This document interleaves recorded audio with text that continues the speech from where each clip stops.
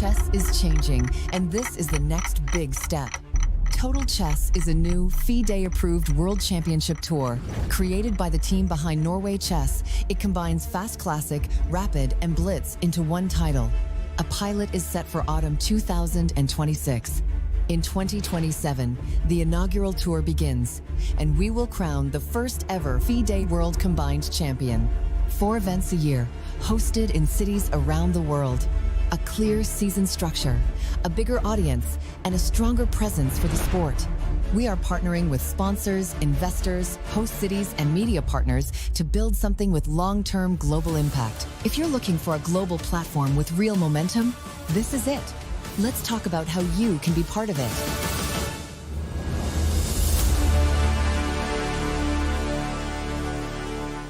What I like about chess, there is actually a lot of similarities with the football as well. You need to plan your moves a bit ahead. You need to stay sharp. You can't lose 1 second of focus. If you do, you might get punished. You have to sometimes surprise the opponent. Chess, I have a lot to learn. In life, I have a lot to learn. So everything in life, you can always get better and you can always improve. Total Chess can turn chess into an even bigger sport for new audiences.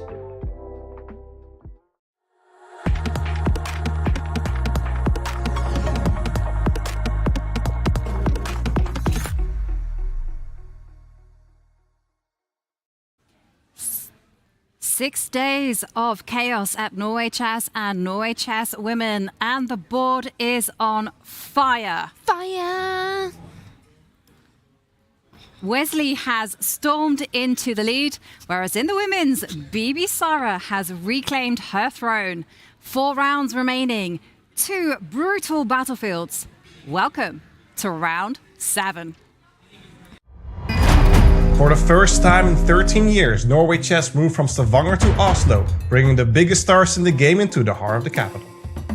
Over the next week, the world's best chess players attempt to keep their nerves together, while the rest of us pretend we understand the engine evaluations. Why did Magnus not play f4? Oh, the bar drops though. This year's lineup is ridiculous. Magnus Carlsen returns once again and faces challengers like Gukesh de Moraes, Vincent Keimer, Wesley So, and Alireza Farusha. Every single round looks like a world championship match that accidentally wandered into another tournament. He's feeling the nerves now, Vincent Keimer. The women's event is just as fierce, with Zhu Xinyer, Zhu Wenjun, Hampi Knero, and Anna Moonsjuk all ready to fight for every point like it's personal. But here's the thing that makes Norway Chess different from any other event on the calendar: there are no peaceful draws. If the classical game ends tied, the players go straight into Armageddon. 1 game, 1 winner, maximum stress. After last year, we know exactly how intense this tournament can get. Oh my god! So get comfortable, the clocks are ticking, the evil bar is about to go insane. Norway Chess starts right now.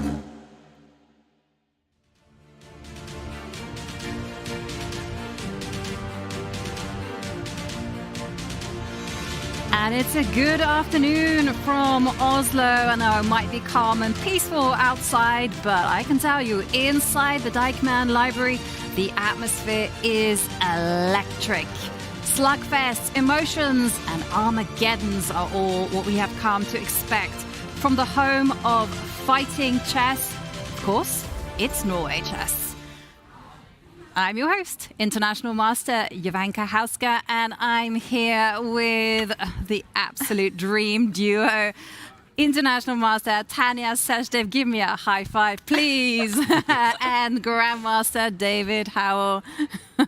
Sorry, I don't have long hands. I'll get it for you. It's cool.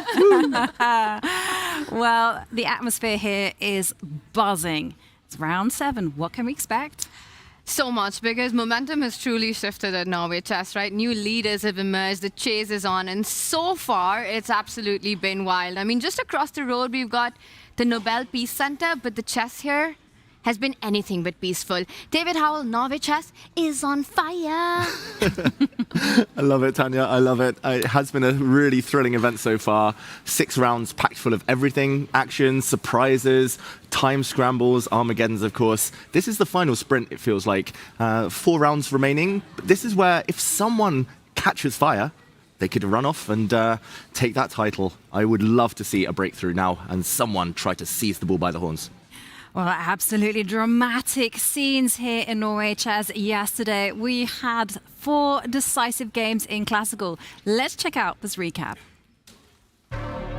First, she delivers a check. The king moves and queen sack, queen sack. Oh my gosh, it's checkmate! It's checkmate in 3! It's queen takes bishop and she finds it! She resigns. Bibisara takes the Armageddon.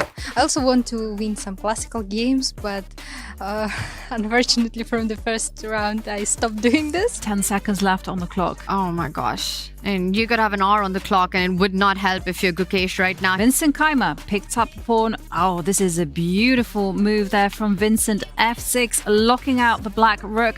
That's enough to warrant resignation. He was under constant pressure. I don't think it was so bad, but you know, this time control this time has really helped me. Like, he had to make some tough decisions with very little time, and then obviously you start to make mistakes at some point. She's going to try and block the advance of the black king, but a couple of checks here, or the black rook going behind.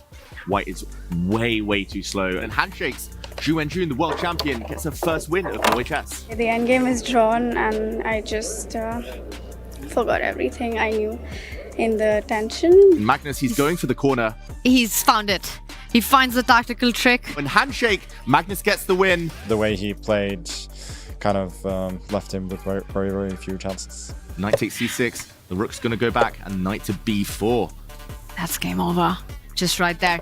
And that's it. It's handshake. Zhu Jin gets the win. I go to some good position after opening and I just try to play fast. And for Wesley, it's just about picking up that pawn that's up for grabs. His hand was shaking there, though. He's double-checking things just in case he miscalculates, but 2 pawns is too many, and the black rook is too passive. Another check. Don't take that pawn. Rook c4. And that's it. Wesley So takes the lead at Norway Chess. Congratulations on leading Norway Chess right now. Yay, wonderful. I don't think I ever led Norway Chess in all the years that I played, not even round 1.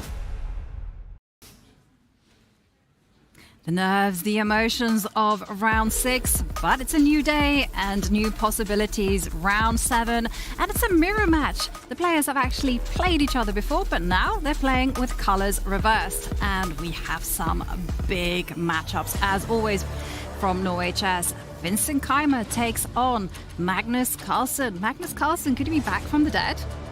You know, he's got 2 classical wins now, but he still needs a string of wins if he wants to make a real case for his 8th title. He's not out of it, and that's always a scary thought. I mean, even currently not in the late or not in the hot spot of the chasing pack, Magnus Carlsen will be a favorite for a lot of those watching. They want to see him go the distance.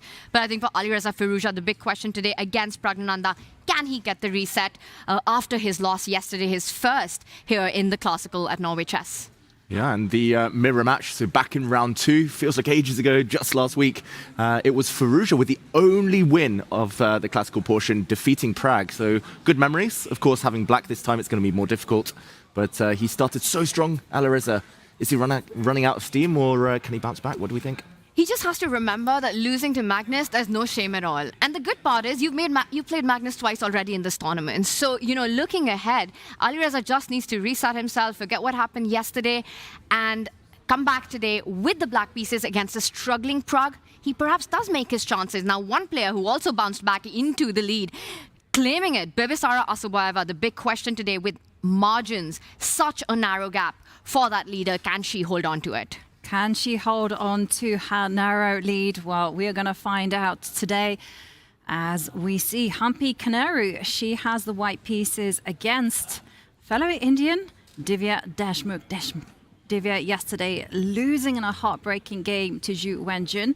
And for tournament leader of Norway Chess, Wesley So. You know, round 2 kind of signaled the big turnaround. You know, he lost in the Armageddon round 1 for Pragnananda. Then he came back in fighting form against Gukesh to win the Armageddon. And then he's just gotten from strength to strength. And now he's just had 2 classical wins in a row. It's been awesome to watch Wesley this tournament. He's playing at a whole new level right now. You know, he's that immovable object. He's that unstoppable force. Depending on the position, he's playing them out to perfection. He leads the tournament right now. You know, Wesley said when he joined us that before the tournament, he wanted to get to about 12 to 13 points at Norway Chess and would consider that as a success.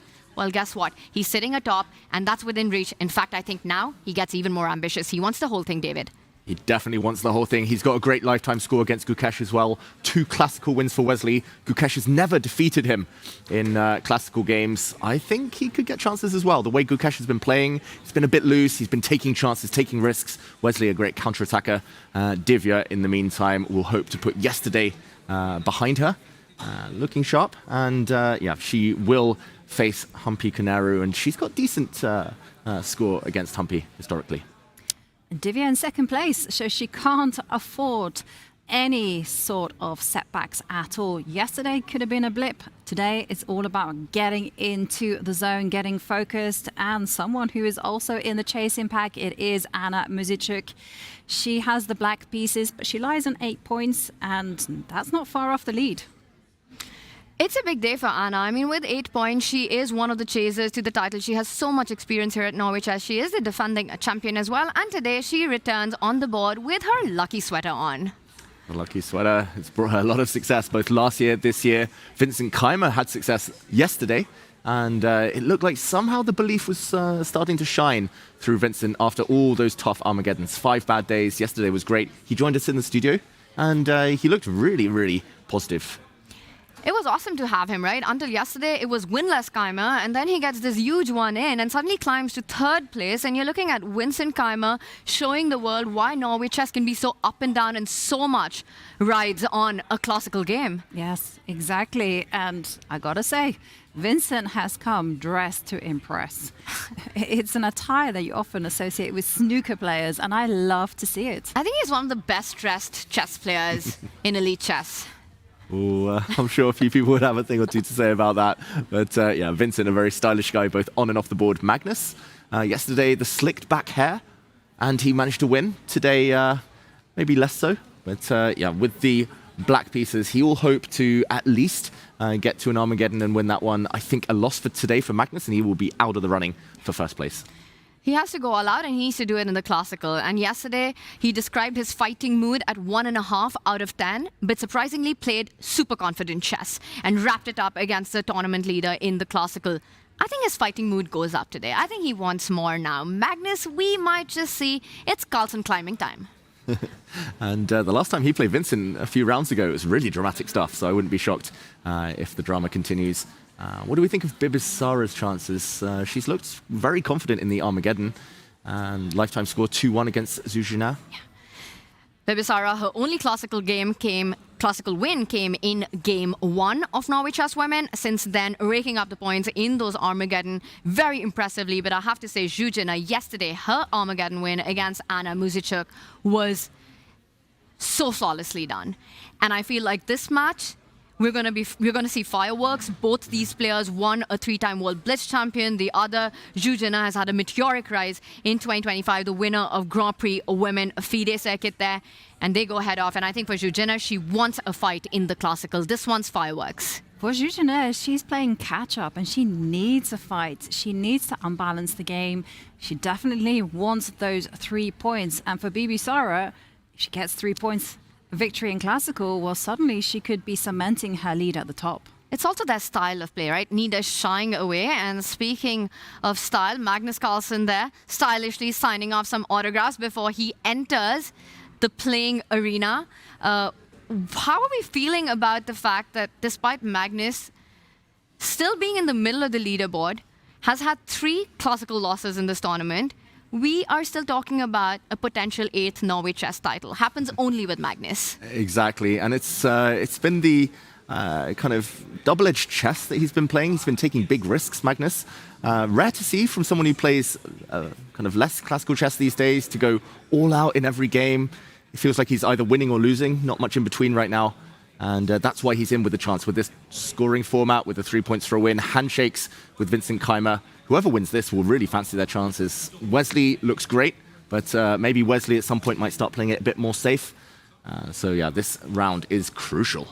And we see their head-to-head as well. Lopsided for Vincent Keimer with 1 win to 5 losses there. Magnus Carlsen with the black pieces, I think given the tournament situation, will take any fight that he gets. Knowing that Vincent Keimer's Achilles heel here in Oslo has been the Armageddon, I still don't think Magnus wants to take it down there. It's just not enough for him. No, it's not enough to get those 1.5 points. No, he's going to go for the full 3-pointer as we have a beautiful view of all 6 games that are about to be in progress. Ceremonial first moves, they are being made. Yesterday it was so nice to see the little girls from the Dronning Samlingen. They were making the first move. The Queen Collection, those young future Grandmasters. And okay, which games are we most excited about in this round? Yeah, and where should our audience keep their eyes on? I mean, all the battles, super critical with the scoring system here at Norway Chess. But let's not forget, it is Wesley So who's at the top. He's playing against a struggling Gukesh right now. He starts with the black pieces, Wesley does. Does he want to steer this into safe zones and take it into Armageddon? But the thing is, with a player like Gukesh, you know your chances will come. He will try to push and pressure it out for a fight. I think that's a big matchup. And of course, whenever there's Magnus Carlsen, world #1 on the board, you know, you've got to go there as often as you can. Vincent Keimer's got to be confident after his win yesterday. Exactly what you need when you're about to face Magnus. And in the women, it's going to be all eyes on Bibisara versus Jujana. Yeah, Norway Chess is so exciting. You always feel like you need eyes in the back of your head. You need to follow, like an octopus, all of the games. No, actually, octopuses don't have 8 eyes. What does spiders do, right? They have many eyes. Yeah, we need at least 6 pairs of eyes to follow all of these, but we'll try our best for everyone at home to keep you updated with all of the developments, all of the moves, all of the twists and turns. Vincent Keimer starting with the Reti. Gotta love to see it. Flexible opening, asking Magnus which setup is he going to go for.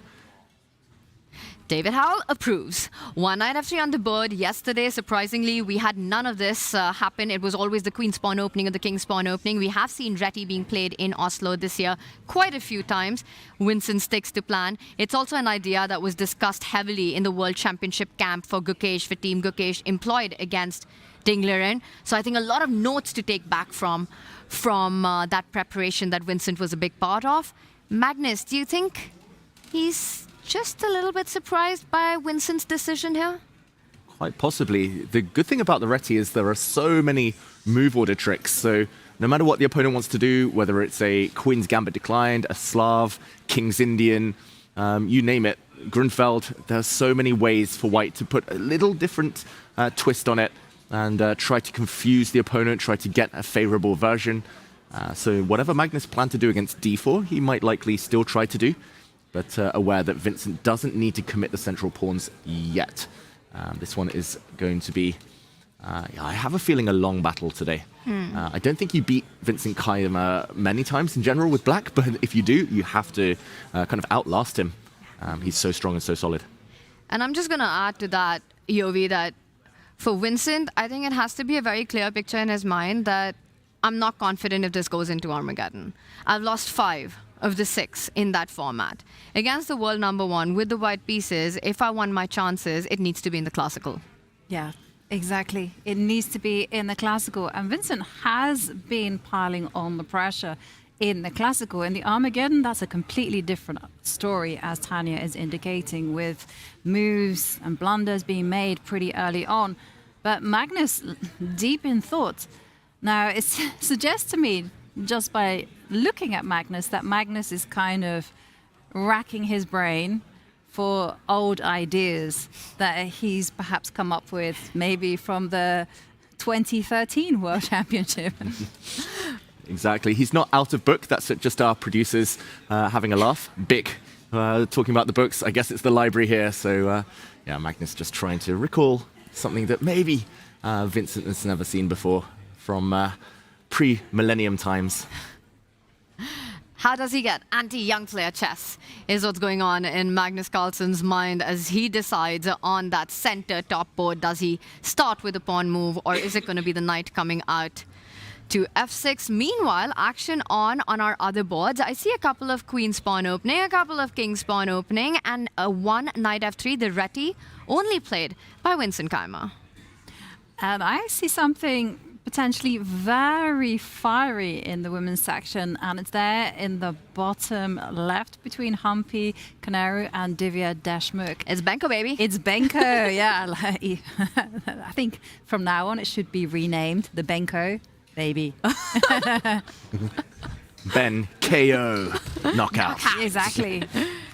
Okay. It's got that vibe, right? You go for the Benko. It's an early gambit. It's an early pawn sacrifice if you're black. We're looking at that bottom left board, Humpy playing with the white pieces. You can see she's already up a pawn right now. And the big decision here for white is, do you hang on to that pawn? Do you trade the pawn that Divya's just moved forward? Or do you simply give it away? Divya's choice of opening, of going for the Ben knockout in this round, it just shows us the ambition that she always has every game. She wants a fight against Humpy, a struggling Humpy. Exactly. Humpy Canaru struggling in this event. She's currently in last place. But of course, a win in Classical, of course, would rocket her up the standings. And talking about standings, Wesley So getting an E4, E5. It's an Italian game against Gukesh. Interesting choice by Gukesh because Wesley won on the black side of an Italian against none other than Magnus Carlsen just 2 rounds ago. So Gukesh trying to maybe surprise Wesley, trying to catch him off guard. In the opening, Wesley switched it up slightly by playing a slightly different system. But yeah, interesting choice by Gukesh, who's now thinking. So I see our top row, we've got 2 King's Pawn opening, one by Prague, one by Gukesh, the 2 Indians employing it. A center top row, we've got Vincent starting with the Reti, and now we see Magnus coming out with the Knight. Vincent not yet showing his hands at the center of the board, but getting his bishop out, fianchettoing it on the next move. Our bottom row of Norway chess women, all of them start with the Queen's Pawn opening today. And just to mention, 2 chairs against each other. Magnus maybe in the confessional. Ooh. Vincent walking around waiting for Magnus to come back and play his second move. But yeah, I mean, you mentioned the women there, Tanya. What are your thoughts? We've had 6 rounds completed, only 3 decisive games total in the Classical. Is that disappointing? Is that surprising? What do you make of it? I'd say both those things. I think I am really surprised with that. Usually we see a lot more decisive action when it comes to women's chess, and it's, to me, the fact that so far, 6 rounds in, only 3 decisive games have happened in Classical, all other results going down to the Armageddon, is a bit of a shocker. But I also want to point out, it's not because of lack of excitement in the game itself. There have been a lot of ups and downs, roller coaster, missed opportunities there. And we very well could have had 10 decisive games instead of 3 in the women. And it just goes on to show that when you've got a 2R with no increment going on, just the kind of turnarounds that can happen in those final few moments, the hits and misses. I gotta say, I was discussing in the lift yesterday with Mehmet, the game theory guy, and he was telling me that the women are playing way more accurate chess than the Norway chess. Oh. So when you get perfection, you get a draw. David has something to add to that. I mean, perfection is one way to put it. There have been lots of missed chances. Like, we've had plenty of winning positions. We've seen quite a few kind of mistakes here and there, but nobody able to get that killer instinct in some of the bigger encounters. It feels like often they're happy to go to the Armageddon, some of the players. Zhu and Jun yesterday suddenly found the energy to go for it in Classical, but until that, she was happy to play it rock solid, just be really, really safe. And normally, yeah, you have to take some risk at some point. So accuracy, I've never been a fan of accuracy kind of dictating everything, but yeah, it definitely feels like at some point the Classical wins will start flowing, and it's just about who gets them. Round 6 saw the most number of decisive games, talking about fighting chess. You know, we had 3 in Norway chess, all won by white. In the women, we had Zhu Wenjun take the win in the Classical. Her first win here at Norway chess, and a big one. It was against Divya. What are we expecting today? Better fortunes for the players playing with black? Well, let's actually dive in and have a look at Humpy against Divya, because that one definitely seems more imbalanced than the rest. You know, we have a Benko on our board, and we can see that decisions have been made. That earlier on, we were kind of considering, you know, whether white would play b takes a6 or would they go b6. Maybe we can actually do an action replay and break down all the subtleties. Yeah, for anyone at home not familiar with the Benko gambit, it is in this position after c4, black playing c5, asking white, inviting white forward with d5 to gain some space. e6 now would be what I like to think as the kind of cousin of the Benko. It would be heading towards the Benoni defense. And after b5, c takes b5, the Benko gambit accepted. White doesn't have to take it, but very possible. After a6, White has a bunch of moves. White does take on a6, I think, more often than not. b6, rejecting the gambit, is another variation, hoping that the black a6 pawn actually just gets in the way of the rook on a8. No open lines there on the a-file. The knight still a bit stuck. The bishop can't come out to the a6 square. But White can also try to build a center very quickly. Queen c2 to build e4, knight c3 to build e4. What do we make of this, the choices that were played? I really don't appreciate that my favorite response to a6 hasn't been named by you, David Howell, just yet. Is it e4? No. I do like E3. Yes, that's the one. I do like to start with E3 and then you bring the knight out and slowly build the idea of E4 and A4 coming in as well. And in fact, I will tell you that that was one of the lines that we looked at as the Indian team for the Olympiad. And both Humpy and Divya were part of that camp. But we're seeing none of that because Humpy goes for a different option. Oh, maybe mind games then. Here, Divya saying, oh, please play E3. I have a special idea lined up. I know you've looked at it. I've looked at it more recently, though. E3 playable. We have a question from our producer.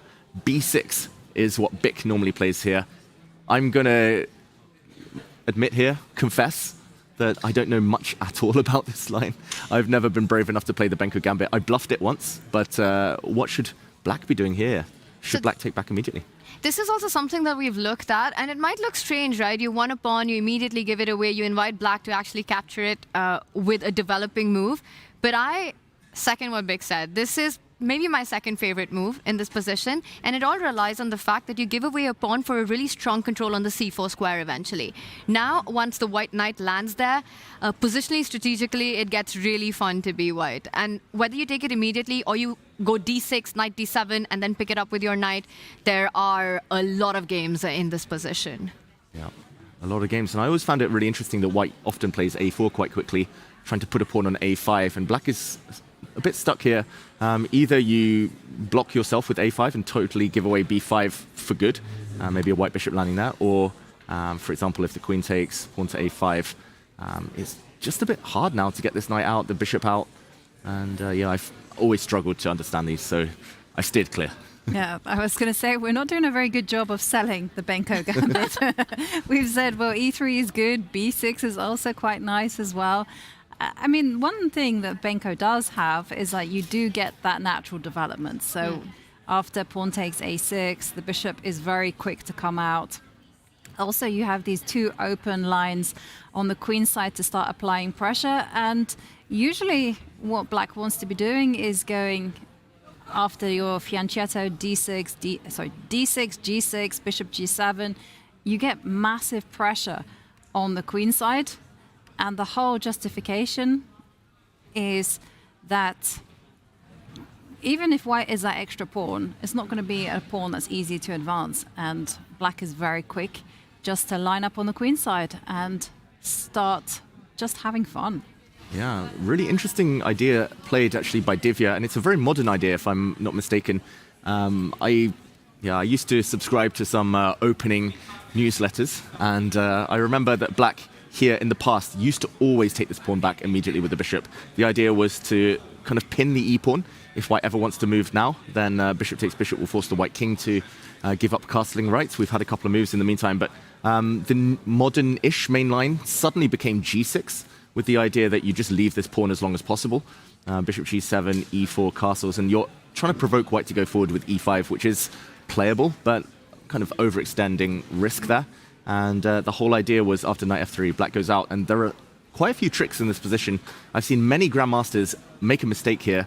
The pawn hit on e4 due to a pin by playing bishop to d3, and suddenly Black has the advantage after the beautiful knight takes d5. And this is a well-known trap. Anyone at home who's a d4 player, watch out for this one. Hitting the king, hitting the rook, and you can't defend the rook, or maybe you have to, but the bishop then on d3 would drop. Black is actually suddenly material up. But yeah, this g6 line fell out of fashion just the last couple of years, I think. An e6 played by Divya, trying to strike for the center first. This is maybe more Blumenfeld gambit than Benko gambit, suddenly. Another kind of cousin, one of the family of openings. And it's something to unsettle Humpy, right, Tanya? I completely agree with you. It's sort of playing against Humpy's positional strategic style. Like currently, Divya is down 2 pawns in the position. Yes, the a6 pawn will be picked up, but Divya is playing for initiative for that central pawn that she's given up. And very often, it also relies on the activity of your dark squared bishop once it lands on that g7 square. I'm expecting Humpy to pick up this pawn that's just been taken at the center of the board right now. And interestingly, Divya has had this position before. This is a line that she's played. So the question in my mind is, how well prepared is Humpy for this game?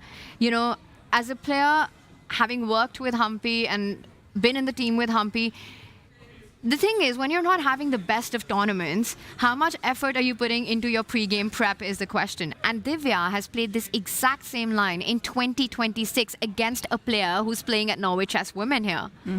Is Zhu. Yes. And she's gotten this position. It was a very complicated battle with Zhu winning it with white. And I think Divya's come up with an improvement in her play to employ this against Humpy today.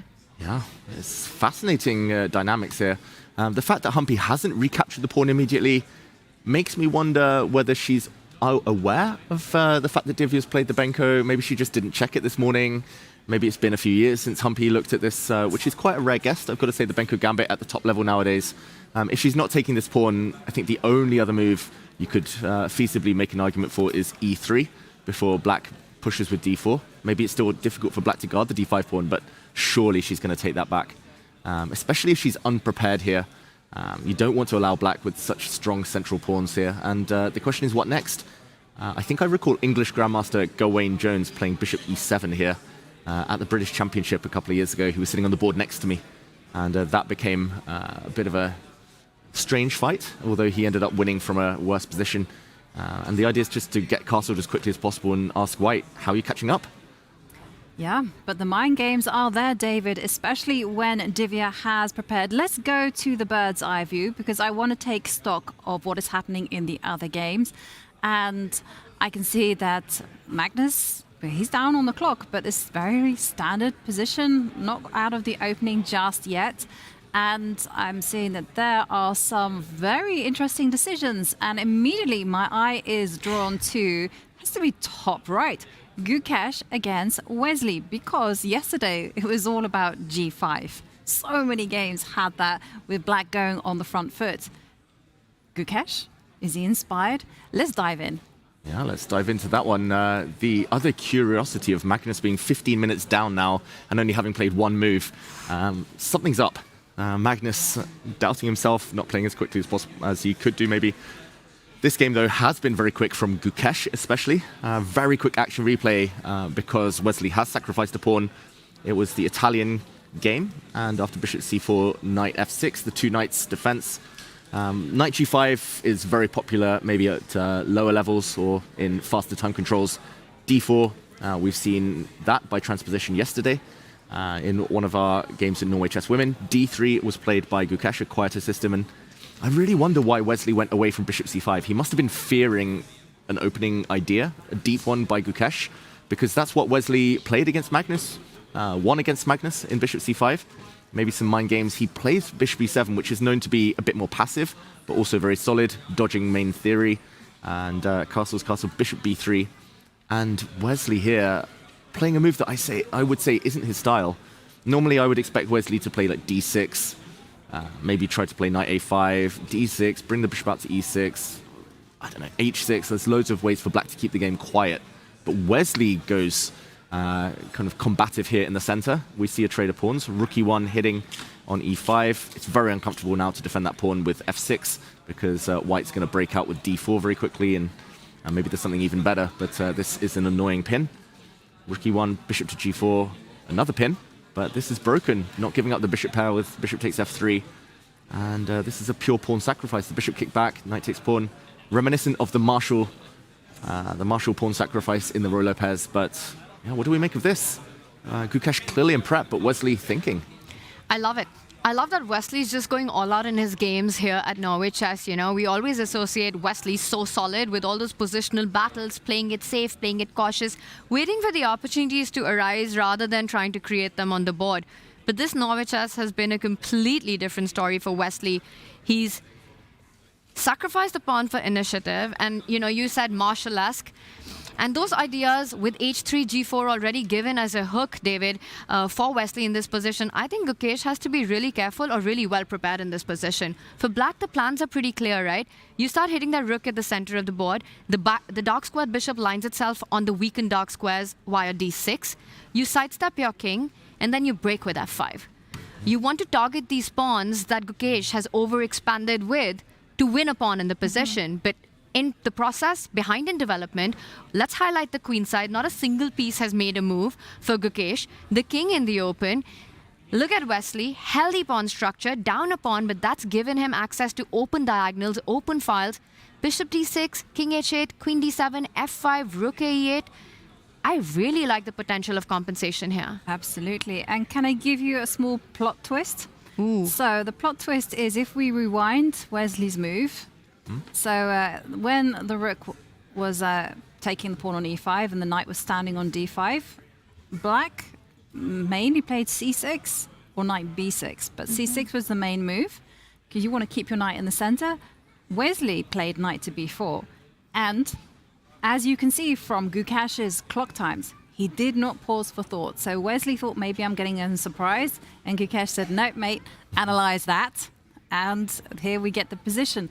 And it's kind of interesting because I also agree with you both. I'm very worried about Wesley's, no, so not Wesley, Gukesh's king. You know, it's all alone.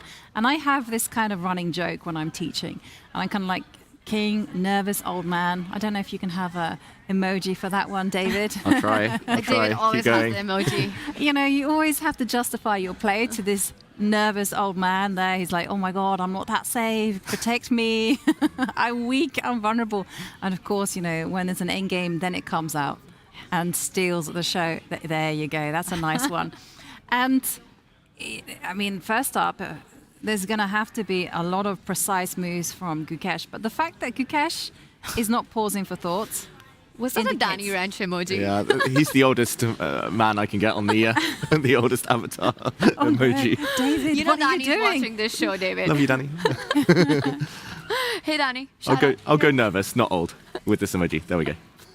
Okay, thank you, David. I just want to follow up on your point, Ivanka. Actually, night before, I don't have a single game on my database. It's all c6, and I think one game, another move was employed, but it's not an important one. In fact, this has also been played, this pawn sacrifice, by Garry Kasparov against Vladimir Kramnik. So it does have a long history of some very, very strong players employing this pawn sacrifice. Night before, definitely Wesley So's preparation, Gukesh immediately responding, but that doesn't solve problems. And I think this is going to be one of those games we don't pay so much weightage to what the evaluation bar says. Yeah.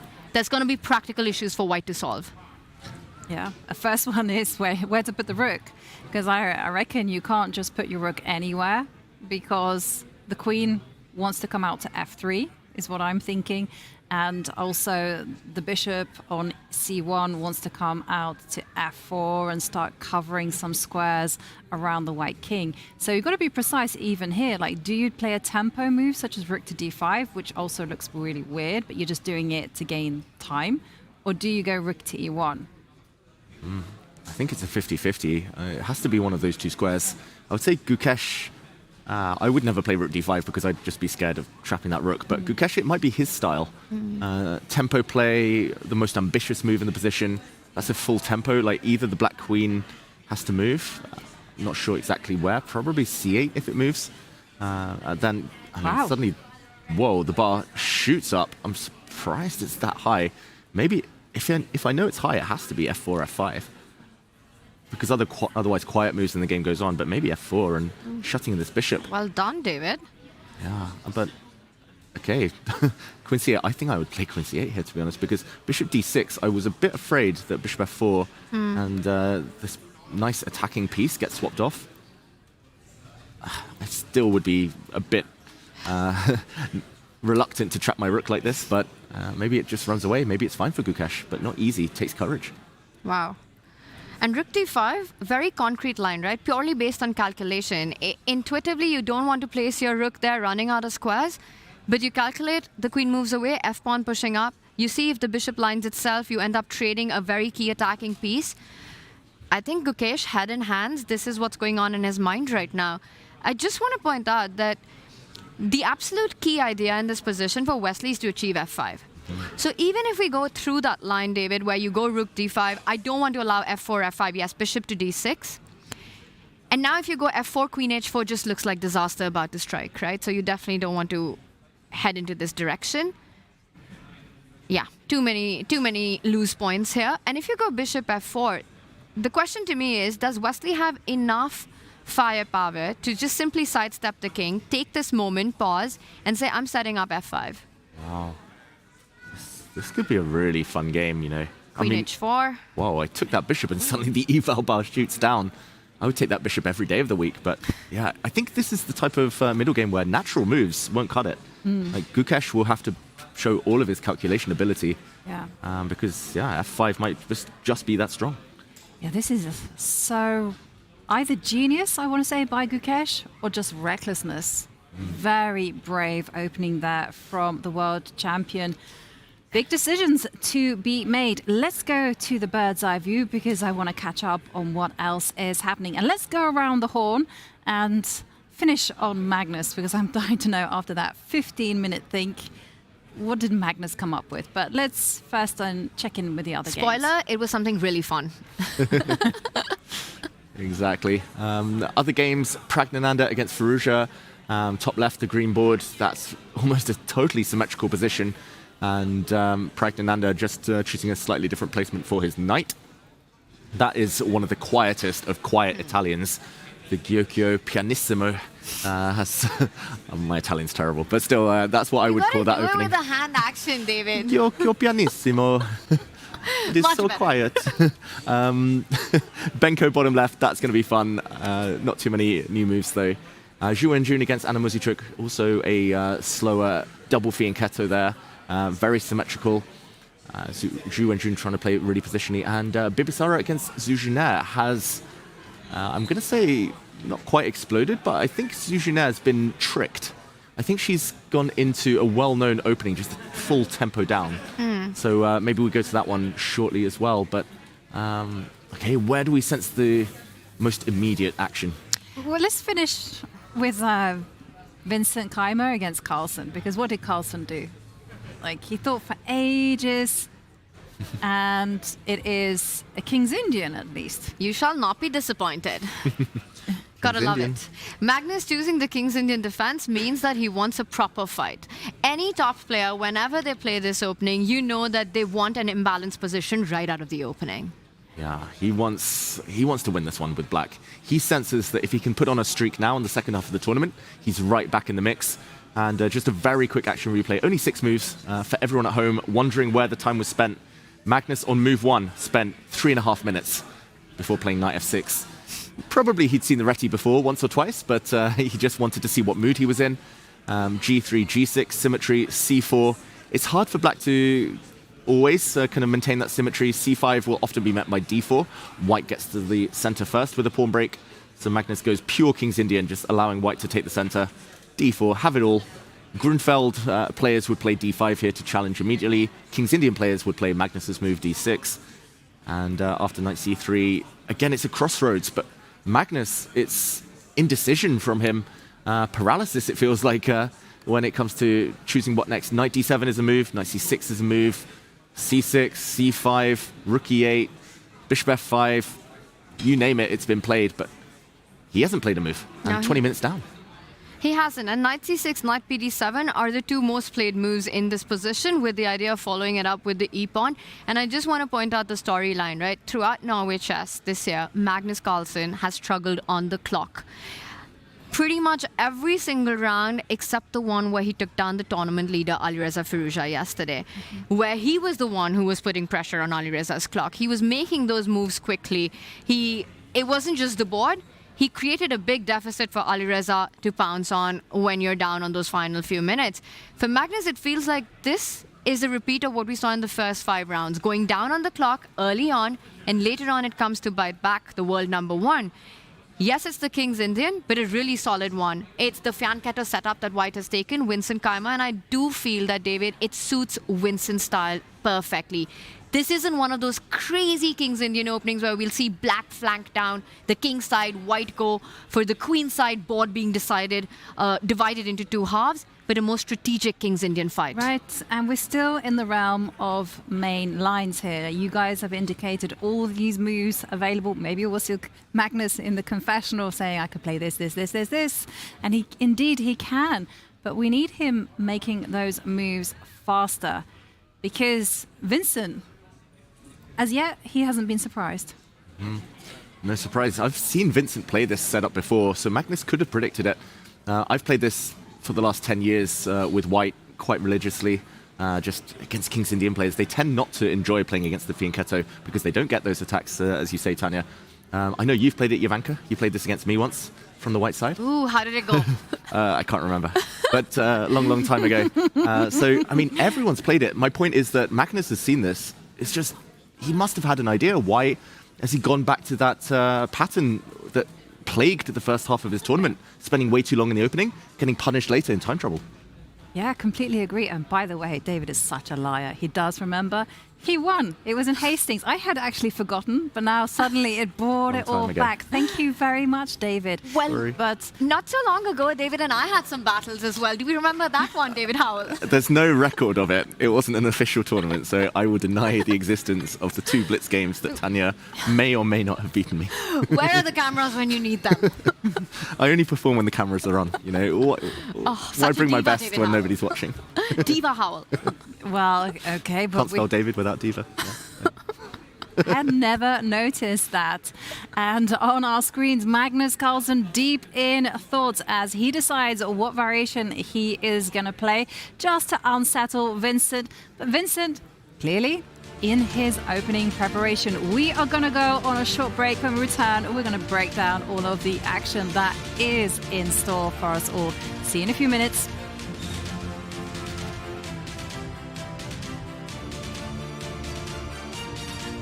Wesley, I mean, I know you're getting a lot of talk about you being number one in the standings right now, but it's exciting for us as well as yourself, I think. But how much pressure comes with being number one? Well, no pressure at all, right? Unless you're thinking about winning the entire tournament, but absolutely no pressure at all. Because as I said yesterday, you have some bonus, you have some space for error, so absolutely no pressure. But if you start thinking about first place, about defending titles and stuff, and then there's pressure. But okay, Magnus has won this event 7 times. I've never won it, so yeah, it feels weird that Magnus is not in number one right now, to be honest. With Magnus's win yesterday, do you still feel like he might be your biggest competitor for winning Norway chess? Yeah, absolutely, yeah, for sure. He could. I mean, depending on his form, he could easily win two or three more games in Classical if he is in his best form. Yeah, depending on how he bounces back. Yeah, for sure. It's never over until there's still a lot of rounds left. Good luck today against the world champion, Wesley. We're looking forward to the game. Yeah, looking forward to it. Well, how are you feeling today, Anna? Okay, thanks. How are you? I'm good, but how do you feel like the chess has been going so far and the form you're playing at in Norway chess right now? It's more or less of my average form, so yeah. Do you pay attention to the other games at all? For example, having Divya lose yesterday after being leading, Bibisara losing the day before when she's leading. Do you feel like it's a great chance to really take this to do a back-to-back win in Norway chess? Yeah, one win can change the whole standings and the tournament situation a lot. So, like during the games, like it depends how much time I have. If I have time, then I can follow the games. But yeah, like when it's closer to the time trouble, I am focused on my game. And you have the chance now to go in and focus on your game again. And thank you so much for taking the time. Okay.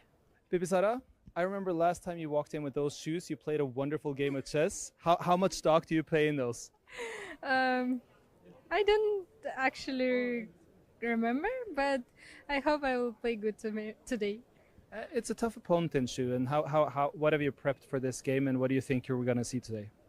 I just want to play good chess. We played a lot in last half year, maybe 7 or 8 games, so yeah, I'm just enjoying. Oh, we're looking forward to good chess. Thank you, Bibisara. Thank you. Divya, you're still in the top here, even though it was a tough day yesterday. How do you recoup going into the next rounds? Well, there are still 4 rounds left, and it's not like a tournament that you get only 1 point for a win. Here you get 3, so I think anybody has a chance to bounce back. Anything special prepared for today's game? We'll find out. Oh, I look forward to that. That's a good answer. Yeah, thank you. Thank you, Divya. Good luck. Vincent, it is, it's one of the toughest jobs you have as a chess player. I guess it's facing Magnus Carlsen. How do you prepare for that?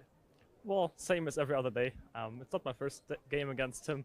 I know it is tough, but I mean, he's also just a chess player, so I think same rules apply to him as well. But does it give you then a little bit of better feeling going in when you've seen his humanity this tournament, also when you played against him? Clearly, yes. But it doesn't mean that he will make those mistakes again, so I don't think that's something I should rely on. Both of you have had opportunities that you may have missed in the game so far. Does that give confidence, do you think, or does it give a bit of a bad feeling as a whole? Both. And I think also for both of us, that's just the way it is. But generally, it's a good sign if you're at least able to create chances. Good luck. Thank you. Magnus snakket akkurat med Vincent bak oss her om at både du og Vincent har skapt fryktelig mange sjanser i denne turneringen, og spurte han om det i optimisme eller litt pessimisme for at man ikke har konvertert. Hva tenker du? Vanskelig å si. Det var jo positivt at jeg vant et parti i går, men det er sånn, det er nok mer på en måte litt usikkerhet om form enn sånn, jeg vant et parti, jeg er helt tilbake. Apropos helt tilbake, du er jo på skuddhold når det gjelder den turneringen. Du skal fortsatt møte Wesley, og du er nærmere deg den der 3-poengsgrensen. Tenker du på det? Ja, det er ikke noe tema akkurat nå. Men det er hyggelig å ikke være sist i hvert fall. Og hovedmålet mitt etter partiet mot Wesley var at skulle bli sånn noenlunde respektabelt i hvert fall, og få tilbake litt sånn en eller annen form for følelse, og det håper jeg kan fortsette å jobbe med i dag. Så er det god Disney comeback-story, det har vært ålreit, det er Norway Chess også, hadde det ikke det? Jo, absolutt, ting er jo alltids mulig, men det skjer jo ikke hver gang. Lykke til i dag, Magnus. Jo, takk.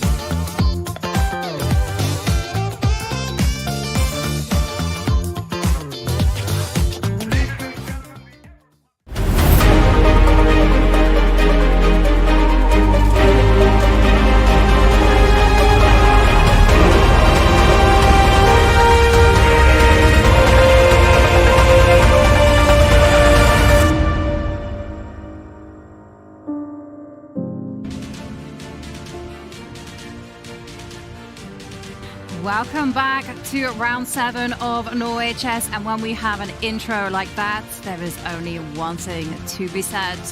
Avengers, assemble! David Howell. Grandmasters, assemble!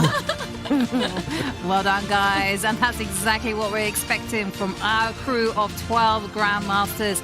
They're assembling, they are deep in fight, and they are ready for the battle ahead. And on our screens, it's the numero uno himself, Magnus Carlsen.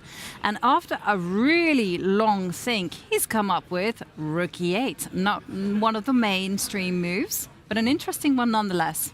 Exactly. Very interesting. And okay, it might have to be story time with Dave in a second. Magnus now playing bishop to d7. And yeah, this all looks a bit awkward, all looks a bit contrived. Normally that square is reserved for the black knight. Normally rook to e8 comes a bit later.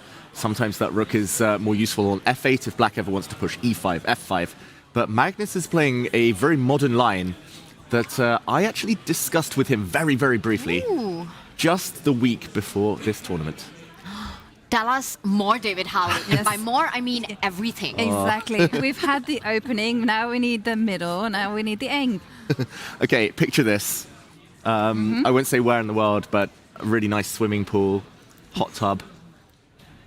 I was in the hot tub. Okay, I'm going to stop picturing then right here, right now. So just before I'd gone, I was with Magnus. I played a tournament in Sweden, and it was 1,000 players. Shout out to Chess Party. Fantastic event in Stockholm recently. There was 1,000 players. I managed to win the event, but I was telling Magnus about it, and we were discussing some openings, and I was saying, okay, I pretty much play old man chess.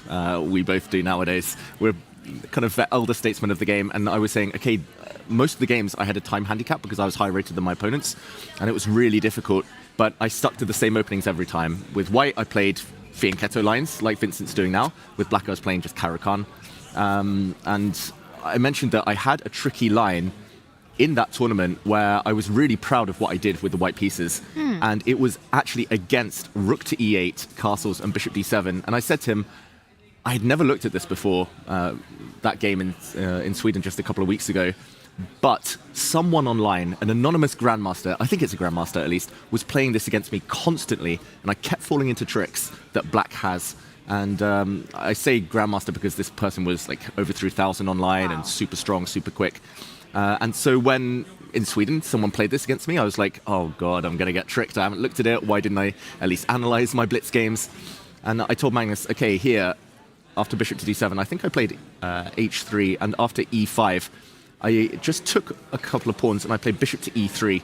And computers say this is fine for white. Everything is slightly better for white.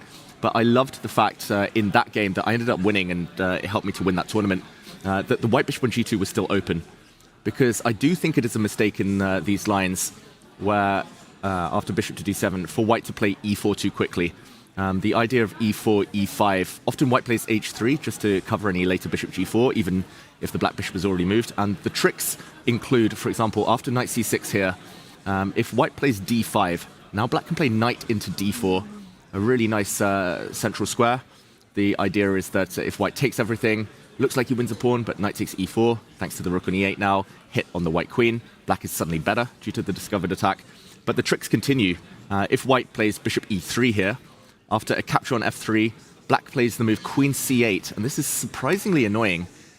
Because if white defends this king, this pawn with his king, as you normally want to do, knight g4 check. Wow. And I fell into this like 5 times in blitz before I was like, wait, why do I keep repeating? And here black gets the bishop pair and has an advantage because taking the knight gets the queen trapped. And there are various tricks like this one. Black can also take on d4, and there are some interesting lines there. But yeah, Magnus, I won't give away anything that he said really, other than the fact that he did mention, oh, rook e8, yeah, Peter Heine mentioned this to me. So I don't know what the details. He didn't go further than that. He just mentioned that he knows of its existence, this very rare idea, which he's used to surprise Vincent now. Yeah, can't wait. That is incredible, those insights. I mean, we could have done without the bathtub Yeah, bit in sorry, that I don't know story, why David Howell. I was trying to set the scene like a good storyteller. But that was amazing. I mean, and I have to add that e4 has to be the most natural human move for white. It's such a King's Indian defense move if you're playing with the white pieces. And the fact that Magnus even has played rook e8, bishop d7, you're sort of waiting for that to arrive, right? You want white to walk into the most natural response of grabbing the center to come in with the idea of pushing the pawn, getting the knight out, taking that central d4 square.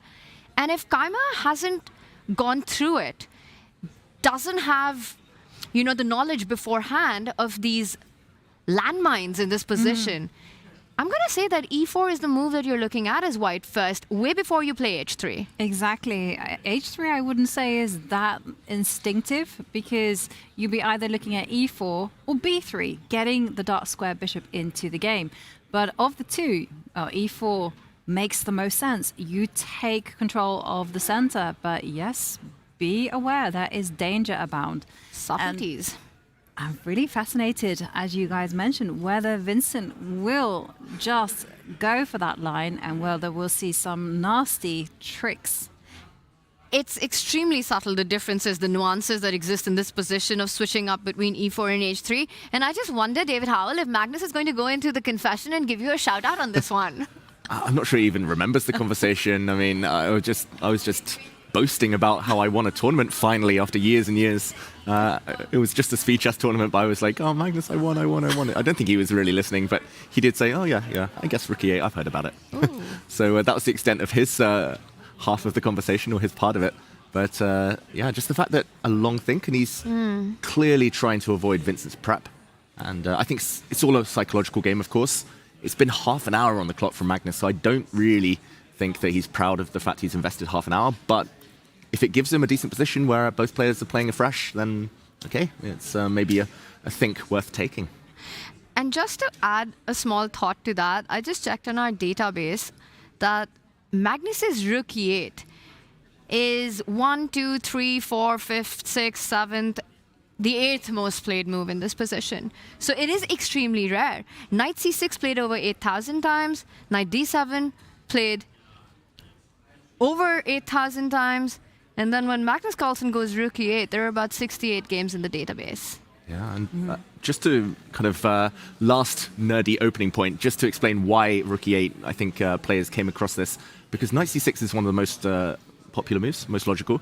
After castles, here Black often plays the move E5, and after D5, one of the two most popular moves is just to go back to B8 and argue you forced White to close the center. Now you come out with a knight to C5 and try to hit the pawn, and you've wasted a few tempi. But if we compare it to the game, like after Rook to E8, castles, Bishop D7, if Vincent does play E4, either now or on the next move, and then after E5 blocks it with D5, basically here Magnus is saying, okay, my knight's already on B8.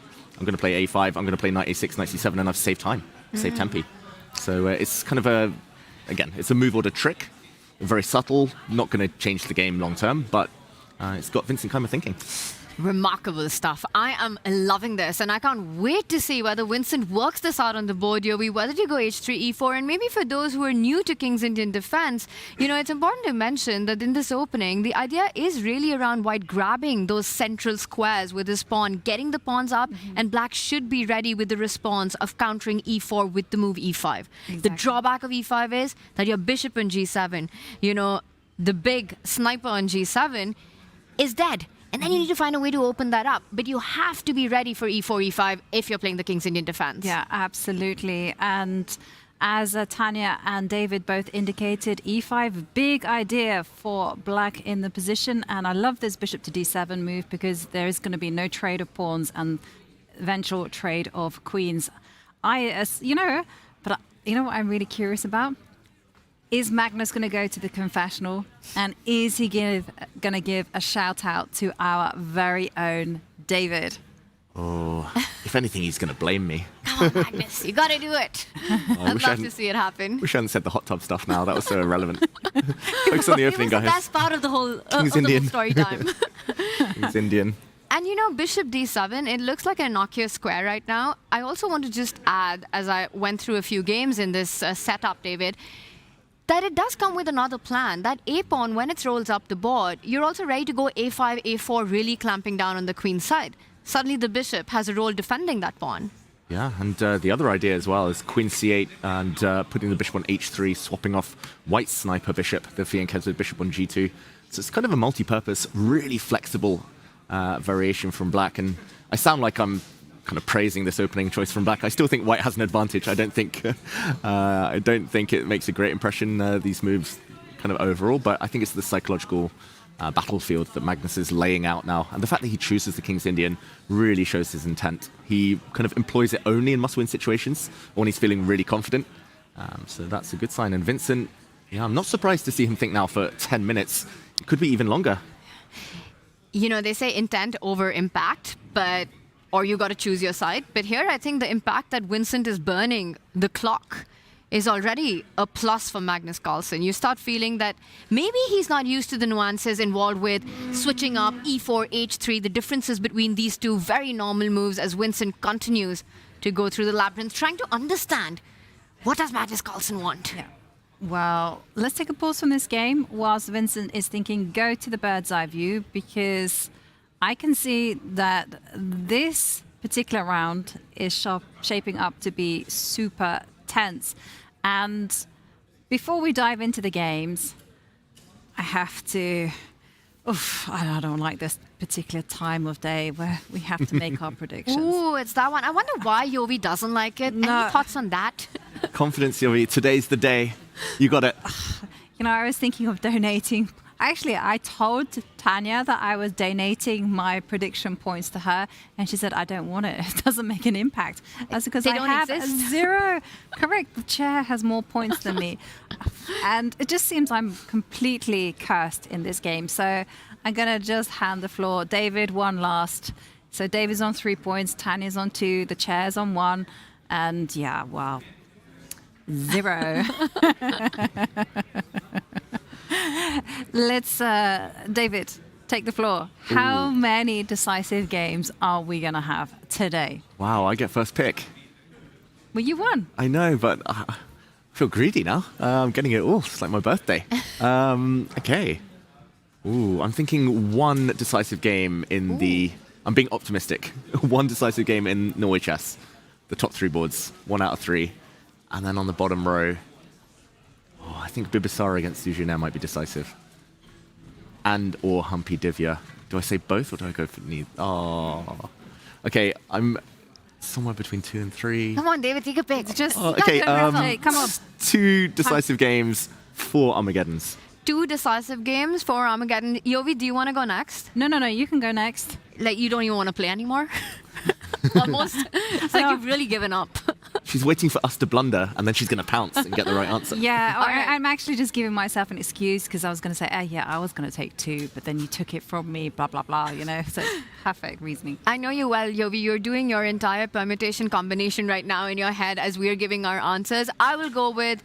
I think today we get 1 decisive and it goes down to the wire in the other 5 games. I'm going for 5 Armageddons today. I'm going for 3 Armageddons, 3 decisive games. I feel that the floodgates have now opened, and you are right. You know, I've got some eyes on some of these games, and I'm looking at Bibisara Asaubeva against Jujiner because Bibisara playing with the king on D1, but she snatched a pawn on C7. Yeah, this is fascinating, and I think story time from Dave is over. It might be story time from Tanya, because Tanya, just a few moves ago, I'll play up to that moment, but I heard you had a game in this line. I did. While checking the database, we came across one of my games from 2021. And David, if you just play across, this is the Queen's Gambit decline, the knights come out, the bishop comes out. And what I would love doing in this position is trade the pawns, try to go e3 and get my king to the queen side. But instead, in this game, after I did take the pawn, after b6 happened, I think we had b6, pawn takes pawn. And now the knight captures. If you would have taken with the pawn, very happy to go e3, also be very flexible with where the king is going, and then you start advancing on the king's side. But once the knights are off the board, this gets fun because c7's tender, but you got to watch out. You can't rush with taking that pawn. The bishop moves rook c8, too many tempos. Let's also mention the check on b4. In this position, e4 was played, and that was the move that I made as well. And it gets pretty interesting here because black has 2 choices. You can either give a check with your queen or give a check with the bishop. My opponent, Natalia Buksa, in that game went with the bishop, and I felt very brave. I traded my bishop, blocked the check, traded my bishop, and got my king out of the center of the board. But I was brave for only 1 move, because queen a5 check, and I chickened out with queen c3. And Natalia had no problems whatsoever holding this to a draw, though I do think I had some advantage in the endgame with a really nice pawn formation in the center. Nice. And how proud are you that Bibisara might have been looking at that game at some point, because she followed exactly what you did, but after a check she was also brave with her king, maybe inspired by that game, but in a different way. She played king d1. What do we make of this? I love it. I would have still gone bishop to d2, and we have a very similar position, right? Because king to d1 just feels like you keep that bishop where it is. c7 under fire as well. The queen under attack. But this is Bibisara's style of play. She doesn't know the meaning of the word chickening out.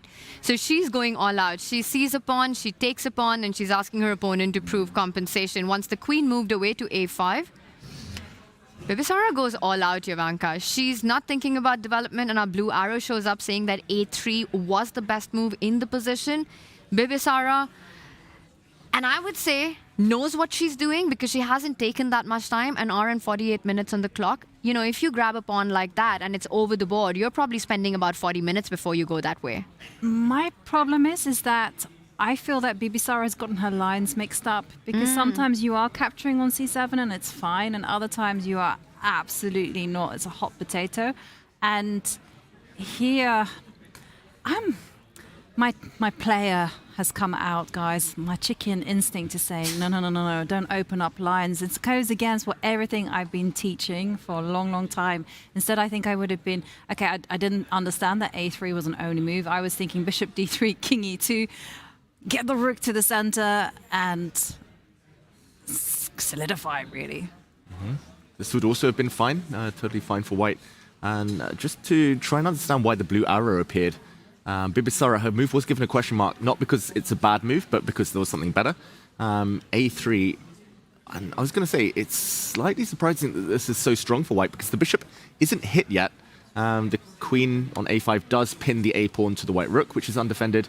So black could continue, as we'll see in a moment, as she might do in the game with bishop a6. This tends to be one of the ideas of the line. And why is this so bad? I don't really understand. Yeah. And I'll just finish that story, David, before we try to figure that out, that while in my story time with Tanya, there were no bathtubs, hot tubs involved in that one.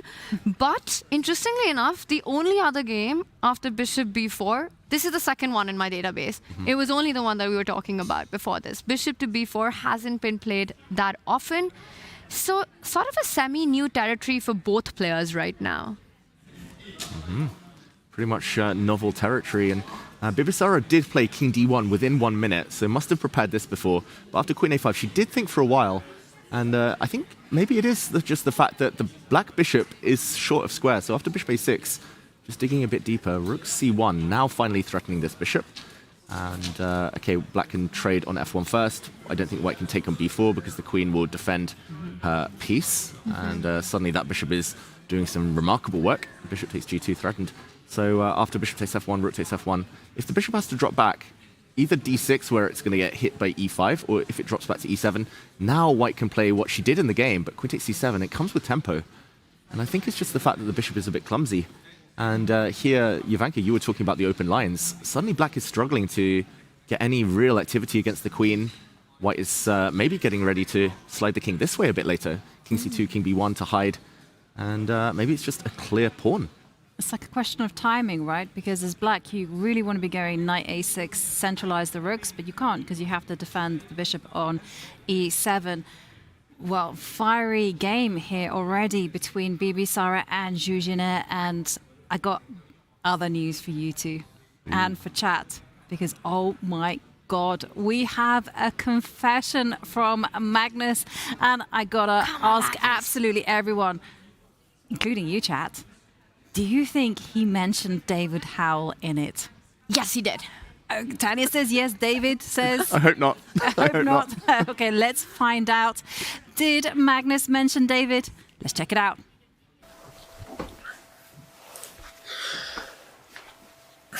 When he went for knight f3, g3 on the first two moves, I was like trying to look at this position as if I haven't seen it before. And I was just thinking like, this looks so innocuous and I can do anything. Like, you won't believe the stuff that I was considering there. Anyway, I decided to do something a little bit silly. I think I was talking to somebody recently, and we had this discussion like that even this bishop d7, like rook e8, bishop d7 stuff is playable. I hope it was not Vincent. I don't think it was Vincent. It would be embarrassing if it's him. But I mean, after a lot of deliberations, I decided to go for this. But I just I just see that all of a sudden I've spent half an hour on my clock on very little, and now I'm in here yapping, and he's probably made a move, and he probably knows the position. So there we go. Magnus mentioning that he's been talking to somebody. Somebody on this table. I love the fact that I am just in general so unmemorable that he couldn't even remember who it was. Like, that was I do think I was talking at him. I did mention that in the story, and he was quite distracted, so I'm not surprised. It's kind of a blur in his mind, but yeah, he might have been talking to someone else. Who knows about this exact line? My theory is Magnus Carlsen knows and remembers exactly who he was talking about, and I think this was just shots fired at David. I think he's just trolling you, Dave. He knows you're here listening to him. Magnus Carlsen knows and remembers it was David Howell. Someone's got to ask him once this game's over. I think he was protecting me. I didn't really protect him though with the whoops. No, you didn't. You outed everything. You were like, hot tub. Yeah, all the details. Imagine, Too many details. Let's set the scene. Two men in a hot tub. Anyway, back to the chess. Bishop g5. Vincent has made a move after quite a while. Vincent spending 20 minutes. So Magnus, while he was yapping his own words, Vincent was deep in thought, and I don't really think that Vincent's going to part with the bishop pair. Yeah. His last move, he just wants to perhaps provoke Magnus into playing h6, just like we were saying in the other line. White being provoked into h3 might be a target. And just to mention that bishop f4 is quite a typical idea in some of these King's Indians, so I think the idea is now is bishop g5. He's going to step back and he's going to argue, oh, white might get a free tempo against the h6 pawn. What do we make of this? To my eyes, it's not the most natural move. Maybe Vincent now is trying to surprise the surpriser and try to throw the mind game back in Magnus's court. Love it. I mean, you know, when you walk into a preparation, avoiding a main line territory, knowing your opponent has some ideas in it, most likely you play a new move, a fresh move, which looks pretty good, you know, and Magnus does push that bishop back, without which e5 would be impossible. Knight jumping onto d5, you don't want to allow any of that. The question to my mind is, David, Jovanka, if Magnus falls back with his bishop to Vincent even falls back with his bishop to f4, does Magnus keep chasing that bishop? Do you want to go g5 just with the idea that no matter what, I need that central break-in? I want your bishop out of the way. I kick that out. I get e5 in. Yeah, it's an interesting move as well, because I've also dabbled in the bishop f4 line. And one thing that I was doing, not with a bishop on g5, was going bishop f4, and once knight h5 gets played, then I was going bishop g5, and then going back to e3, so that there was no business with the knight sniffing around on g4. So this was the way that I was doing things. Okay, maybe we can get that exact same position by transposition then, Jovanka, if after bishop g5, h6, if Vincent starts with bishop f4, if he gets hit, then he can go back to e3, and it's the same thing as same position. And he does go back indeed to f4. Moment of truth. Will he jump with the knight, or will we see another g5? And we live. Yeah, provocation from Vincent. He wants Magnus to extend because that gives him a target later in the game. And especially because the knight is on f6, and it's what Jovanka wanted to avoid, right? Bishop e3 can be hit again with knight to g4. Yeah. Gaining all the time, and now the bishop goes back to c1 and laughs at black. You've gained two moves, but maybe not desirable moves. This is always so confusing in the King's Indian. I must admit, this is mind-boggling to me. In this line, similar lines, it looks like black gets free time, but perhaps it's counterproductive. But what do you think? Given the tournament situation, Magnus in the middle of the leaderboard, Vincent Keimer fresh from a win, do you think both these players want to take it into these chaotic waters, go g5, maybe not jump in with the knight, maybe strike in the center immediately once the bishop retreats, but commit yourself with this g-pawn moving forward? What are the chances that Magnus goes for this? Oh, I think quite high. We might see another long Magnus think now, but I quite like it, Tanya. Like, why not get e5 in? It's impossible right now because it's covered 3 times, this square. So you can force it through. And knight c6 now might just be too slow. White will gain a tempo with d5 here. And due to the fact that the bishop on d7 is misplaced, or at least in this one tactical line, you can't counter with e5, as the knight gets taken and the bishop gets taken. So black too slow to get e5 in. And it's also really fascinating how black wants to keep the knight flexible on b8 in so many of these King's Indian setups, so that when you get that white pawn moving up to d5, you can go on the other side with a5, knight a6, and kind of develop from the side, work your way towards the center. So flexible. g5, it's happening. It's coming on. Okay, prediction time. We've had our prediction with results. Tanya's predicting g5. Yovi. I also agree with Tanya. I feel like Vincent is such a stable player. In order to beat him with the black pieces, you have to take some risk. And g5 is definitely there for the taking. And I also found it really instructive the way that knight c6 doesn't really work, because you're not able to put your knight out on a5, and you're not really able to go knight e5 or strike in the center, close it up with e5. So what else to do? You've committed yourself. g5. Okay, I'll say queen c8. I don't know, just to be different. But I also secretly think g5.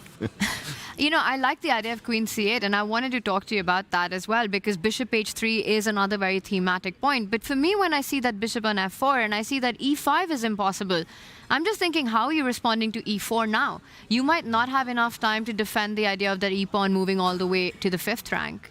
Yeah. Okay, g5, come on. g5, e5, black needs to be quick. Makes a lot of sense. This game, all the ingredients for a real fight. Yeah, absolutely. And that's exactly what we want. Let's go to the bird's eye view. Let's just take stock on some of the other games. Some of them are a little bit more exciting than others, but we've got to give them some attention. And first up, it's looking really balanced in the game between Prague and Firouzja. Ali Reza there with the black pieces. Can we check in on that one? Absolutely. I think we need to do an action replay on that. But if we just quickly take a look at all around our boards, it was, for me, really exciting to see that, you know, you were talking about Avengers Assemble. We don't have any endgame, but Infinity Wars all around the board right now. Just look at the action that's happening here, Yovi. I just want to point out Gukesh versus Wesley, our tournament leader. Really exciting stuff. The bar says that Gukesh is better. Classical points, 3 wins. 3 classical win, 3 points.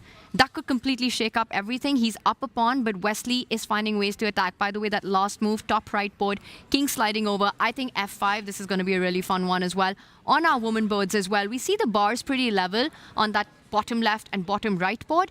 But then, Zhu Wenjun against Anna Muzichuk. Is Zhu Wenjun trying to get his 2nd win in a row? An equally exciting game, that one. But you're right, Yovi. Let's start with Prague and Firouzja, and then we work our way around. But exciting chess all around. Exactly.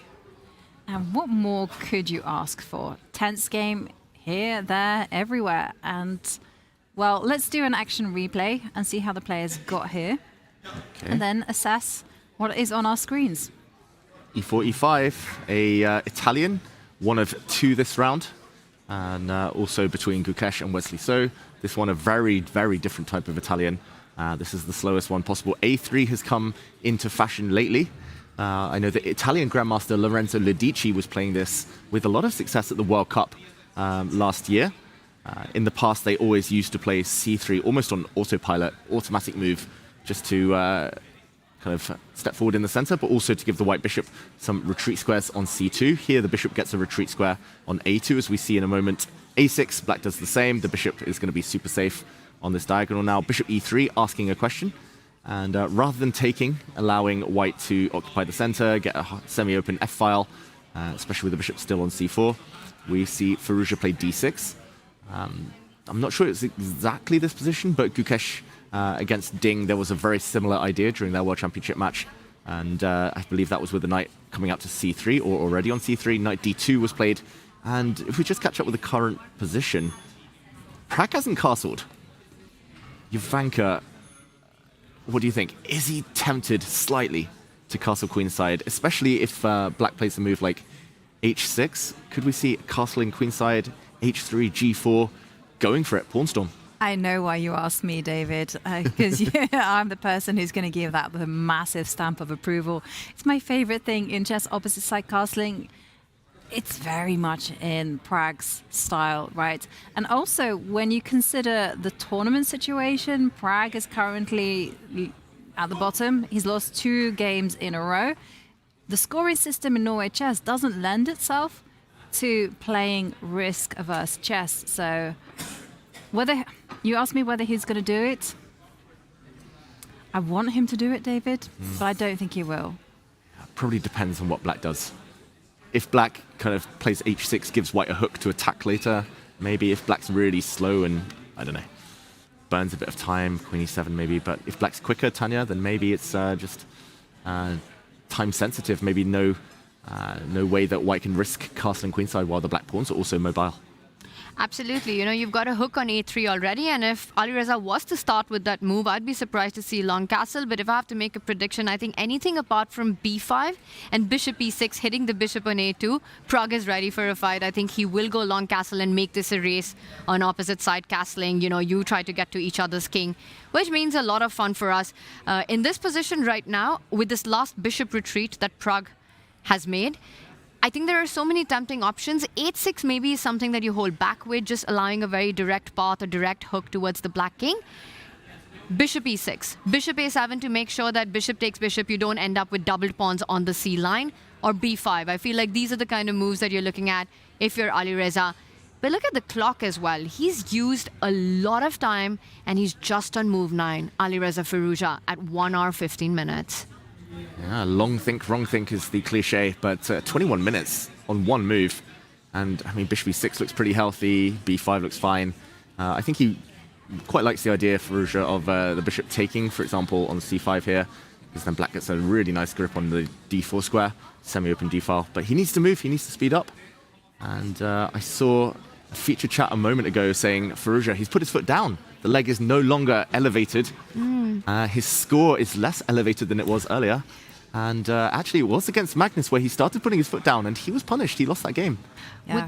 Would that be because like your blood isn't rushing to your head as much with your foot elevated, and you think that could be the reason here right now, Yovi? Food for thought. Well, no. You know, the answer when, is no, when I see the foot is down, I'm reminded of that scene in Inside Out when Anger, I think that's just what it's called. It says, the foot is down, everyone. The foot is down. So you think it's an angry Alireza? An angry No, I Reza just wanted to trying say that. That was the only thing. Yeah. No, it makes sense. I mean, I'm just glad to see that he's feeling better. Exactly. He's probably not in as much pain as he was when the tournament started. How will that affect his results? We see. I just want to add to that losing to Magnus yesterday means nothing at all. You know, it's there's absolutely no shame in that. His first loss, he has to remember that Alireza has been absolutely fantastic this tournament. He's playing with the black pieces, but the clock is what I'm worried about in this opening. Exactly. Ash there commenting about the foot down. I saw that pawn for pawns as well in the feature chat beat me to a pun. I was actually thinking it, but I didn't want to jump in and interrupt. You said food for thought? Foot for thought? Maybe. Alireza Firouzja. Ooh, nice one. I mean, he's showing he's not superstitious. Otherwise, when he was on that winning streak with the leg up, he would have just kept it. All right, let's do it. There we go. Alireza. Whoa, just zoom in on David Howell right now. Okay. This is how I commentate at home. Expect like a whole new level of commentary now. But I mean, for Alireza, right? It's a different locked-in, leaned-in Alireza that we've been seeing. He has been sort of chilling and playing, and it's showing in his result, by the way, move on the board. He does go for one that doesn't allow long castle, the bishop on a2 hanging. And if you're white, you need to take a decision, because if you capture that e6 bishop, you're giving black the flexibility to even retake with the pawn and then reinforce the idea of getting d5 in as quickly as possible. Yeah, and I mean, to my eyes, this looks like the most natural move for many reasons, but especially because white's last move, if we just go back a moment, was bishop c4 back to a2. So you're basically saying, okay, you've just wasted a move with your bishop. If your next move is going to be trade off on e6, you've just lost the tempo. So whichever way black recaptures, both look healthy. Yeah, it does kind of ask a question. Should Prague maybe have used that tempo to castle the king side and just, or maybe play c3, something else useful? That's why I was surprised Alireza took so long, 23 minutes, to play the most natural move in the position. Yeah, and now that we've kind of seen the whole pattern of putting the bishop on a2, is white obliged to lose that time and either castle, allow bishop takes bishop, or take on e6, or oh god, David's going to crucify me, and Tanya as well. Okay, should he bury his bishop? I'm going to get in such trouble here. I feel like I'm almost going to get thrown out of the commentary room for suggesting a move like this. But it's bad, isn't it? No comment. I actually crossed my mind as well, Jovanka, so I don't blame you at all. I quite like the idea. Like, basically, you're trying to rid black of pawn breaks. So giving away a square, but that's covered for now. It looks like in English, like the Botvinnik pawn structure in the English opening and others. I don't hate it, to be honest. White can extend with b4. Black can never get d5 now. Black playing b5. Unclear whether that works for Alireza. I think we might see this from Prag. I don't hate it at all. Yeah, it would at least justify his bishop a2 move, as you say. Completely agree with that, because otherwise, if you go Shah Castle, you're kind of going to walk into having to waste more moves, right? If black was to capture that bishop on a2, what is that rook even doing there? At some point, you'll be asked to retreat and re-centralize it. Black can get a central break-in, meanwhile, once dropping back with trading your bishop, getting that d5 move in as well. It just looks like a very healthy position if you're black right now. Rook a2, big questions around that. Bishop takes bishop, you start questioning your own decisions, the move earlier, why did I retreat? c4, we might see it happening, but it's so incredibly committal because of that d4 square. That's my only issue with this move. That at some point, ideas like bishop g4, knight jumping in, ideas like knight h5, f5 break come into play as well. I'm just worried about that central square.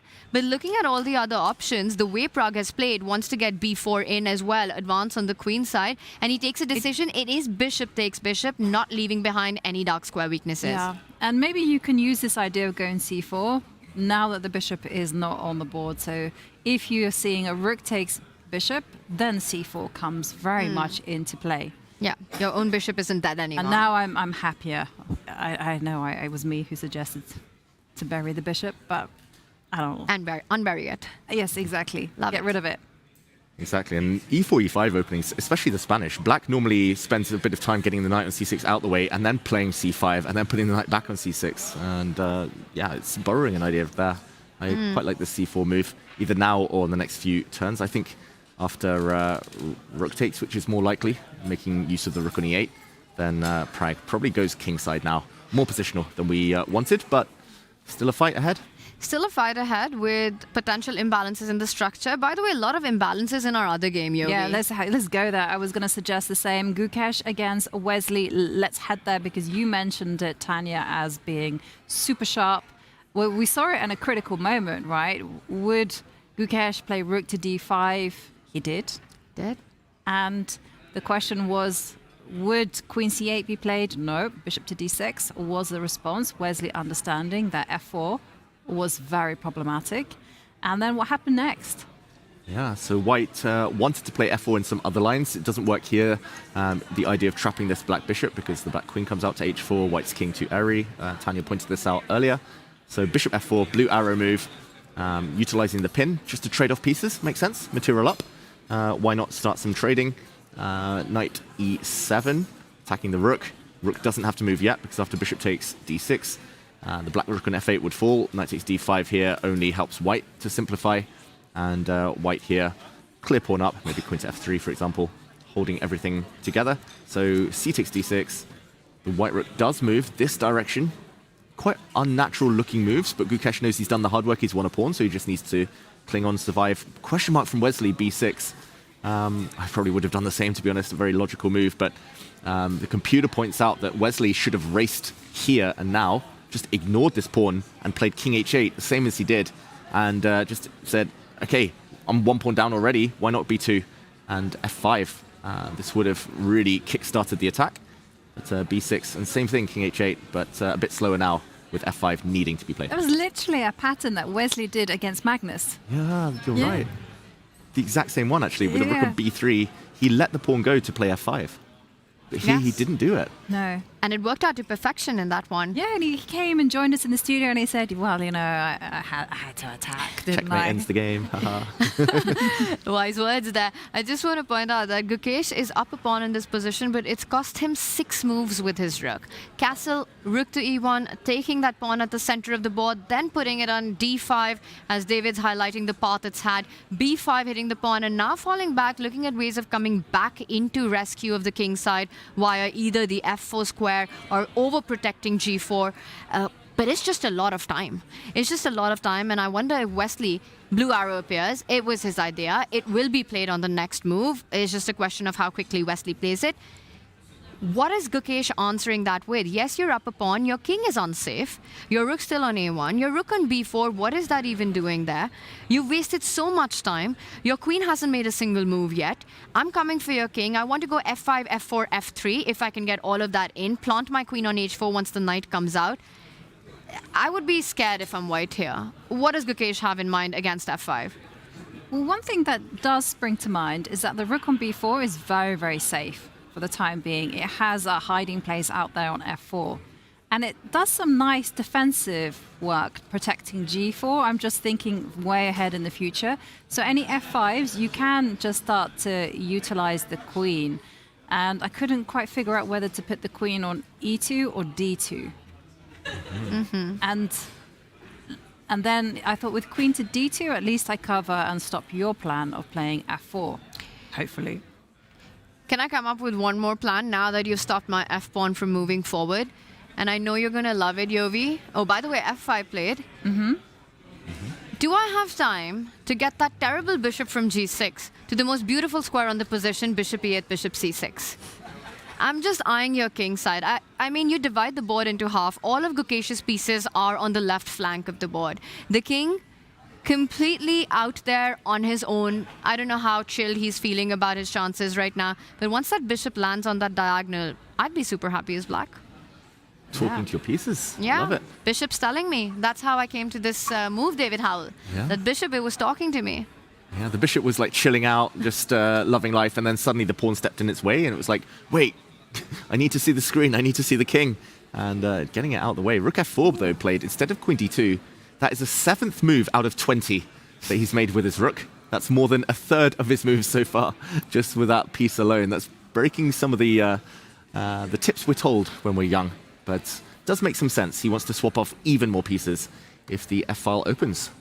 Same idea as Yovi's, right? You want to stop f4 as well. So not letting that pawn get all the way to f3 for any potential kiss of that checkmates there. So rook f4. And can black still have enough... Oh, did he just do it? Bishop e8. Bishop e8. That's it, guys. I'm retiring from commentary. This is peak That's moment a queen for me. moment. I'm done. That's my time, guys. That's a goat moment. And you've made it even look stronger than ever now after rook f4, Tanya, because knight g6 is going to gain time against that rook in the near future. That is beautiful. Rerouting pieces. I thought the queen or the rook in the corner on a8 might be the ones loudest in their complaints, but actually that bishop coming round, that was the loudest and proudest piece, and it's going to be scary now for the white king for sure. Absolutely. And, you know, Wesley said it when he was here, right? Checkmate wins the game. After knight g6, you don't care about an f5 pawn. Take as many pawns as you want. Open up those lines towards the white king. Queen coming out to g5 with a check if you get greedy. The knight jumping forward. All kinds of checkmating patterns, and we will have names for each one of them. I will come equipped with the names. I also just like jumping on your idea, like once the bishop arrives on c6, I'm thinking that the rook on f4 is going to be a target as well, you know, not just to queen to g5, but to also to g5. Exactly. Why stop there? He's cleared the path for the pawn, cleared the path for the knight. I mean, I think if Gukesh didn't see bishop e8, now you've said it, it's so like beautiful and harmonious, Tanya, like this this move. But if Gukesh didn't see it, it might come as a bit of a shock, and it could really tip him into a bit of a think here. I mean, this is such a multi-purpose move, and Wesley saw it from far. And you know, you combine that with the knight getting out of the way, the queen landing on h4 or g5, you start getting really scared as white right now. I mean, the only thing I'm tipping is my hat to Wesley so for the way he's been playing at this tournament. It's just incredible to watch him. It's at a whole different level. Yeah, he's playing fantastic chess. I was just going to also put the question to you too, like since bishop c6 comes with such venom and with the rook being such a target, I mean, is it time to be a bit trigger happy and deal with this? Maybe threaten some d4, d5s, or how dangerous is this? But we're going to have to leave you all on a cliffhanger because this one is razor sharp. Both players are going to have to play some fantastic chess to get the advantage. Because we are going to go on a short break, and when we return, my goodness me, you guys are joining us at the perfect time because on this round, all 6 games are tense. See you in a few minutes.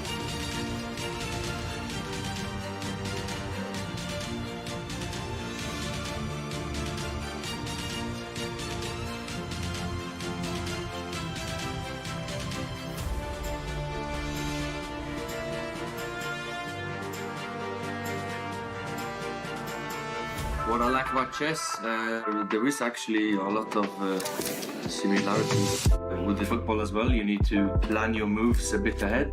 You need to stay sharp. You can't lose 1 second of focus. If you do, you might get punished. You have to sometimes surprise the opponent. Chess, I have a lot to learn. In life, I have a lot to learn. So everything in life, you can always get better and you can always improve.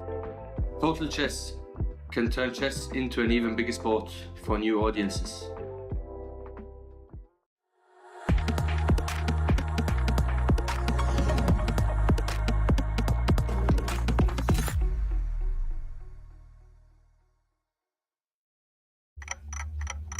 Chess is changing, and this is the next big step. Total Chess is a new FIDE-approved World Championship Tour. Created by the team behind Norway Chess, it combines Fast Classic, Rapid, and Blitz into one title.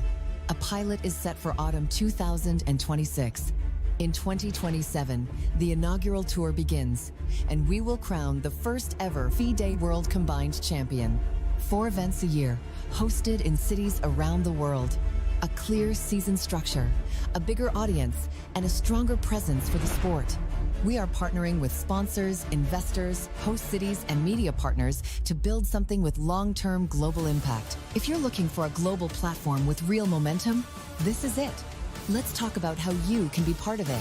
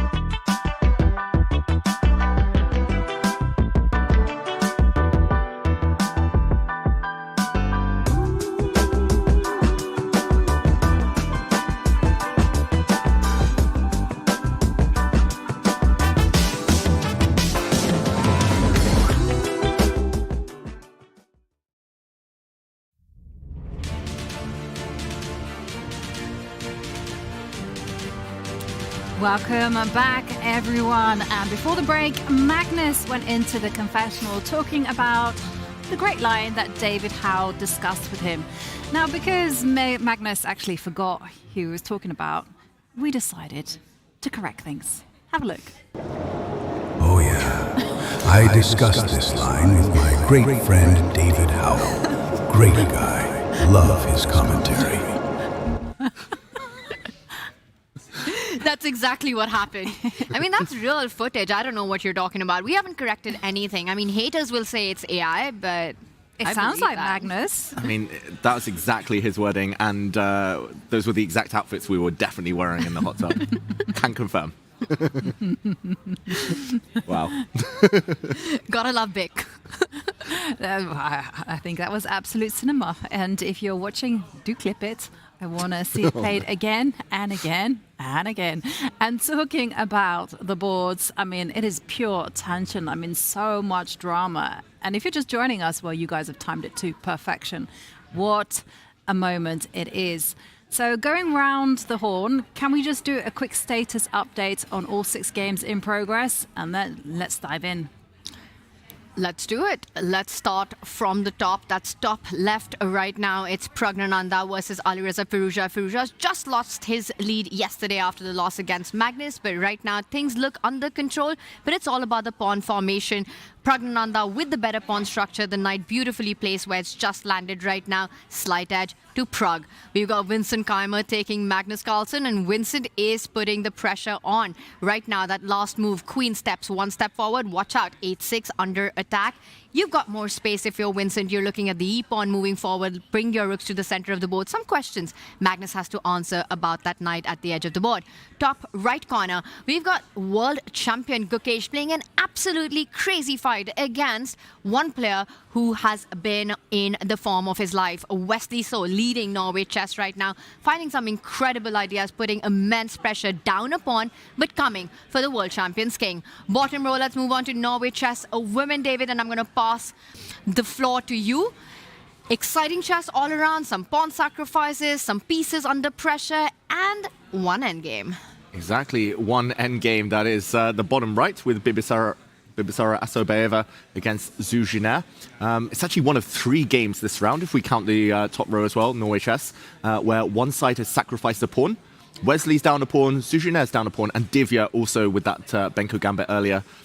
So that one is interesting. Apparently Zhu Jiner can get some compensation, but it might not be enough. Bibisara looks like a favorite with white to maybe extend her lead in the tournament. We'll come to that one a bit later. Zhu Wenjun, we haven't really touched upon her game against Anna Muzychuk. Anna, we see there in her lucky cardigan. It does look very nice for white. That started very slow, very stodgy, symmetrical. But as soon as Anna allowed things to open up, Zhu Wenjun said, yes, the center is about to explode. And white looks like she's doing very well. Zhu Wenjun maybe has woken up from that slump of the first half of the tournament. And just to update on the final board, the bottom left there, Humpy Kanaru against Divya. The brown board, we see that black is a pawn down, but she has active pieces, lots and lots of open lines for both sides to play with. I think Divya still with quite a bit to prove in terms of compensation. Humpy will survive the opening in decent shape. But yeah, early days. So, okay, where do we start? Where do we dig deeper? Well, I'm going to ask that we go to Zhu Wenjun, Anna Muzychuk, because we haven't given that game any attention. And 5-time Women's World Champion, 2024 Norway Chess Women's Champion. Well, Zhu Wenjun yesterday won. We could see a resurgence. Oh, we really could. And I won't go the whole way back because not too much was happening. Just a few moves ago, the position was so different. It was so closed. And maybe the one difference between the two sides is that Zhu Wenjun got her pawn down the board. I play this a lot with black, and normally you just don't want to allow a gain of space. It's a bit uncomfortable on the queen side.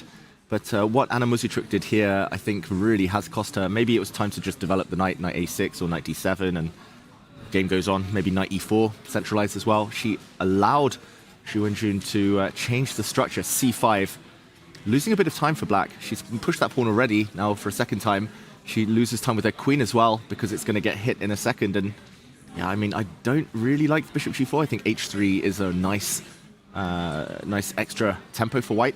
Maybe the bishop should go back, given a question mark. And we see, boom, e4, blue arrow. And yeah, what do we make of this then? There's a threat to win a pawn, knight to b3 in some variations, and e takes d5. I'm really liking what Vincent has done. You know, yesterday she took down Divya in a really nice game in that one. And Vincent Keimer has shown it at Norway Chess, right? One classical win, and you can really rocket up the standings. So that's all it takes. Vincent's been struggling in this tournament so far, but she's the one who's putting pressure on Anna Muzychuk. And the reason is that the tension in the center, you combine that with the lack of development that Anna has with the knight and the rook. White bishop lined up on a beautiful diagonal, which will hit that b7 pawn, the a5 pawn ready to jump to a6 the moment black leaves control of that. All these ideas seem to be favoring white. You can't finish development if you're Anna Muzychuk. You bring that knight out to c6, moves like knight b3, moves like b4, hit the queen really bad, queen takes pawn, you've got rook a3 coming in, you move the queen anywhere else, you lose that pawn at the center of the board. And David, maybe you'll do a deep dive into those lines, but I just think the problem for Muzychuk in this position is, let's show that, you look like you're about to win, but where's that queen even headed? In fact, now I just realized that the queen is indeed trapped on that square, and if you fall back to d6, don't get greedy. That doesn't really help you. You could either start with knight c4 or even pawn takes pawn, knight jumping to the center of the board, winning material here. For Anna, the problem is she's just not finding time to finish development, to finish her problems of the left flank. So even though it's material balance right now, the tension in the center, the big questions that are being asked, it looks like the answers lie with Drew Engine right now. Pawn takes pawn, knight takes pawn, bishop opens up, hits b7. Yeah, and it does look like that's probably the direction she'll have to go, because there's way too much tension in the center because of ideas that you've both indicated, knight b3, b4 in the air. I don't see a good developing move for Anna. She doesn't really want to be putting the knight on a6, and she definitely doesn't want to be going d4 because that allows knight b3.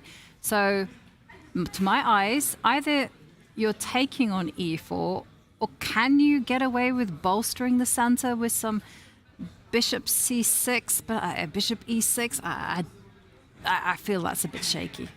Yeah, shaky indeed. I fully agree. And this is any player's dream. Like fianchetted bishops, we have a similar scenario in the Keimer Carlsen game, but it's all about the open diagonal. So the white bishop's about to become open, as Tanya's been saying, but the black bishop as well. I think the reason black's really worse here is because her bishop's going to be staring at her own pawn.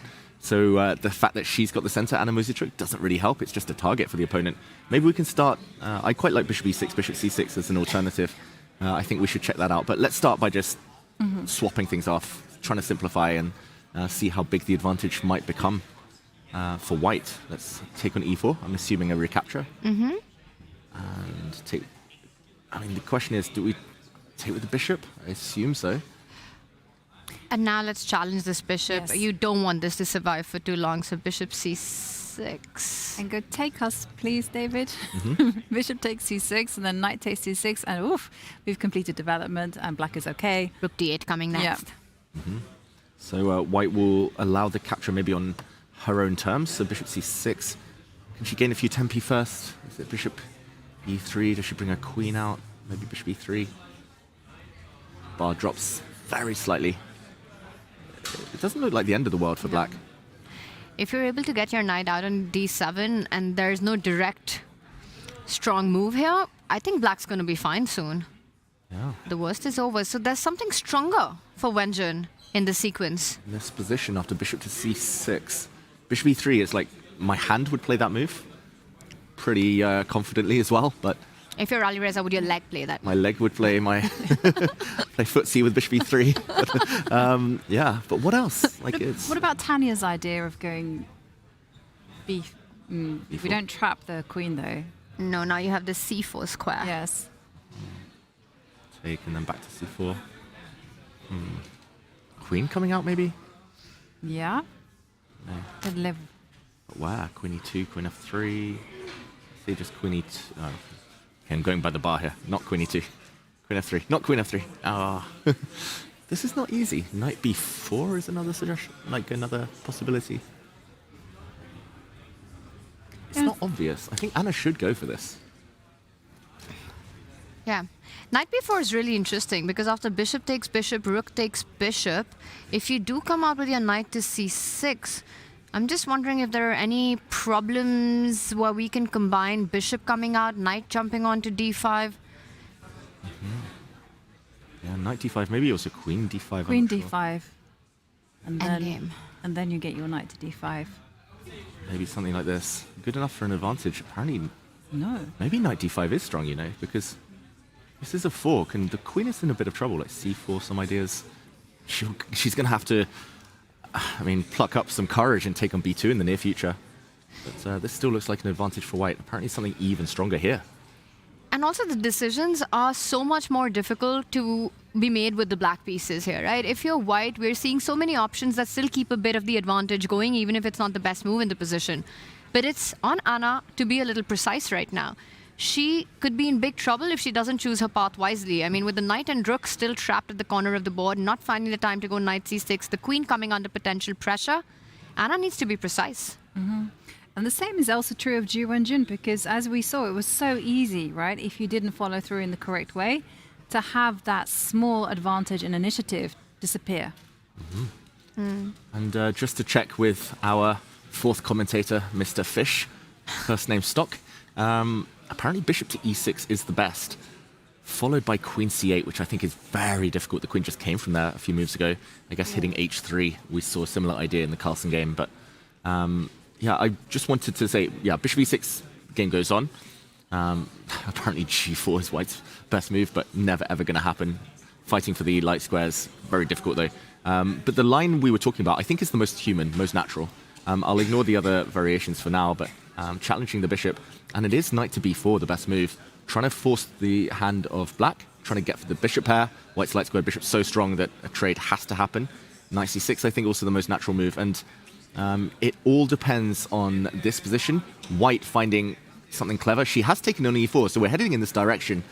Here, apparently, white has a couple of ways to an advantage, but they all revolve around getting the queens off the board. So either taking first and then going queen a4, or this really lovely move, beautiful move, queen f1. And I say that because I'm an endgame grinder, but this forces a queen trade, nowhere else to go with the queen. And the king takes. Suddenly black's got issues with the queenside pawns. This pawn weak, a6 coming to undermine. And if we see a trade of knights, suddenly not easy to defend these pawns at all. Yeah. This is a very deep idea. And that bishop, the dark squared bishop, you compare their quality, you just realize that Wenjun's pieces are so much more active. The pawns are better placed. The king closer to the center of the board. This is an endgame, everything to play for, though it does surprise me the amount of advantage that our bar gives white here. Because you can defend that b7 pawn. There are moves like rook to e7 in this position. But it's almost close to a winning endgame, according to Mr. Fish. Yeah, I would think that this is like 0.5 or something, maybe closer to 1, but apparently it's just totally winning, nearly +3 after rook a3, and black can't actually hold the pawns. I was going to say that, you can't defend because the bishop is pointing at a7. So if the players go down this direction, then Ju Wenjun is looking like she is going to get her second win. And we already have the first stage being put into practice. So the first set of moves on the board now, and the line we're seeing is if that central bishop is challenged, defend the pawn with the move bishop to b7, and we'll see what Anna decides to do here. Should we back up, get our bird's eye view in Yovi as we take a look at some of the other action that's underway?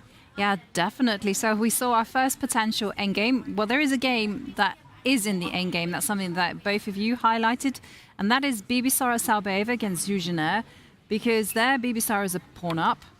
A win in classical would be huge for her. She'll start to really cement her lead. Yeah, let's check it out. And very quick update for everyone. Action replay since we were last here. We left it after queen a5, queen takes c7. a3 would have been slightly stronger.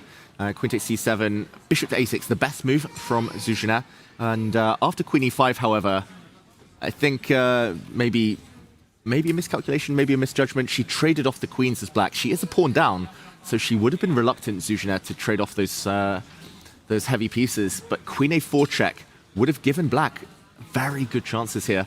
I think she might have seen that after b3, for example, if she plays queen a3, white can force the queens off with moves like bishop to c1. Queen is trapped, has to go back to a5, and it's just been a time-losing maneuver operation there. So after queen a4, b3, I think she needed to realize she can just go back, queen c6, queen d7 somewhere, and it's surprisingly hard for white to complete development. The white queen almost trapped as well in the center, but trading off a mistake, and bishop b7, the best move, bishop d3. Where's the compensation? I don't see it right now. White has a beautiful extra central pawn. It looks like a very healthy pawn as well, and you've got a clear plan, right? Go king e2, go king e3, put your pawn on f3, get your rook on the only open line, trade off the rooks, go into a minor piece endgame, no target, super healthy pawn formation, up a pawn, you're the one with the better placed pieces, you're the one ahead on development. This has gone completely wrong for the Chinese Grandmaster. Yeah, very wrong, and I don't think black has a threat. Like, her last move, bishop d6, she wants to play f6 to try and pin this knight and win this knight, but king e2, as you mentioned, Tanya, one of many candidate moves. f6 doesn't win a piece because white can get out of the way. Knight g6, counterattack against the black bishop. And yeah, if this happens, white's just a pawn up with bishop pair. And if after f6, sorry, bishop takes f4, again, pawn up, beautiful knight now. Hitting a weak pawn, this looks like one-way traffic. Yeah, and also the fact is, if you want to play it safe, you could probably step back with your bishop to g3, protect it, and then get out of the way, because black is really lacking in development. You don't even have to rush in this position. There's no initiative you're fighting against. The only thing to look out for might be some threats on the d4 pawn. I don't know if black ever wants to relinquish the bishop pair and take that knight out to c6, but it just doesn't... It's possible. And then make a case for hitting the d4 pawn, but I still think white just keeps that extra pawn in this position. Maybe take with the pawn just to keep the bishop pair. And I mean, it's very hard to imagine black having enough here. White's maybe deals with knight b4, but white's just going to put the king on e3, as you said, Tanya, and put the rook on c1. And not the best extra pawn in the world, but a pawn is a pawn. Yeah, it kind of reminds me of yesterday's game where Gukesh lost to Vincent. Vincent had this beautiful pawn on e5, and he was just able to expand. So looking really promising for Bibisara. Can we check in on Humpy against Divya and see how our Benko is faring? Let's do it. I feel like I've corrupted everyone with my terrible puns. I saw some of our chat as well getting in on the act. Sorry, everyone at home. But yeah, I secretly love it. And yeah, quick action replay here. We left it 5-6 moves ago. Knight takes d5. And rather than bishop e7, which I mentioned had been played by English Grandmaster Gawain Jones, Benko expert. Knight takes a6 by Divya, and a few moves down the line, knight's coming off the board, knight c7. This was the idea, to gain a tempo, attacking the queen, defending a8. Queen went back. White gets time to fianchetto. Black puts the bishop on her long diagonal here, and queen c2. Still a pawn. How does black seek compensation? I will point out, though, that seeking compensation in this feels like closer to reality than in the Zhu Jin game that we just saw, where Bibisara in an endgame has a very nice pawn formation. Here there are pieces on the board, there are open lines, and Benko is really all about not caring about the soul of chess, which are the pawns. Everybody knows that pawns are the soul of chess. But here you're looking at these open lines on the A and the B file. Get the queen out of the way, put the bishop on A6, get the rook on B8, make a case for that D4 square jumping in. At least there is compensation and practical problems for white to solve. And the reason is it's just not easy to untangle yourself.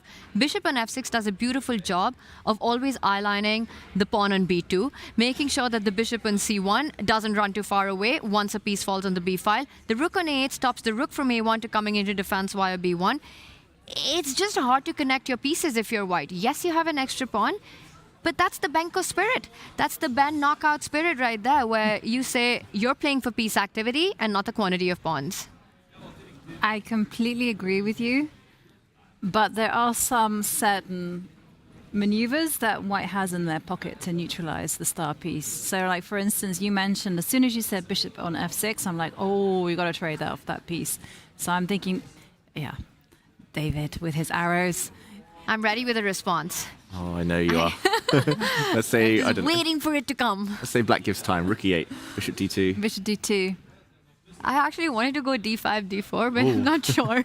David, Okay. you had something else in mind? I did. I also want to bring us back one move, because Humpy castled immediately, but after d5, I guess now Tanya's right. It is harder to get this without getting hit in the center. I was thinking after bishop d2 as well, you have the option to go d5, just so that bishop c3. I just want to make sure that you don't get that trade in. Yeah. Because once you get that trade in, then white can just sit very comfortably with that extra pawn. Yeah. And then d4, and things close. I did notice after knight e6, the eval bar slightly dropping after castles. Not by much. I don't know whether it works. This is just because I've fallen for this trick in similar positions in so many blitz games online. Could white have thought about a nasty cheapo, loose pieces drop off, rook undefended, knight g5. Ooh. I see the bar crash. I just want to point out everyone at home because some people might have been tempted. This was a sacrifice from Divya. I suddenly realize why. It doesn't work. There's a check in the position. This is a checkmate threat, but black can just take it. Bishop takes a8. Looks like white's doing well, but at the end, whoops, check. And it drops off. And the main reason I wanted to mention this is because actually after castles, this is a threat now. Knight g5 to win material and win the rook on a8. That makes me feel like maybe we avoid rook to e8 then. Because rook to e8, then knight g5 would be a possibility, and maybe that's why the bar went up as well. Yeah. So, and I just wanted to also jump on what you guys are saying. If the bishop comes to b7 and you think that you've avoided that trick, well, no, you haven't, because knight to g5 anyhow. Which means that the best move in the position is maybe the d-pawn moving up the board. Anyway, d5, let's go. Yeah, it's got to be then d5, rook b8, or bishop a6. Oh, sorry, my arrows. Bishop a6, there we go. At least then protecting the rook. Something to do with covering this rook on the long diagonal. Avoiding any howlers. Exactly, that was a big howler I just made with knight g5 earlier, so now she's got to avoid it the second time round. I actually quite like rook b8 as well, just making sure that white doesn't manage to complete development. But we can all agree that Divya down a pawn has sufficient counterplay just based on piece activity, just needs to handle this threat of knight g5 right now. Yeah, it's a big one, and we'll keep an eye on this one. But it's looking like Divya has enough activity to hold the balance. Let's go check on Vincent Keimer against Magnus and see what's happening there, because Magnus went for this particular opening and David gave us some little antidotes. Oh no. Oh no. No, I wasn't. But I'm just looking at this and I'm thinking, this seems to really fit in the spirit of your h3, bishop e3 idea, which was all about taking control. Yeah, exactly. Taking control, keeping the white bishop open on this diagonal. Just very quick replay that after h6, bishop f4, we left Magnus thinking here after a good 14-minute think, almost, played knight c6. d5 hit the knight, which went to the edge of the board, hitting the c4 pawn. White protected it, of course, building a nice chain. Magnus undermined that. Well, he forced en passant, of course. He played e5. Vincent didn't need to take the pawn. He could have retreated his bishop, leaving the knight on a5, but that would have allowed black to potentially continue advancing. So, en passant. One of the first times we've seen it, actually, this tournament. Bishop takes e6, and now we see why Vincent provoked h6, gains a tempo, and this is the live position, hunting the bishop pair. Magnus says no. I've got to say, I love what Vincent's been doing. I think he's played fantastically, reacting to this surprise, and white definitely with an advantage. More active, centralized pieces. I do love it, and it feels like it's easier moves with white, right? You want to put your rooks at the center of the board, go e4, get more space, clamp down on d5. Is it just me, or does it happen to you as well that anyone who says en passant, your brain goes en croissant? Yeah. Just me, apparently. Maybe Farouja, en croissant, but yeah, no? We're in Oslo, we're not in France. I don't know why my brain goes there. I have never been in that direction, no? Tanya, so thank you very much for now forcing my brain to go there. En croissant. No en passants or en croissants in this game. Yet being the keyword. I really agree with what David just said. I think Vincent has played this out to perfection after Magnus's early rook e8 surprise.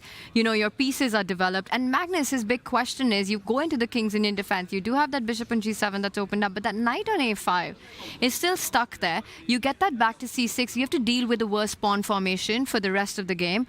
While for Vincent, he just keeps advancing and gaining more and more space. Yeah, I kind of call this position enjoying your space. I mean, there's nothing fundamentally wrong with black's structure. It's just it's really, really cramped. The knight on a5 is misplaced. Yeah, sure, it's going to go back to c6. But the big problem is that there are no pawn breakouts. And if Vincent just keeps on denying piece trades, then white just has this beautiful clamp on d5 and can just simply sit there, enjoy absolutely everything. And Magnus is the one that's going to be struggling for a plan. So in conclusion, we love what Vincent is doing, but how dangerous is the position for Magnus? Yeah, I think no immediate danger incoming, but it is a long-term type of danger that he just gets squeezed. That, as Tanya was pointing out, white can improve. So many easy natural moves, rook d1, e4, rook e1, h3, king h2. What does black do? If no pawn breaks, do you just try and trade pieces and hope to survive? Black is very much struggling for space here. Only one piece past the third rank, the sixth rank here for black. That's the misplaced knight. Nice pawn chain for white. Easy plans for Vincent. Yeah, I think Magnus, he's slightly worse. It's nothing dramatic, but definitely on the slightly worse end of things. Well, we're going to have to see how the world number one, Magnus, how he handles this unpleasant position. We have seen him perform miracles. Will this game be one of them? We are going to go on a short break. When we return, well, it is getting tense out there as the positions, they reach their critical points. We'll see you in a few minutes.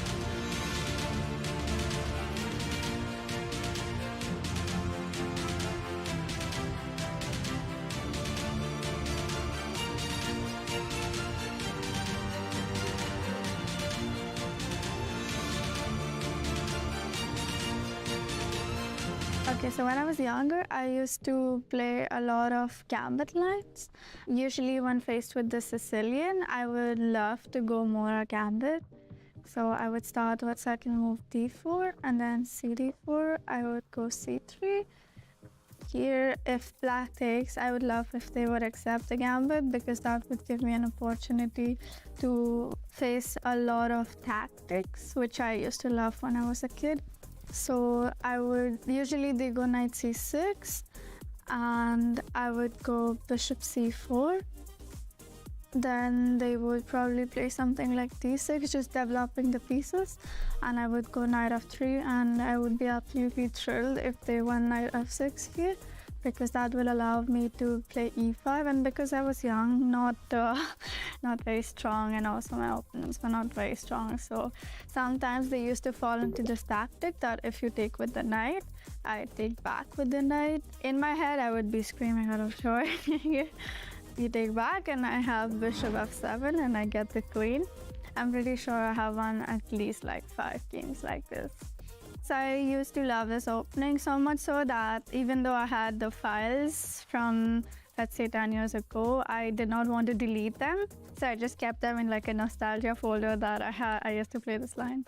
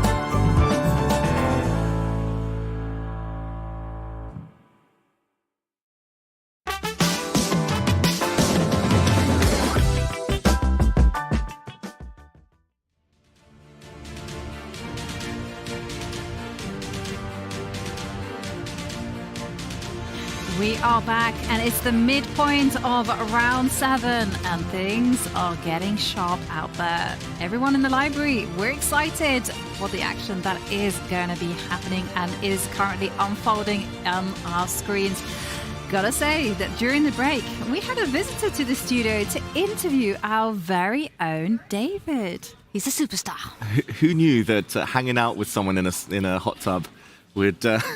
and telling the story stupidly on camera would result in getting interviewed. And I saw a few notifications on my phone in the break as well. I have so many regrets in my life, and this might have been one of them. Just sharing. Maybe I should have stayed quiet, but maybe I should have also answered that interview in Norwegian. That's my bigger regret, not at least being brave. I was a coward. I answered in English, and I do feel guilty because Magnus may be slightly worse in the position. Yeah, I have to just tell everyone that David is a complete superstar here. Whenever we have walked the streets of Oslo, there are fans lining up for his autograph. Whenever we go on a break, everyone wants his interview.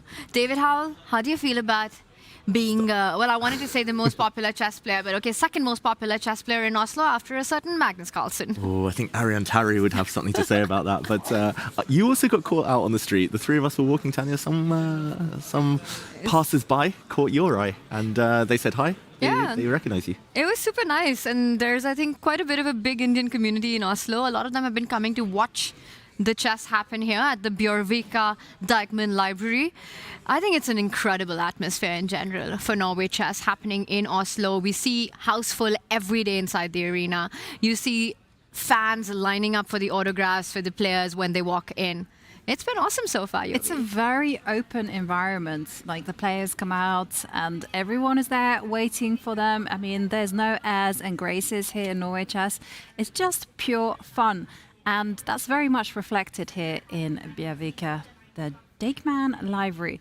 And talking about fun times, well, you mentioned a game to me, Tanya. You've had your eyes on it for quite a while. It's getting really sharp. It's between Gukesh and tournament leader Wesley So. Wesley, not so solid today. I mean, we have got to do a backtrack right now. Position super spicy. I'm really glad that we decided to go here. I mean, for our tournament standings as well. Wesley, currently leader of Norway chess here in Oslo. Gukesh, he's been struggling. You know, we've seen glimpses of Gukesh's fighting spirit. We've seen him try to get those battles going where, you know, he wants those combative positions, but it hasn't worked out in the end for the world champion. Yeah, it hasn't really worked out. It's been up and down and missed chances, not quite being accurate. We left it after bishop e8. We were praising this move so much. Fantastic spot by Wesley. So retreats are the hardest thing in chess, especially if you're trying to attack your pawn down, retreating pieces. But he clears the way for his knight. That might become relevant soon. More importantly, he gets his bishop to the beautiful long diagonal. Loads of open squares there to stare down at. Queen f3, trying to fight for squares. Bishop c6 does hit the queen, though, defended by the knight. Sidesteps, queen g3. Queens are great defenders. And after black plays queen d7, defending f5 now sufficiently. So if white were too slow, for example, and played a move like rook e1, turns out that's fine. But knight g6 was the idea, hitting the rook. And f5, it would just lead to, taking on f5 would lead to a bunch of exchanges where I think actually the black queen is pretty happy to come out. And knight e5 threatened. Evalbar says fine for white, but this looks terrifying, got to be said. Instead, rook to d4 from Gukesh, and here we are. Wesley has been thinking for 11 minutes. How does he defend d6, or does he defend d6? Are there other ways to seek the activity he needs? That's actually a question. Sorry, I jumped in there, Tanya, but I had to pause because it's not entirely clear, right? You think rook f6? Well, that could be met with g5, and the question still remains. Are you going to sideline your rook to g6? I don't think so. Are you going to go rook to d8, go on the passive for a little bit? But it doesn't feel like it's in spirit with the position that black has. Yeah, it looks passive, looks slow, Tanya. He needs more. He wants something a bit more sharp here. I completely agree with that. I think if you have to decide between rook f6 and d6, Yovi, as you said, rook f6 walks into g5 and bishop f7 on the next move. So you definitely want to avoid all those ideas of playing against the rook. My first instinct was defend that d6 pawn, not because it's a pawn, but I just don't want to offer any queen trades in the position. Queen takes pawn just feels like a move. It'll come through, and I Don't see how I'm going to keep my attack going if I'm forced into a trade-off with the queens. So unless there are tactics in this position and I'm not being able to spot it, David, my bet's rook d8 and just keeping all the threats on the board. Eventually, the dream for black is to get f4. I really want to get f4 in. I want to try to get f3 in and then get my queen to that h4 square. I'm struggling to find a route for it currently, but find that maneuver. But to start with, I want that pawn on f4, but I think it has to wait. Although I did see the bar go up after rook to a8, so probably, and it's definitely not knight c8. Let me just point that out. It's not knight c8. I do wonder whether he's got time to... It is a pity to give up on f4 forever, but does he have time for f2? G4... Well, whoops. Eval bar shoots up. Is it just the fact that white can take pawns? Why is this so bad? I just wanted to carve out some squares. Now, after h takes, for example, now I would say rook f6 because g5, black starts to get access to some forks. But apparently that's not the best. F takes g4. I guess white takes on d6, just pockets another pawn. And the black queen has nowhere good to go. This would just walk into capture on g4, 2 pawns down. Not enough for Wesley So. Can I just embrace the spirit of the position, David, Tanya, and just simply say, I don't care about material anymore, maybe play queen to b7? So, okay, the evaluation bar doesn't like it, but my idea is I just want to... It's quite interesting because I think what you want, Dave, Yovi is knight g6, knight h4 after queen takes pawn, right? I just want to get kind of like double up. Yeah, and there's knight to g6 I love, by the way, Tanya, thank you. Oops, knight h4, that would be a deadly check if he gets into f3. We have a decision by Wesley. Ooh, rook to d8. It felt like the human move, even if it's not the best move in the position. And I do think that he wants to go knight g6 next. I want to point out, if black gets f4 after knight g6, Gukesh's queen will be forced to a very ugly square on h2 with very little future. I think Wesley's getting prepared to go knight g6 next. So, hang on a second. You're giving me a big idea, Tanya. Was the best move, instead of rook to d8, knight g6? Nice. But then queen takes pawn. Wait, I had an answer to rook takes pawn. That was the only answer I had. So rook takes pawn, the big idea was to go f4. Ooh, Boom. Spicy. Yeah, and after rook takes queen, you take the pawn, and then you're hitting at f2, and you argue, well, a black pawn on f2 is going to be massive compensation. That was my one answer to rook takes pawn. But queen takes pawn, no answer. Maybe move the queen. I think there...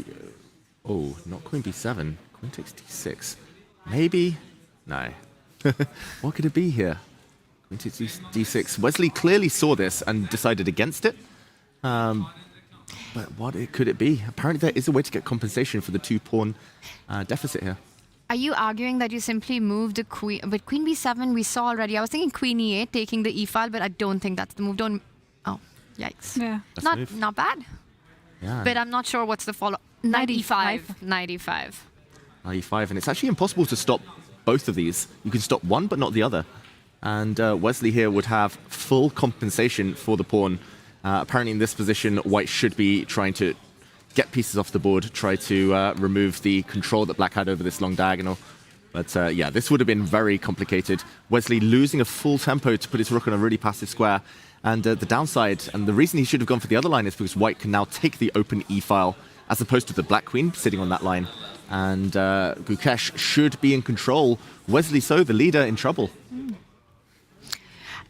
That's what the bar says, and that's the feeling right now. But I still see the idea of knight g6, f4. I see that Wesley's not on his chair, probably chilling in the arena right now.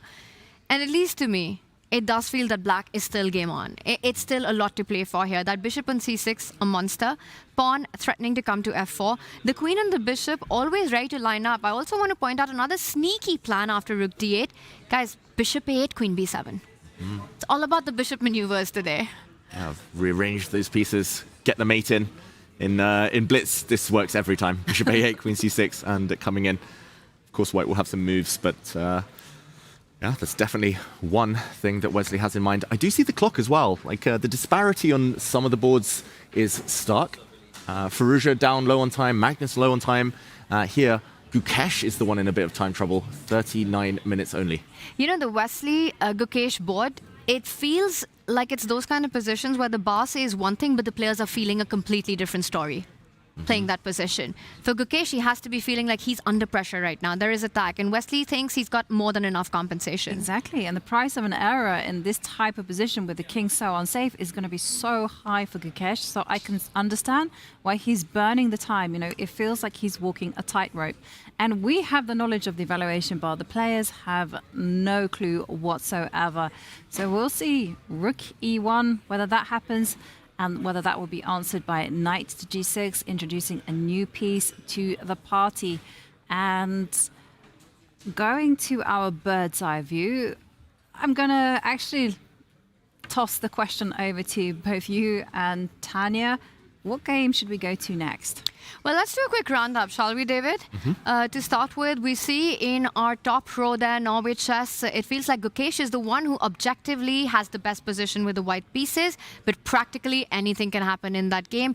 Vincent, Magnus, it's a slow grind. Vincent has handled the opening really, really well, and he's going for the plans that we were discussing, right? Expand in the center of the board, just continue development, brings the rooks there. I think some questions for the world number one to be answered here. Our top left board, Prague versus Firouzja. It started slow, it remains slow. Still a positional grind, that one. And in the women board, all three of them, it's white with the advantage. Yeah, good day to have the white pieces. Actually, I look at all 6 boards and it looks like a good day to start first in chess. Yeah, maybe just while we're on this board, a very quick update between Pragnananda and Firouzja. We won't linger too long because the real action is still ahead. Just to mention that Firouzja really low on time, 43 minutes. They haven't made that many moves either. And yeah, question mark has appeared. That's not because knight to e3 is a bad move. Prague still with the advantage. But just to point out on the last turn, this maybe was a moment that White could start thinking about advancing. Either way, after knight to e3, the plan is to play f4. And he just needs to make sure he's fully ready for it. Maybe the white king, the safety of that piece is the one thing holding him back for now. But Firouzja has no pawn breaks, no plan. I want to zoom out of the game for just a moment and ask you a question. Prague started the tournament really well, right? He had a couple of wins. He took down Magnus Carlsen in round 2 as well, and was in the chasing pack till disaster of the last 2 rounds, since we've come back from the rest day. What do you think happened? What's been going wrong for Pragnananda in the last 2 games? Well, between Gukesh, he just pushed way too hard and completely forgot about his own king. You know, he was in full control. He just simply forgot that he just needed to push those past pawns. And in the time trouble, it felt like he was going a bit gung-ho. Same thing against Wesley yesterday. You know, he's pushed that a little bit too hard. He felt the initiative was on his side, and then he went for it. But he didn't quite zoom out and just go, hang on a second, let's be objective. Yeah, and we'll see how that has affected his approach towards the day. I really like what Prague's done over the last 15 moves, it's got to be said.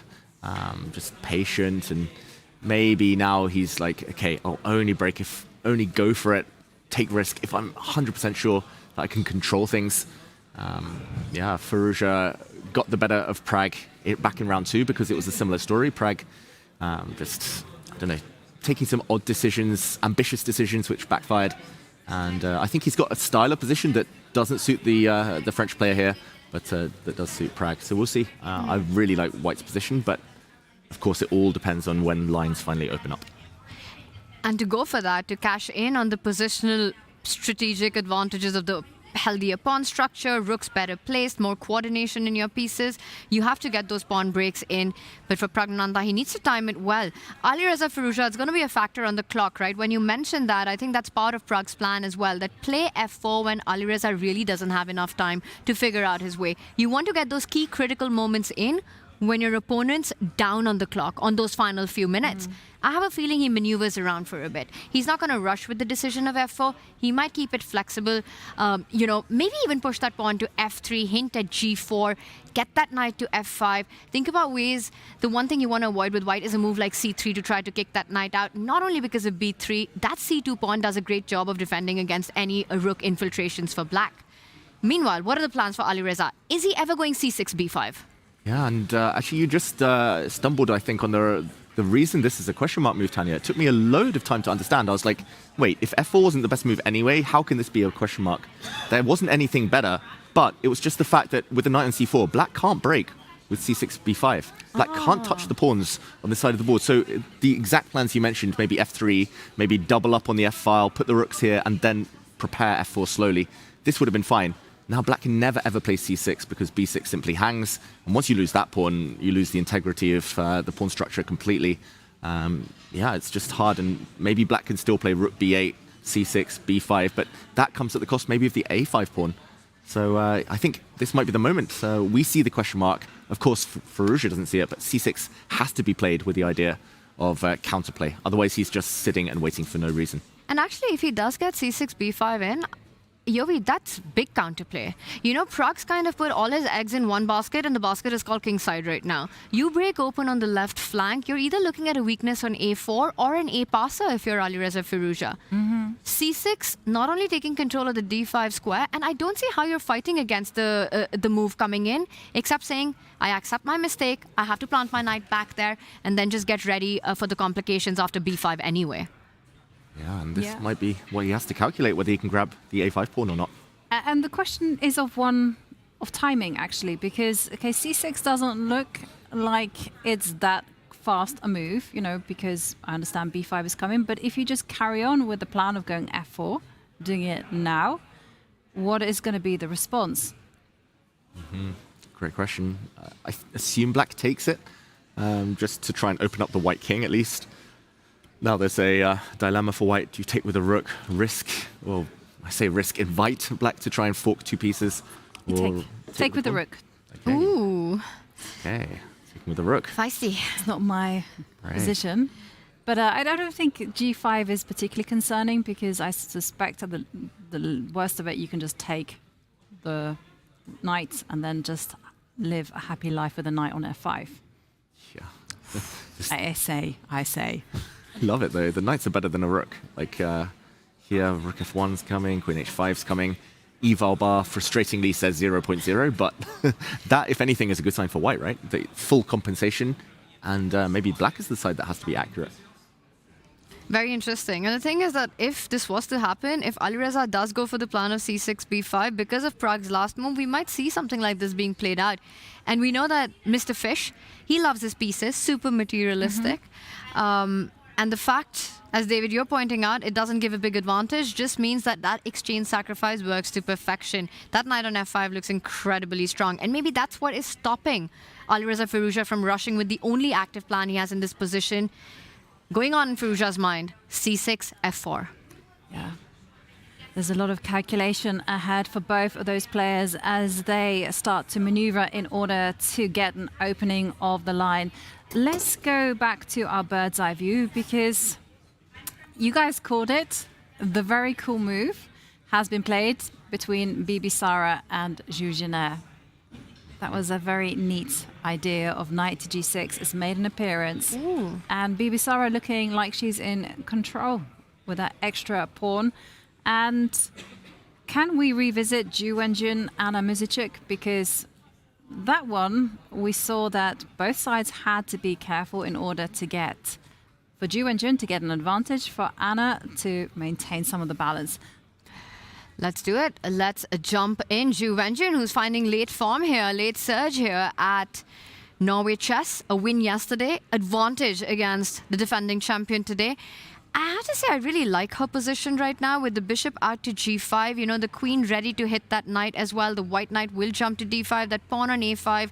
You've got plans of a6. You've got plans of h5 if the black knight ever left the board from the square it's on. Rook d1, hitting the queen. Meanwhile, black just seems a lot more passive. White's rook on c4, not naturally placed, but can't be hit easily. Taking away a lot of key squares from the black queen as well. I don't know if there's a knockout immediately, but a really nice looking position here. Bishop g5, rook d1 coming in, queen f3, follow up. Yeah, I mean, so many ideas for white. I'm really struggling to see for black.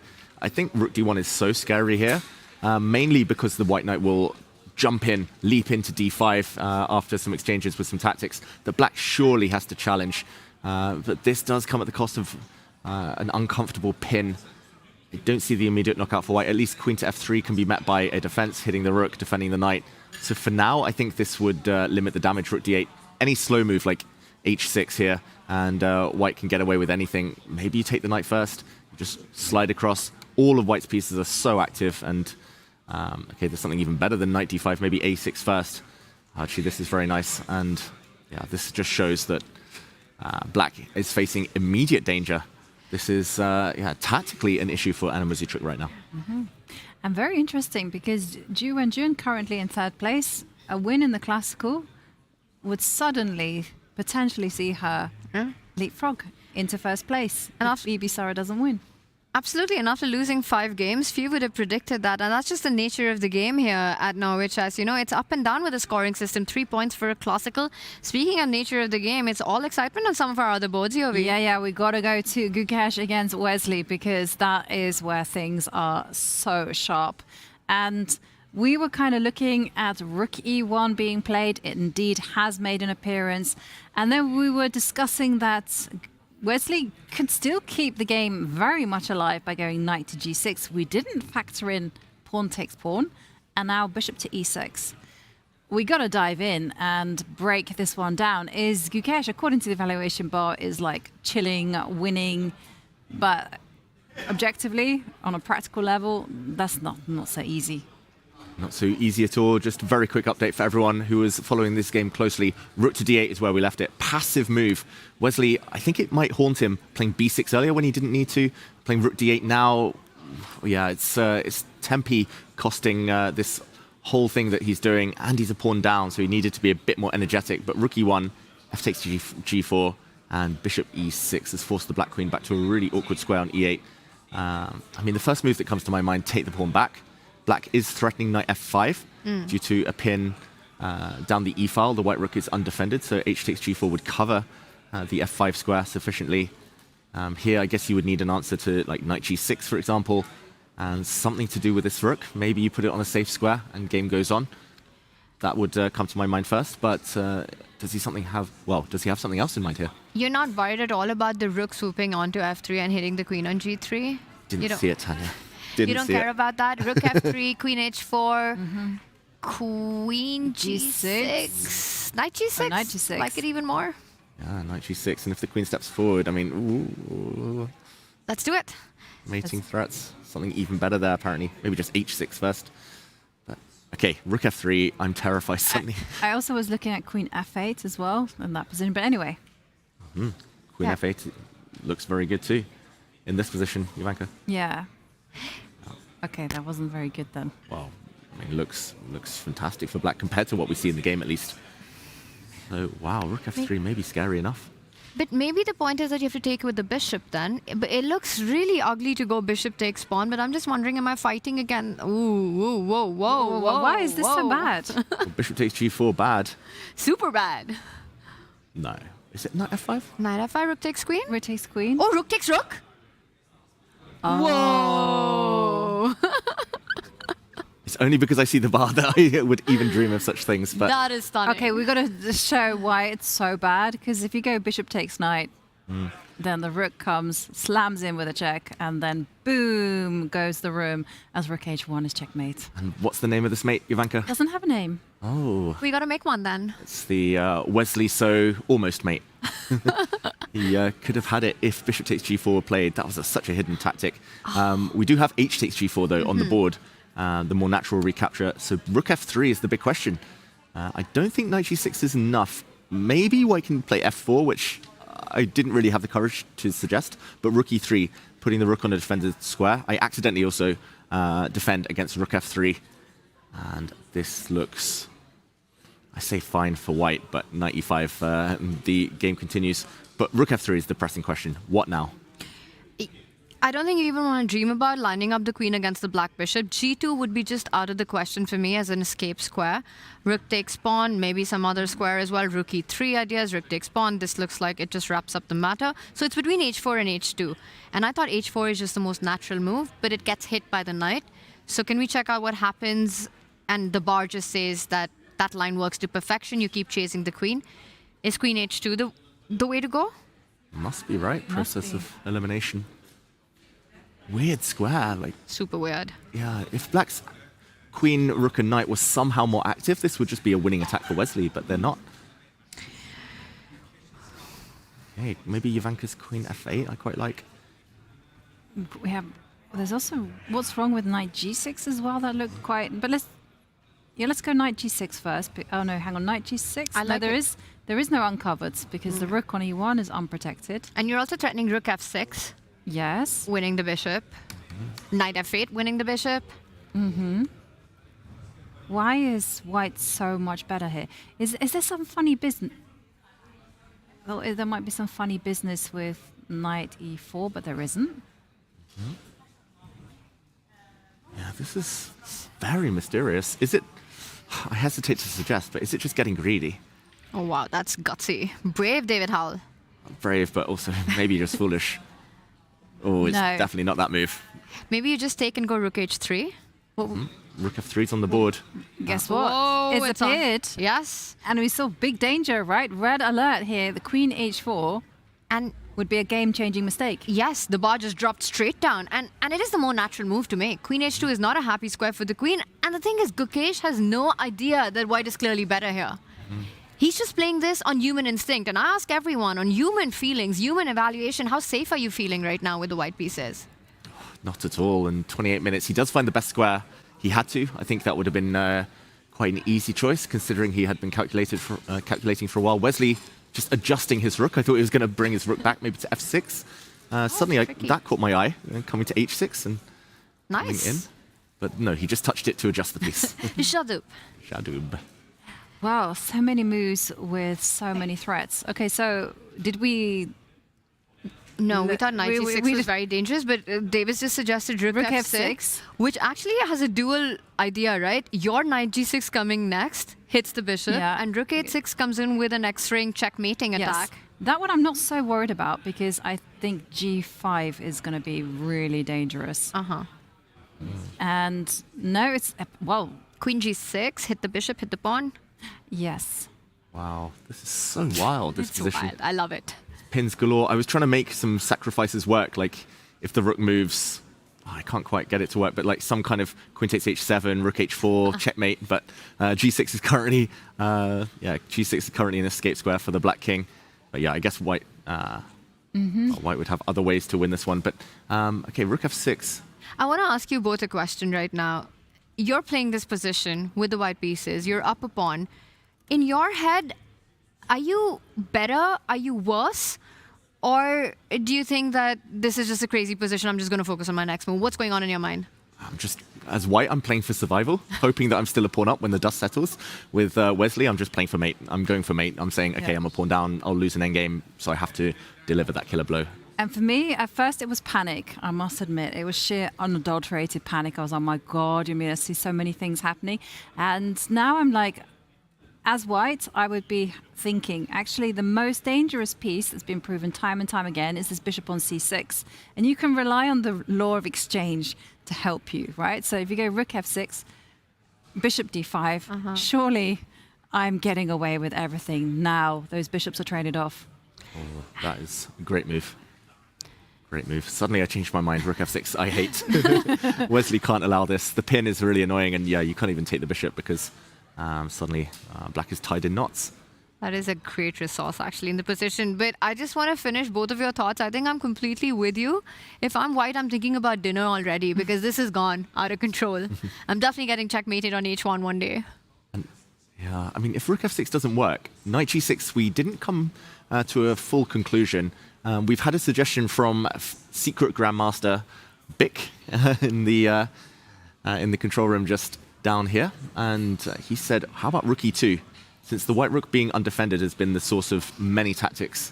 Rook e2, I quite like that idea. Ideally, we wanted the rook on e3, but impossible there because rook trade and the bishop would drop off, so rook e2. Makes a lot of sense. The bar doesn't hate it. Good move. Bishop d5 coming in next. Ooh, knight g6 on the board. We're going to find out. Wow, knight g6. Is it... Oh, whoa. Whoa. Wow. Bick's got the right idea. But there's a better move, king f1 defending. That is difficult. So difficult. It's so tough. And I think it's sort of, again, that one move, many grooves kind of a thing where you defend your rook and you're also making a case of sidestepping any checks of that black knight. You know, you're saying there's nothing going to be on f3, there's going to be nothing on h3. And you just put the king on a very counterintuitive but a safer square.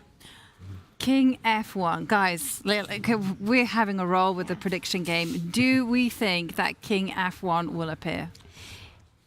Yes. Whoa, you David think? says yes. Tanya? So Gukesh finds King F1? Yes. Wow. I believe in Gukesh. I'm with David on this.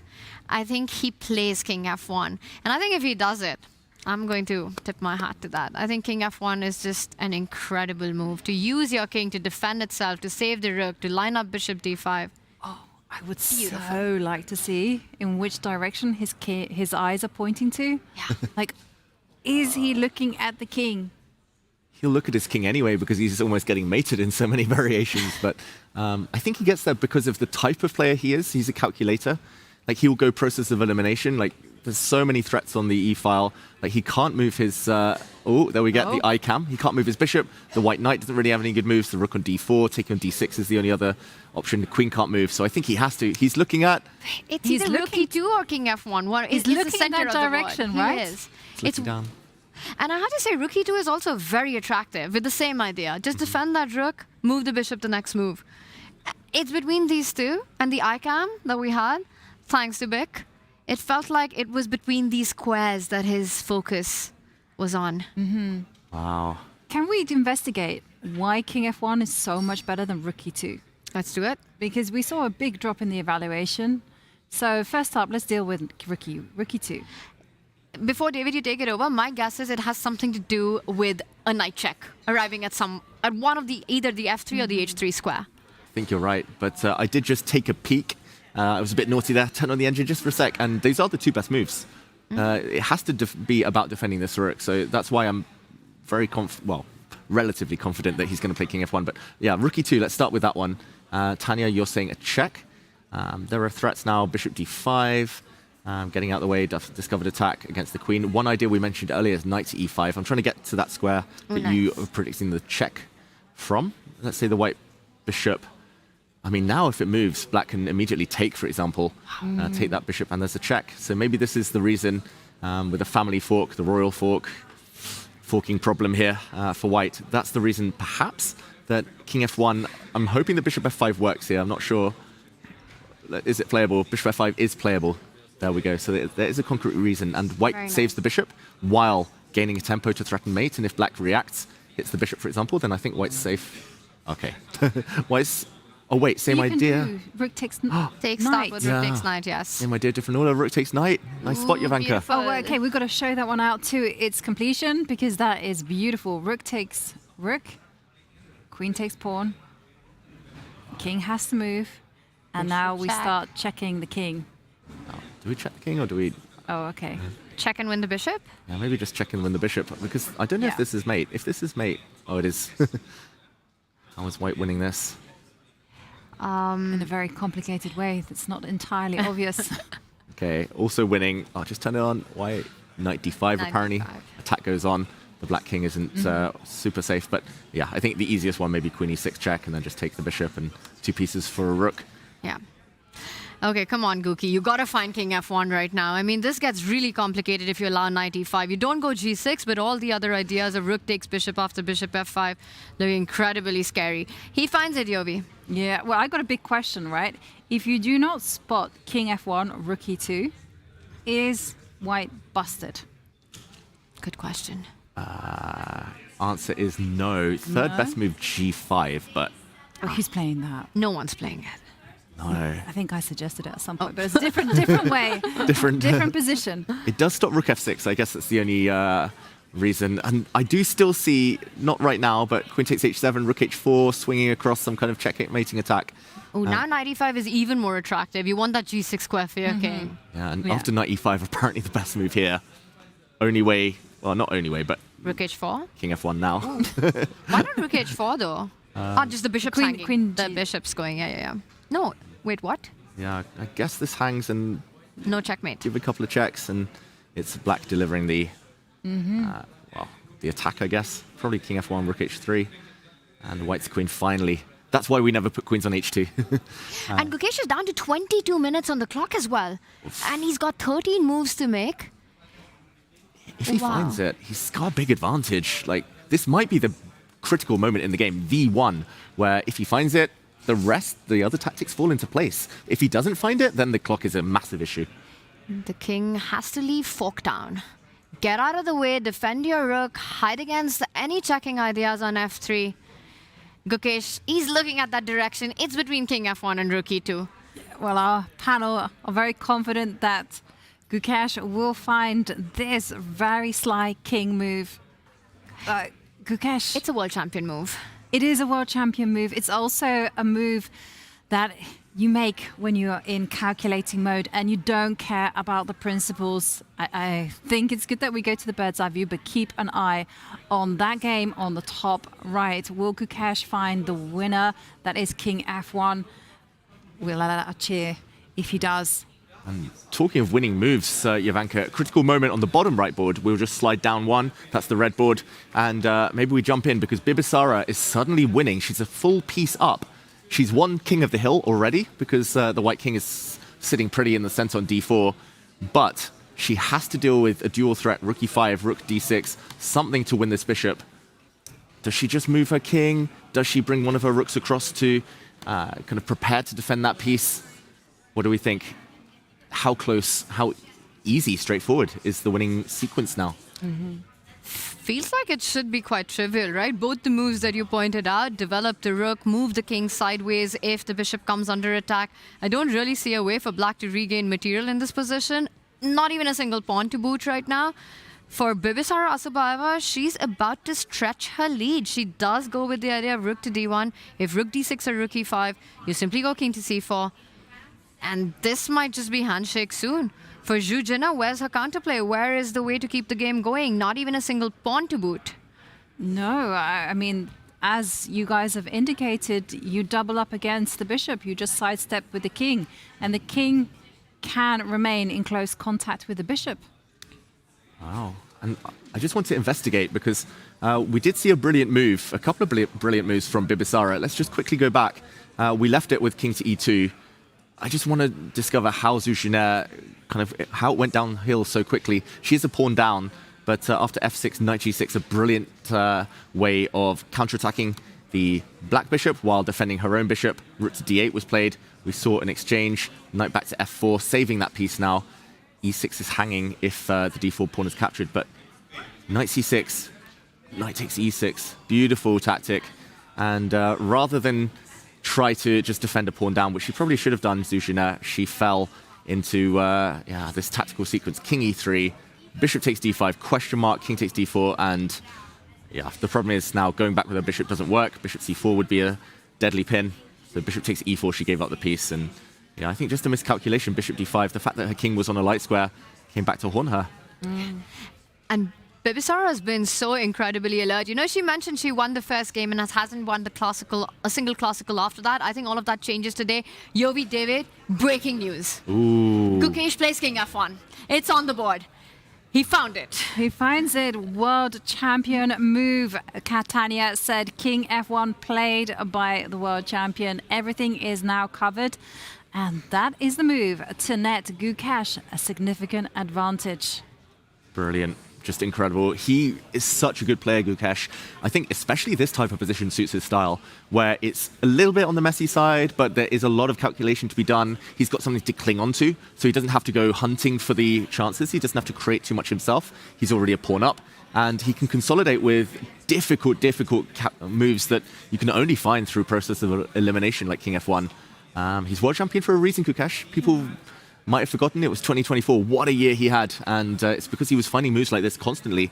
And he's got great chances now against Wesley. Yeah. Winning the candidates at 17, winning an Olympic gold at 18, and then the world champion at 18. What was his tweet, Yovi? The 18th at 18. The youngest ever. The youngest ever. And just turned 20. We'll see what this new decade brings for him. But at the minute, it looks like he's in fantastic shape against Wesley So. And if Wesley loses in the classical, then again, it is a free-for-all as to who will perhaps even overtake him. And we saw that Gukesh was about to reach for the bishop. I think he's about to pull it back on that f5 square. That's the top right board, threatening a checkmate in one, now on the h7 spot there. And Yovi, to your point, a classical win will not only shake up the top of the leaderboard, but the bottom as well. Suddenly, Gukesh is in the mix. Yeah, he will move to 9.5 points. And just to remind everyone of the standings, Wesley is currently at the top with 11.5 points. He's been chased down by Ali Reza on 10. So anything can still happen. Yeah, 2 wins in a row in Classical, and Gukesh could be in first place. So it all has to start here. He has to take down the leader if he wants a chance to win this tournament. He's not going to get a better chance than this. Pawn up against Wesley. So now with a safe-ish king as well. And here to remind everyone at home, this is the leaderboard. Gukesh not quite at the bottom, but one of the tail enders, and he will do everyone a favor by taking down Wesley if he can get that finishing touch on now, and he'll blow the race wide open. Bibisara on the other hand is going to be in the lead, assuming she converts her extra piece today, as we saw against Zhu Jinan. The others just have to try and keep pace. Bibisara looks like she's all set to extend that lead with that win. But right now, the biggest questions are for the tournament leader in Norway chess. A checkmate in one being threatened. Is this the moment that you're looking at giving up your exchange if you're black? For Wesley, so he's got extra time on the clock. I think he has to start playing quickly to put pressure on Gukesh's clock as well. But it's such a difficult position to make quick moves, because every move, high responsibility, high cost. Right, and actually, looking at this position, we got to this, and because checkmate is being threatened, the path for Wesley to tread is actually very narrow. What can he do? If he goes g6, we saw we have problems with a sacrifice, so that means that h6 is the only try, and that's not pretty. Yeah, checkmate threatened. I had a suggestion, but I don't think it quite works. Queen takes, yeah, it's simply g6, h6, or you sack the material. I don't think he will even dream of playing a move like Queen G8, way too passive. Yeah, H6, I think, as we point out, is the best. For anyone who's just joining, G6, dealing with the mate threat, would lose on the spot due to the brilliant Rook takes E5, and the Black Queen simply overloaded. The White Queen swoops in, check, and another check will pick up the bishop. So we saw this. H6 game goes on, but I wanted to suggest a queen sacrifice because we saw something similar earlier. Rook takes bishop. Ivalbar doesn't like it. I really wanted to play knight f3. Again with the fork, something we saw earlier, giving up the queen and just calmly taking back. Black would be a whole queen down for just a bishop. But yeah, there is a threat of rook e1 in some lines. There is a threat on the queen, on the rook. Are you just making a case that you moved the queen away and you're saying, sure, give me a check on e1. I'm going to go with g2 and I'm going to just start fighting and running away with my king. Maybe take on these... Oh. Take on d4, or maybe I can... No, I wanted to take on d6 with the queen, but yeah, this looks good. This... Yeah. That would have been perpetual, so queen takes d6 you wanted to play. Oh, but doesn't help. Check. Maybe I have a draw here with a knight. Coming back and forth between f3 and g5, no matter where you go. Please show where I shouldn't go. Definitely shouldn't go to h5 for many reasons. There's checkmate in one. There's also various ways to delay it. Just bishop e8 first.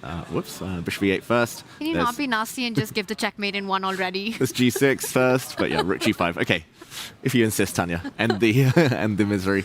The king has ventured too far. So, okay, we haven't refuted it yet. This queen sacrifice. Oh, that's a very creative idea. So okay, let's work through the candidate moves. What about queen h5? But let's do it. Let's do the checks again. Advantage. Okay, check. And now check. I say check. I mean, also tempting to take this rook. But I guess any capture, the white knight will throw itself in the way. No more fun. So rook g1 check. Have to come up the board. Yeah, this is really clever, Jovanka, because... But you lose the queen? Oh, I know what Jovanka wants. Oh, not this way. King g3, sorry. Yeah, I wanted to go rook takes d6. Yes. That was it. That was stunning. Yeah. Well, I don't know whether it was stunning. It but is. You're hitting the bishop in checkmate? Yes, that is true. Yeah. Beautiful line. Beautiful. White's going to be up at least a pawn or two come the end of this variation. I don't know why king on g4 wasn't winning, but king on g3 is. Chess is mysterious. Is it because you'll have rook h4, rook d4? Maybe. Yes. So I wanted to go here, and in this position, rook check. Oh, no. But the bishop is still hanging in that line. Maybe it's something to do with a fork, like knight e5, when rook takes c6 happens. You just move. Rook h6. No, but d8 is checkmate. D8 Sorry. Checkmate is still. Sorry. What is this engine seeing? Oh, that is g6. beyond our eyes? That's good. No, g6, f6. g6. No, g6. Yeah. f6? 6. But now the rook's defended, so there is time for a check. No, you go. Yes. And get your king out. Yep. Oof. This is a minefield, a tactical, like this skirmish that's about to happen. Like, I think Gukesh has worked something out, but it's terrifying. Especially when you have about 19 minutes on the clock and there's no increment and you still have 11 moves remaining.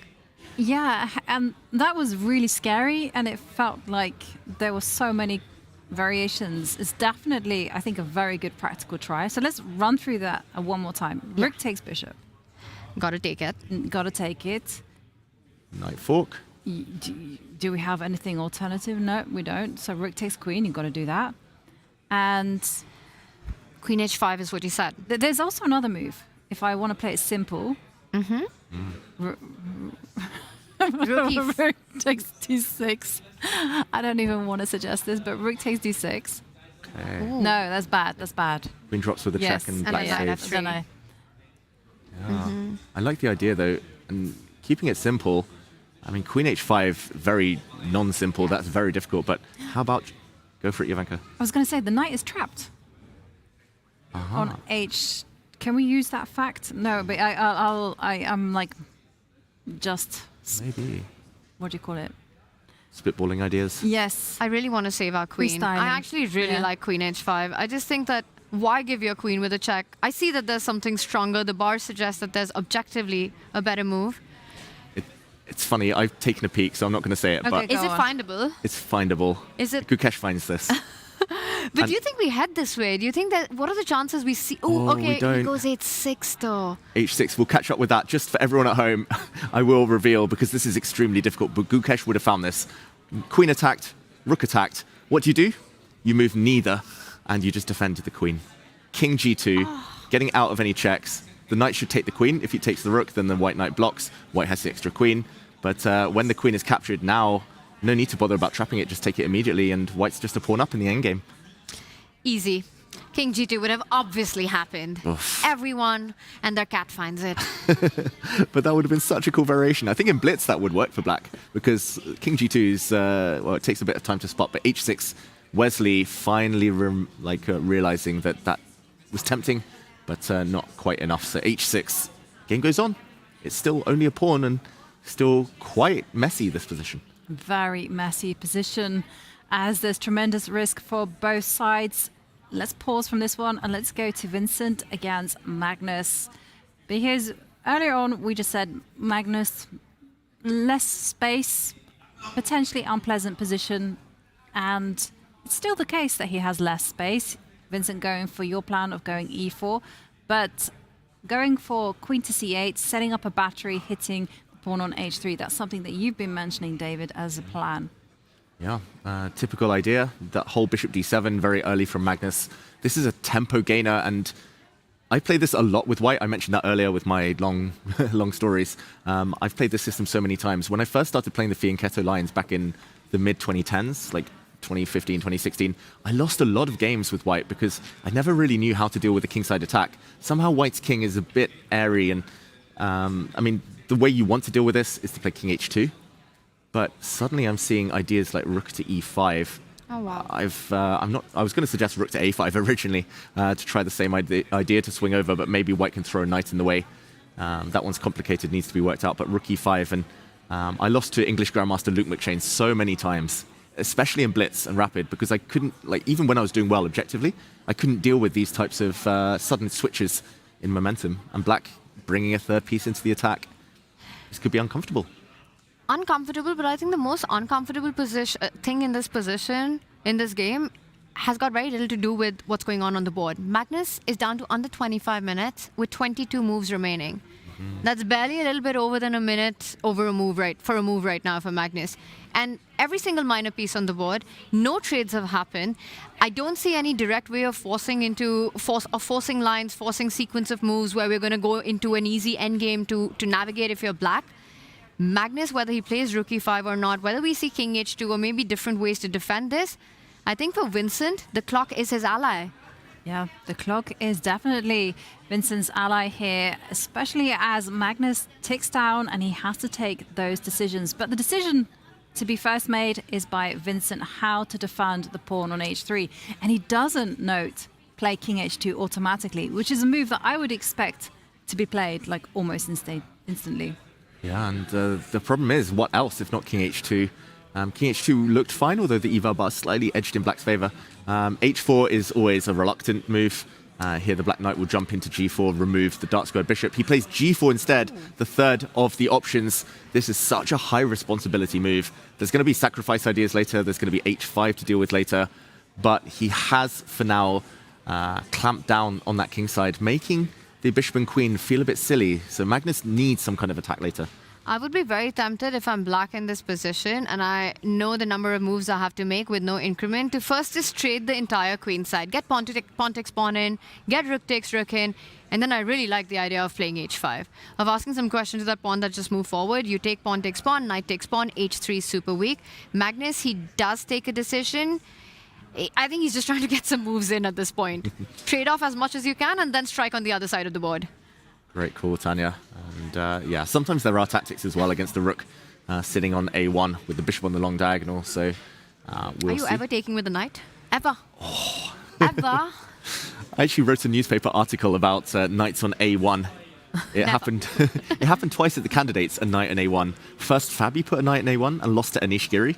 Really instructive game, one of the final few rounds there. And then in the last round, Fabi learned from that. He was on the other side, forced Yesipenko's knight to a1, never let it out, won a game. And also there's a funny Vaikensee story about that. So Hans Ray also put his knight on a1 and it wasn't a good knight on a1. So a club decided to call themselves the Knight a1 Club in honor of this terrible knight. Hans Ray did not approve. And Vincent Karma doesn't approve. He does recapture with the rook, but now you need to watch out for all the ideas around the longest diagonal on the board where the bishop and g7 nicely lined up against that rook. My eyes are now shifted towards that right flank. The move that you mentioned, h5, feels like the most critical move in this position. Everything eyeing the g4 pawn, asking for a decision on it. And you simply go f3 to keep things consolidated. Yeah, probably f3. I guess he can calculate g5 as well, but that's asking for some sacrifices. And Magnus asks the question. You're going to find out, Tanya. Great move. And why not? Why not just nudge white on the side he's slightly weaker? And that's why I was talking about like rapid and blitz. This is uncomfortable for white. Vincent has 42 minutes, so probably finds a way to defend, keep control. But yeah, suddenly it's black creating some kind of initiative. Kaima has to go ahead in hands and calculate all the lines and always look at the king side with one eye on that rook on a1. You know, any ideas of the black knight capturing on e4, for example, in these kind of positions, not only eyeballing the g4 pawn, once that knight from f6 moves away, huge pressure on the diagonal. Vincent Kaima has to be tactically very aware. And like I said, it's a change of approach here from white. You know, g5, that's very ambitious, very, very risky. I don't think we'll be seeing that from Vincent. I think instead he's going to go for a move that you two have been pounding the table for, f3, lock it down. But can we check g5? Because I know why you're hesitant to go towards it. It's all the sacrifices on h3, bring the queen into g4, take that bishop. And it looks I'm worried really about scary. the light square. So yeah, we can look at it, but I don't think that Vincent's going to play it. But go bishop takes h3. Boom. I knew it. I knew that Yobi wanted this. Yes. Knights are overrated anyway. Like, who needs a knight? Especially if the knight would be on g8. Who needs that piece? Go for the king. Okay, pawn takes knight. In for the penny, in for the pound. And now if you go queen g4, there's at least f3. Yes. Defending the bishop with the queen. But this bishop takes bishop instead. And that one is slightly concerning. And I'm being British with the slightly. Very polite. Just a little bit. Just a little Tiny bit. tad bit right there. A wee bit interesting. Okay, king White's getting f1. checkmated on the other side. King f1, a la Gukesh. Yeah, but I was also worried about Okay, there's some checks, but I'm worried about like a Frenchy thing happening with h5, h3. Why is it a Frenchy thing? Because they do this in the French. Oh, just like give up pieces for the h-pawn. Yeah, no, yeah. Okay. Well, they don't give up the whole army, but they definitely go bishop takes pawn, and then I'm thinking h4, h3. Nice. As Bishop takes pawn, and yeah, just white is a bit tied up. Like on this diagonal, there's some issues. Not sure where the white rook goes. Knight e5, knight f3. This is maybe even more of an initiative than Wesley was able to generate, and just at the cost of 1 point, piece for 2 pawns. Yeah, the h-pawn's a menace. This is how I'm getting trauma flashbacks. This is how I lost so many games when I first started playing this system with white. I don't think Vincent can allow this, or at least in practical terms, he might live to regret it. So f3. Yeah. Ooh, and he does it just as you say. So g5, too terrifying. Even if objectively it was the best move in the position, but as a human, you just don't want to walk into those lines, allowing the black queen forward. Magnus Carlsen ready with his response. Trades on g4. You take capture towards the center. Now also threatening ideas. If you're white, I know wishful thinking, but king f2, rook h1, bishop h6, line up the queen and the rook, and then give checkmate. I think it's more than wishful thinking. I think it's very plausible. Barring there be no sacrifice on g4, why not? I would be looking in that direction as well. Oh, this has been such a well-played game by both sides. I've got to praise them both. Magnus is currently on 99.2% accuracy. Vincent's on a mere 98.5% accuracy, but both players playing fantastic chess. I think, though, like, Magnus doesn't have to worry about being cramped anymore, like with rooks off the board. His pieces actually have some harmony, so he's been playing great, Magnus, ever since maybe that slightly suspicious opening. And yeah, Vincent up on time, no issues yet. He just has to watch out for all these knight takes g4 sacrifices in the near future. And maybe that's the point of this last move that Magnus played, right? It discourages Vincent from the plan of the king left, get the rook to the h-line, try to threaten some checkmating ideas. Knight takes pawn, and so many of those positions will come with a check and a fork. Yeah, absolutely. It's a position now where both sides have their chances, and it's getting close to that time where the clock starts ticking down and the pressure is on for our players. So we're going to take a quick break. Now's the perfect time to stock up on your drinks, your cups of coffee, your cups of tea, and just get motivated and get sharp for what is to come ahead. See you in a few minutes.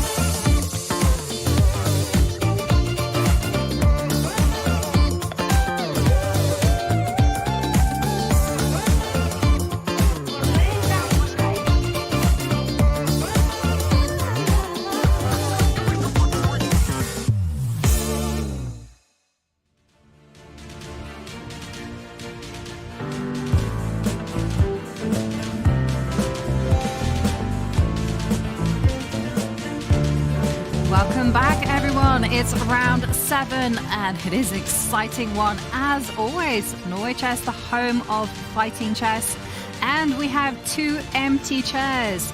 You can see from the Kings that it is our first decisive result of the day.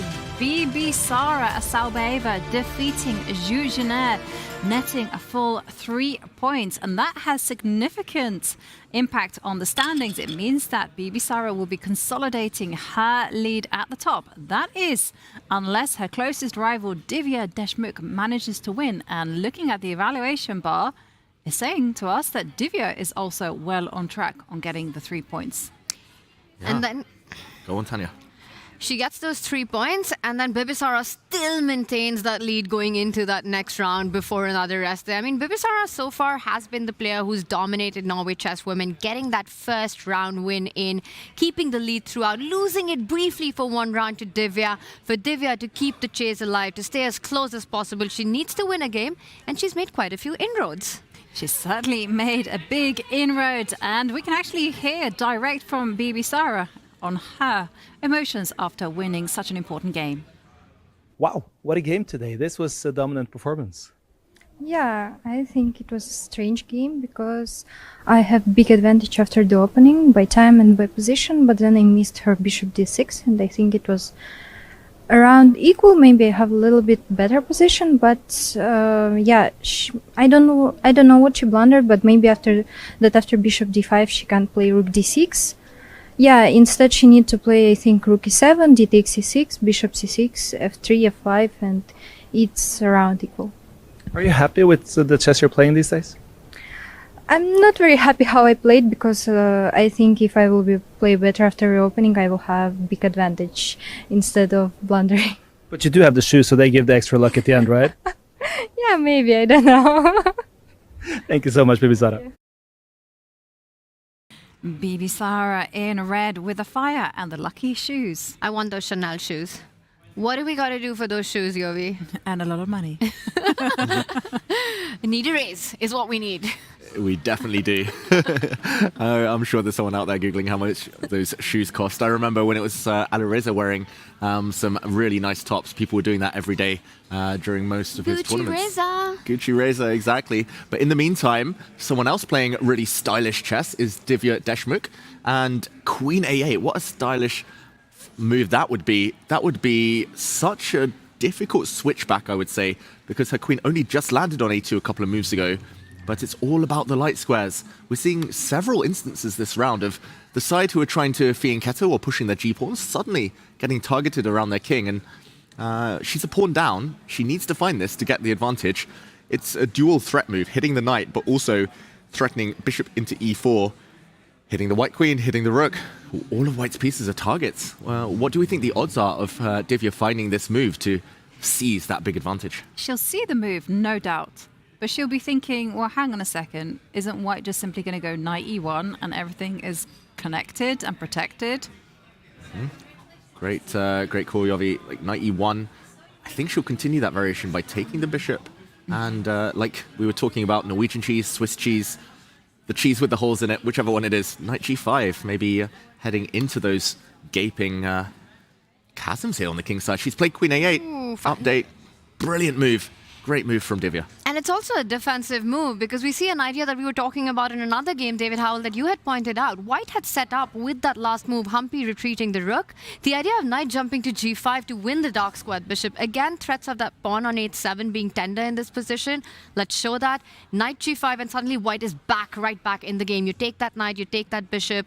You're screaming for a bishop pair in an open position, and suddenly it's everything to play for with the bishop lining up at the center of the board. So queen to a8, not only coming in with a threat, but fighting against the counterplay that Humpy had set up.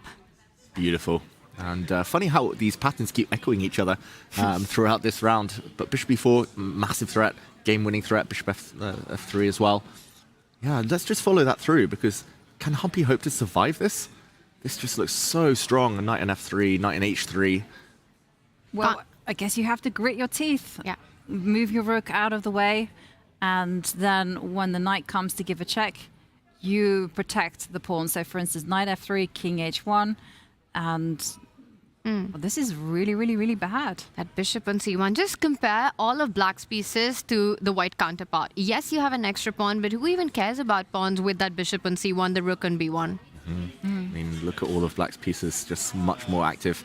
I'll leave the rook on f8. That's not yet in the action, but these pieces way more active than Actually, the white can you ones. just kind of clinch it by putting your rook onto d8? Now, the reason why I'm saying this is because if that rook hadn't been there on d1, you could go knight e1, and that would be the end. Oh, just to show, and if white takes the time out, play b3. Whoops. Beautiful. Every time I commentate with Judith Polgar, she's always like hitting me with knight e1 tactics. Yovi, it's your turn. Why, thank you. But although it wasn't the best move, though, according to the engine. Looks good enough. But yeah, instead of rook to d8 in that position, I mean, knight e1's the most logical move. Maybe queen d1 as well. But let's say knight e1. Yeah, what would have been the strongest Knight move? e1 on the board, so we might see this happen. Okay, played by Humpy. A trade on g2 and the knight jumping to g5, aiming for those light squares. Looks like a very natural follow-up for Divya right now. I really wanted to get something like knight h3. And if the king goes to h1, I just wanted to show off and play something like queen e4. Oh, wow, it does work. Okay, queen e4. And queen f3 was also probably very good, but just to show there are tactics. I feel like I'm underselling it a bit for black here, but black wins back her pawn and still with a big advantage. So, okay, we'll see. Knight e1. Divya feels like she's on the brink of at least keeping pace with Bibisara. And that would be quite a comeback win for Divya after the last few couple of days here in Oslo. Beautiful position. It's also a very Divya position and something that Humpy is not enjoying at all. To be under attack, to be under pressure, to be low on the clock with 20 moves remaining and 12 minutes to defend a very scary looking attack on the king side. It is very scary indeed. In fact, the valuation bar is telling us that Humpy is objectively lost. We'll see whether Divya manages to find knight g5. It's very much in her style. Let's move away from this one and go back to that super sharp game between Gukesh and Wesley, because Wesley has been in the tank for a while, but he's just made a move. Yeah, breaking news. Wesley So is going for it. He's sacrificed the exchange. And now an only move for Gukesh to keep the advantage. We have to do a quick action replay. We last left it after bishop f5, threatening mate, was met by h6. Gukesh thinking, made a small mistake. Here he had plenty of options. Apparently, rook takes d6 would have been a good sacrifice, winning the knight afterwards. Although this is difficult. Queen h4, as we'll see in a moment, maybe a better square for the white queen. But this was tough. He played knight d5, very natural move, trying to blunt the strong dark, the black bishop here, the light square bishop on c6. Rook takes f5, played by Wesley. And now queen f7, double hit, both on d5, f5, but more importantly, I think, knight f3. We've talked about that fork before. That's going to hit all the pieces. And now queen h4, the only way for Gukesh. Everything's hanging, and what do? You counterattack against the black rook. Tanya, do you think he'll spot it? Big question. He has to do it really fast. It's not just about this move, but the next 9 moves that he'll probably be needed to be accurate right now. Queen h4, I'm trying to look a bit into the future ahead here. You hit the rook, not giving black the time to capture the knight or the pawn. Rook to e8 or rook to f8, one of these two moves. You still haven't solved the problem of knight f3, or bishop takes knight, or queen takes pawn. How are you fighting against all these 3 threats with one single move? This is difficult. I mean, I've just taken a peek. Apparently, queen to e4. Pinning, self-pinning. You name it, at least something on the e-file. This is so insanely counterintuitive and so difficult for a human. Gukesh has 10 minutes for 10 moves, or 9 moves now. I think queen h4 is findable, but the follow-up is incredibly difficult. And queen h4, the idea in some lines is to play knight e7 as well. That's difficult. The problem with queen h4 is that you get the feeling that you're still not hiding against knight to f3. You're still placing the queen on a vulnerable spot. Yes. So your mind isn't going in that direction. The only argument you can make for it is that it comes with a tempo. But you know one thing? I think queen h4 is findable, and maybe even queen e4, because everything else loses material. You know, literally, like as you mentioned, Tanya, knight f3 is coming, and you can't do anything about that. So if you drop the knight back, do we have a move? Not yet. Not yet. Oh God, Gukesh has got to be feeling the pressure on the clock now, reaching the 9-minute mark, about a minute per move for the world champion. You can't move the knight out of the center of the board. You've got to find a square for the queen. The blue arrow says only move to keep the advantage. Does Gukesh find it? The computer points out that Queen H1 is maybe the next best. Really ugly self-pin, just to defend the knight, just to control F3. I think maybe he'll play a move like Queen G2 or Queen H1, just because those do cover the squares. But that would allow Wesley back in the game, and White would have a clumsy construction, loose pieces all over the place. Gukesh there looked at his score sheet nervously. He knows it's 9 moves to make in a really, really topsy-turvy position. No stability at all. So much about nerves right now, as much as calculation. It's anything but a simple position and a simple problem to solve. It's not just finding Queen H4, it's finding the next move. And the next one after that, you put the queen there. Black side steps with the rook. You line up your queen around those 1 million pins that you pointed out. Black can get the queen forward to H5. I'm still not seeing this as line over. It's not a great move, but it looks scary. Queen H3 check coming in. Yeah, and maybe actually in this position, if rook to F8. He goes Queen G2. He goes the wrong way. Wow. Double question mark, apparently. That's not because it's a losing move, but it isn't the best. The advantage is gone for the first time in this game, or at least since the opening. Wesley is back on level footing, but he needs to be accurate himself. Yeah, and I gotta say, Queen H5, not necessarily the most intuitive move, because it's just driving home the point of Knight F3. A lot of us, myself included, would go, take the pawn. He does it. Take the pawn, okay. He grabs it. And now again another blue arrow. Only moves, one after another for Gukesh to find. And no time on the clock. And we should point out, not only did Wesley kind of miss the best move, that's why the red crosses appeared, but I think he's being ambitious. I don't think he played this move because necessarily he missed Queen H5, although that might have been the case. It was difficult, as we say. But taking this pawn, just to very quickly mention, if Rook E3 now, the blue arrow pointing out that move. If the black queen were on H5, there would be a nasty, nasty check on the D1 square. That's why H5 was better than F5. But that's difficult to see. You need to dig so deep. Wesley's playing partially with an eye on the clock. Can I just mention an absolutely crazy point, and maybe irrelevant, but I'm going to say it anyway. David, I see the difference between Queen G2 and the H1 square you pointed out earlier for the queen.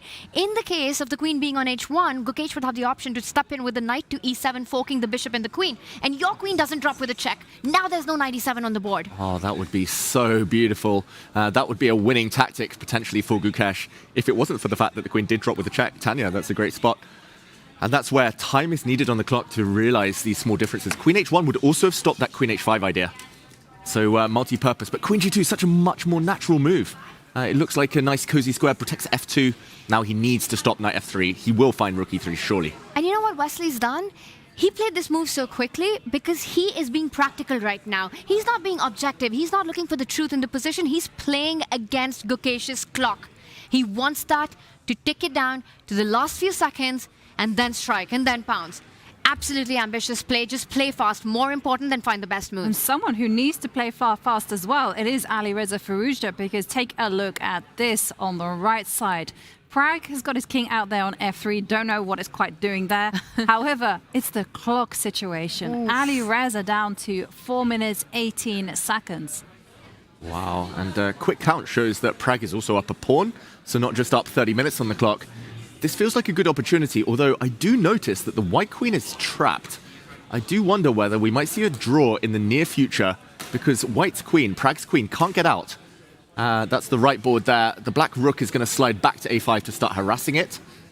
And maybe we'll see a repetition, but for now, the game continues. Alireza is the one who needs to force the draw before it's too late, before he runs out of time. And, okay, I know it's Prag to play, but is Alireza's threat simply to go rook A6, rook B6, and then keep the queen honest in that direction? Exactly. Something to do with harassing the white queen. We'll just quickly step to this game. The queen can go to C6 and try to escape via C8 and maybe out via H3, but it looks a bit weird, and white's king is an issue. If black gets time and puts the queen back on A8, just like Divya, there might be some tactics on that square, and hitting the white king. Not easy for Prag. 0.0 almost. Small advantage for Prag, despite the fact he's up a pawn. And we've been talking about one break in this game, which still hasn't happened. At some point, Prague wanting to step back with that king, trying to get f4 in as well. But first, questions to be answered about that white queen there. Ali Reza, 4 minutes on the clock, 9 moves to be made in this one as well. Super tensed. Yeah, I think it is the draw on the spot. If Prague doesn't play queen to c6, just to point out for everyone at home, the most natural move in my eyes, other than queen c6, would be maybe to slide the king back to safety. But then Black will close the door. Black can play a move like rook to d8, and there's nothing White can do without giving material back. For example, h4, rook a5 hits the queen. You can never step back to c4. You get trapped. And if you step to c6, then it's similar to what Jovanka was pointing out. Queen c6, the rook continues the harassment of the queen forever, and we see a dance and a repetition. Why are we not counting knight c4 as a resource for Prague to take control of that square? Ooh, great call. Rook b8, I still have the c6 square for my queen to run away. Aha, in this position. After Yes. rook to d8. Ooh. Good move. I guess c2 At least the is game hanging. goes... Oh, yeah, the c2 pawn. e5 is also hanging. Queen c6 coming in then. The game goes on. Game goes on. Maybe Black takes a timeout, defends the e5 pawn, and threatens to trap the queen. And if White deals with that, c2 still hanging. David, I don't know. I feel that Prague's going to try to flag Firouzja here. If there's no direct way to force a perpetual with rook d8, Firouzja has to be incredibly fast. Well, that's something that he knows how to do. Yep, he is the one-minute man in. Loves playing bullet, super speedy. I think queen c6, trying to get the queen out, hitting the knight, gets time for queen c8, and queen out the whole way. The queen side holds itself, all the pawns. I think this is the way for Prague to try and play for a win, if he's inclined to do so. Yeah, that is definitely something that Prague will be calculating. He will be trying to play for the win. He's currently in the last place. Big blunder by Wesley. So, okay, we've got to go there. Let's head there directly between Gukash and Wesley, because Wesley, if he loses, well, Gukash is back up there. Let's go. Oh, wow. This feels like a blitz game almost. Wesley has 30 minutes, but he's playing so quickly. He's trying to pressure Gukash on the clock. Down to 4 minutes now to make 6 moves. The world champion, b5, a big mistake for everyone at home. Just to mention, in the last position, Wesley should have been, again, playing queen h5. Blue arrow appeared. This is the idea. He needs to find this at some point, but b5 played instead, and this is difficult still for Gukash to consolidate. He should be taking that pawn, as we see with the arrow. He moves his queen forward. A decent move, and he looks up. Oof. Checking out the move count. He's no longer writing down his moves. No time. Yeah, absolutely. And while Alireza Firouzja with 4 minutes is Speedy Gonzalez, for Gukash, it's not going to be easy. Not in this position. He's somebody who relies a lot on calculation, and for that, you need those extra minutes on the clock. Wesley trying to keep things apace right now. Do you get rid of that knight at the center of the board? Do you now go queen h5, threatening infiltration on h1 and d1? Queen h5. If the queen were already there, there would be some really annoying checks for White to deal with. So Wesley just choosing the wrong square for his queen. We should point out there's a threat. Rook to f4 is a winning threat right now. Hitting the queen, hitting the rook. So Black has to deal with that. I think Wesley might have missed this queen move. Great spot by Gukash. C takes b5 also strong, but this one more practical. Out of the pin, the white knight released. Knight e7 in the air. Knight f4. Knight jumps. Yeah. And does this mean that the black queen just has to go to h5, the move that she should have been playing? Get out of the eye line of the rook. I'd love to get that move in even now with all the checks being threatened. If you're Wesley, so you want to play moves quickly right now. Gukash, 4 minutes, 5 moves to go. Yeah, he needs to stop though, Wesley. His last move was inaccurate. He's been getting a bit overexcited maybe, trying to rush Gukash on the clock. Sometimes the best strategy is to play a few quick moves, then stop. Spend 10 minutes, the opponent's heart rate slows down. They no longer as kind of on high alert, hyper focus, and suddenly switch the pace again. Slow, fast, slow, fast. Against time trouble addicts, that's the way to beat us. My concern for Gukash is that, you know, in these kind of nervy moments at the end of the game, somehow something goes wrong for the world champion. He's been losing so many points, positions under control, winning position, slipping out into a draw. Equal position, 1 move blunders. That's been the storyline for Gukash Domaraju over the last year and a half. Yeah, and one other thing that I gotta say, it does worry me that if Wesley spends a lot of time, Gukash is going to be given that time to calculate. And he's so good at that, keeping calm.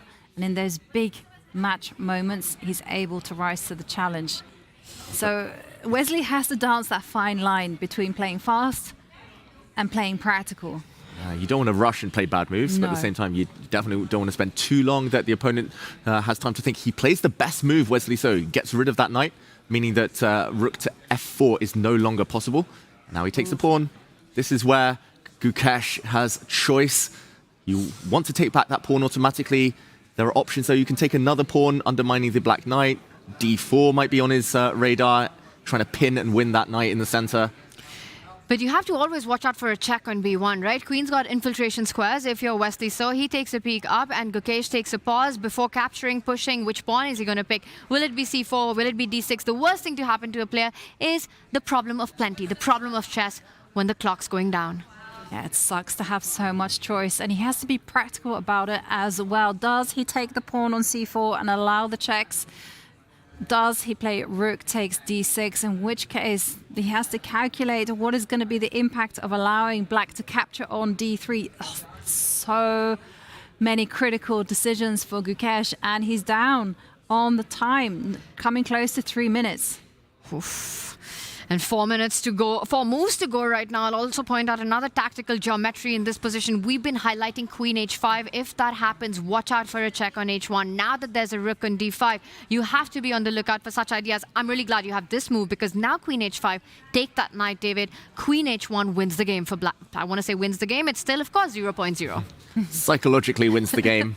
Black would suddenly be up a pawn, and Gukesh, looking up at the clock, he realizes he's got so many issues to solve, so many questions. The best move, according to the computer, is rook takes d6. But I don't think it's natural. I think if you're playing by hand, if you're playing low on time, allowing the black knight here is so scary. And the whole idea is to counterattack, go for mate. And it's actually tricky for black to deal with this. And you never want to bail out with a check on f2, because you're down in exchange. It might be the only way, though, to keep the game going. Only way to fight on. And, I mean, even a position like this, how do you evaluate this? Black has 3 pawns. He Black makes a is decision. material up. David, he takes the pawn. He takes the wrong one. Vantage gone. And now Wesley swoops in instantly with the check. Doesn't even pause. Gukesh, he's dropping the b2 pawn. And that might just be the start of what falls next. Momentum on black's side suddenly. Yeah, but it's so difficult to make that switch when your opponent is attacking you. To make that switch to go into the counter-offensive, it was so natural.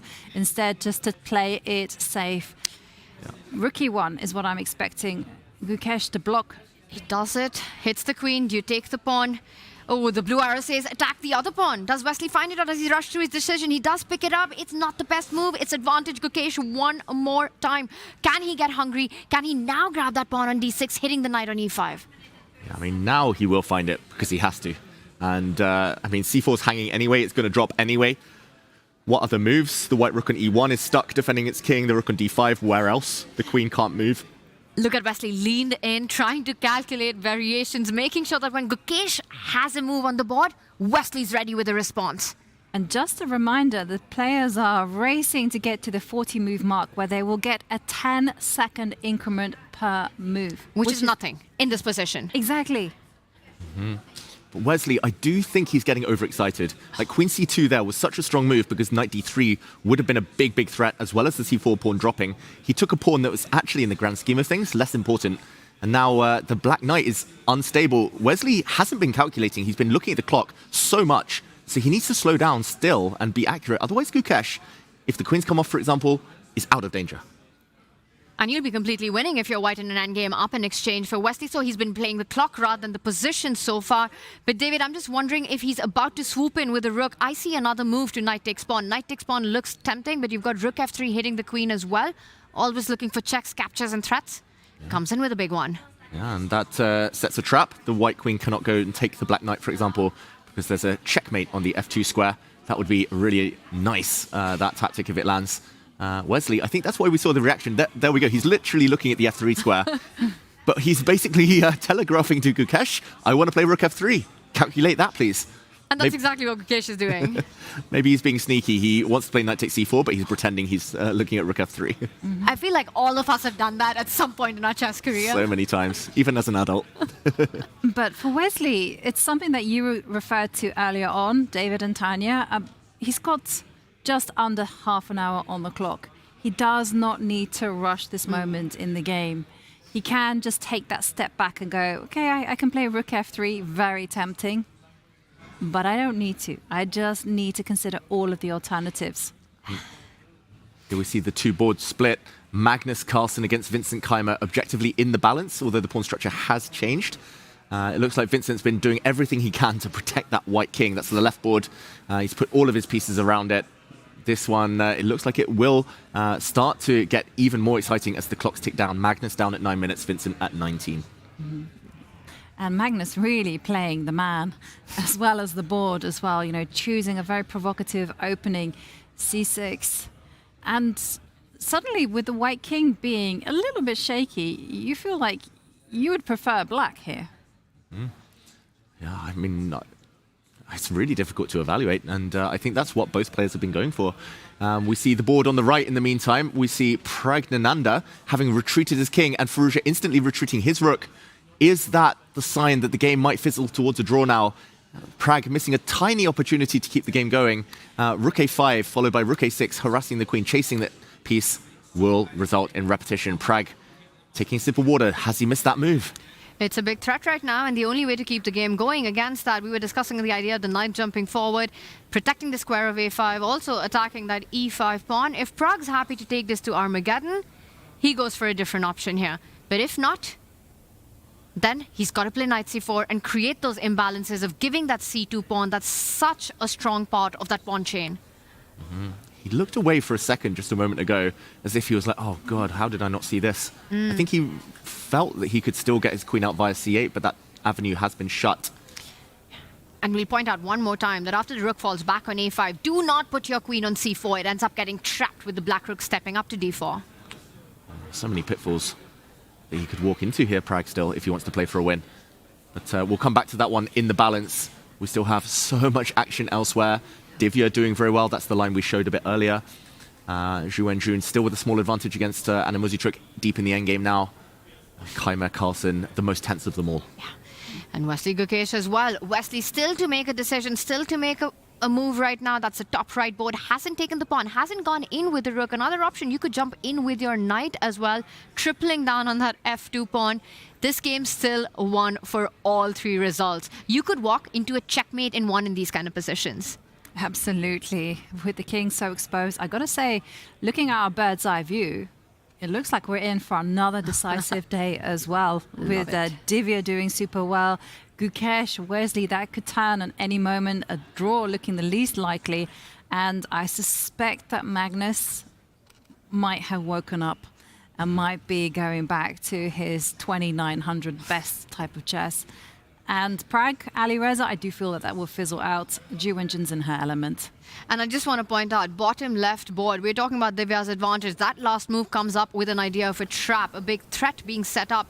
You're attacking that f2 pawn, knight takes pawn, tactics in the air. Either you place your rook on d1 first if you want to be extra flashy, or Divya saying, give me a move, I'll capture f2, deflect your pieces, swoop onto the first rank, game over. Beautiful, beautiful motif there, Tanya. Love it. And Humpy can barely move a piece. Humpy's the bottom left board. The king is cornered. The knight is pinned. The rook defensive. Queen defensive. The other piece is undeveloped. I think Divya gets the win. It looks so instructive the way she's set it up so far. But the killer blow is all she needs. Where do we jump in next? Just quick question to both of you. Okay, we will move into Divya's board, as this could be the moment that Humpy just... Let's just show it. Yeah. Let's put your idea on the board, Tanya. You were asking about rook to d1. b3 is a natural move. And look at that. The evaluation bar says no. What? I was thinking we'd take on f2 first. Rook d1 if you want to be extra flashy. But the bar says that the more accurate way to execute things is just pick up this pawn. Whoa, whoa, not as much. Yeah, because this does get into an endgame. This is the idea, Tanya. And back rank, white has to throw the knight in the way. But maybe it's not as over as it should be, as it looks. Black still with an advantage, of course, due to the pin on the first rank. Maybe... Can we try rook d1? Yeah, rook d1? Why was rook d1 not good? Rook takes. Knight takes. Knight takes. And then take the rook. Takes. Ooh, not good enough. Whoa, wow. Is it because of knight to e1? Wow. Someone's always playing knight to e1. It's either white or it's black. And Divya could fall for this because it's so attractive to go in with this line. But it's Humpy on the move right now. And not so many moves. You don't even have any options right now. Your rook tied down to defend f2. She does try to break 3 with the e-pawn moving forward, trying to develop a bishop. Can you go rook d1 or knight? Oh, knight takes pawn, best move in the position. Now it works. Even stronger because the black bishop has access to some squares. And also now she will be forced to find it because white playing bishop e3 consolidates everything, protects all the squares. Knight takes f2, let's just show it. If rook takes, then rook to d1, check will cost white her queen, it will cost white her house. And yeah, so queen takes forced instead. We'll see everything come off, knight e1, check, and at the end, I mean, there's bishop g5, there's bishop d4. At the very least, you can pocket another pawn. Divya will be a pawn up with a winning endgame. It's like Divya has Humpy's number. You know, it's almost like being a customer right now. World Cup finals, Divya winning, defeating Humpy to take the championship there. Then you come in to Norway chess. Their first encounter, Divya wins that one, and this one with the black pieces done in style so far. Yeah, like Humpy just hasn't found her momentum since that first round loss against Bibi Sara. And I'm also going to say that, you know, from an internal national rivalry as well, this has got to hurt, right? You're India #1, you're the top board, and you're playing the younger generation. You always want to assert your domination, show them that you're still boss. But for some reason, it's Divya's style of play, her aggressiveness that I think really destabilizes Humpy. Yeah, that's the thing with local rivalries, country versus country, like say, when you're from the same place, you probably literally have their phone number and you figuratively have their number. And yeah, it looks like Divya, she knows Humpy very well and she will pounce with knight takes f2, I'm pretty certain after a bit of thought. Maybe we zoom out of this game because clocks are a-ticking and still no moves. Wesley So, I think he's paused at the wrong moment. He should have paused 2 moves ago when he had all the options. And he could have kept Gukesh guessing. He could have spent a bit more time calculating. There we go. Gukesh had time to work things out. Actually makes a mistake after Wesley's last move. Maybe that's where we jump next. Magnus, Kaimer still maneuvering, still keeping each other guessing. And now a blue arrow appears. Rook f5. That is difficult. And it's difficult. One can understand the idea with the rook lift to go rook g5 at the right point, but you're basically evacuating your entire first rank to any single check that can arrive. You know, the rook's getting in, the black king suddenly not feeling safe. It wouldn't mean my top 3 move guesses in this position. Yeah, I don't think it would be me on my radar either. Like, I would be looking at the queen, lots of squares you could use for that, the knight jumping as well. Yeah, I see a check, I give a check. Exactly, I saw the check as well, and that's going to be backed up by another check because where is the white king going to move? Maybe it hides on g1. I think that's why Gukesh has put his rook on the 3rd rank. Partly to protect a3, if he wants that pawn for an endgame, if he wants to win. But mainly to protect the f3 square, that the black knight can't jump, check, and use it. But rook f5, such a tricky idea, because it wants to use this idea of knight to d2, and then when the king tries to hide on the g line, rook g5. But then can't you switch the move order? Can't you give a check and once the king was to move over, then go rook f5? Oh, great question. And maybe we can jump in and show it why rook f5 is such an important move right now for Wesley So. He does have time still, but he clearly is excited about the clock situation, so he might not think for too long. Knight d2 check is the move we're all looking at. King g2 here would invite another check, and I'm not sure Gukesh wants this, although Eval Bar says it's fine. Maybe white can block with f3, although ugly. King g1, and now you're asking the question, Tanya. Rook f5. Why not? Is it? I think it's a check and queen d3. Yeah, it must be, right? Oh. Ooh. I thought so too. I thought so too with the pin. But I guess there is a knight check. King hiding in the corner, and not that one. Whoa. Rook. No, you can't give a check. Can you do it? Where is the... It's not easy. Or maybe just queen f6? Yes. Defend the rook and come in with a mate. So the king has to go... f1? Wow, this is difficult, and Wesley has made a move. It is rook to f5. He finds it. Wow, best move. And suddenly Gukesh's huge threats to deal with. Knight d2 check, rook coming to g5. If the king ever steps across to the g file, Gukesh on the defensive. How narrow is his path?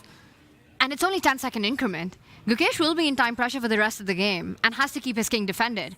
You know, Wesley might not have made objectively the best moves, but practically some great decisions here by the tournament leader. Some great decisions, and we're keeping an eye... Draw? That must be a draw. It's a handshake between Gukesh and Wesley So. Out of the blue, it is a draw agreed. Wesley throwing in the draw offer. Gukesh had no time, bailed out. And Wesley now showing a variation. Maybe we can listen in.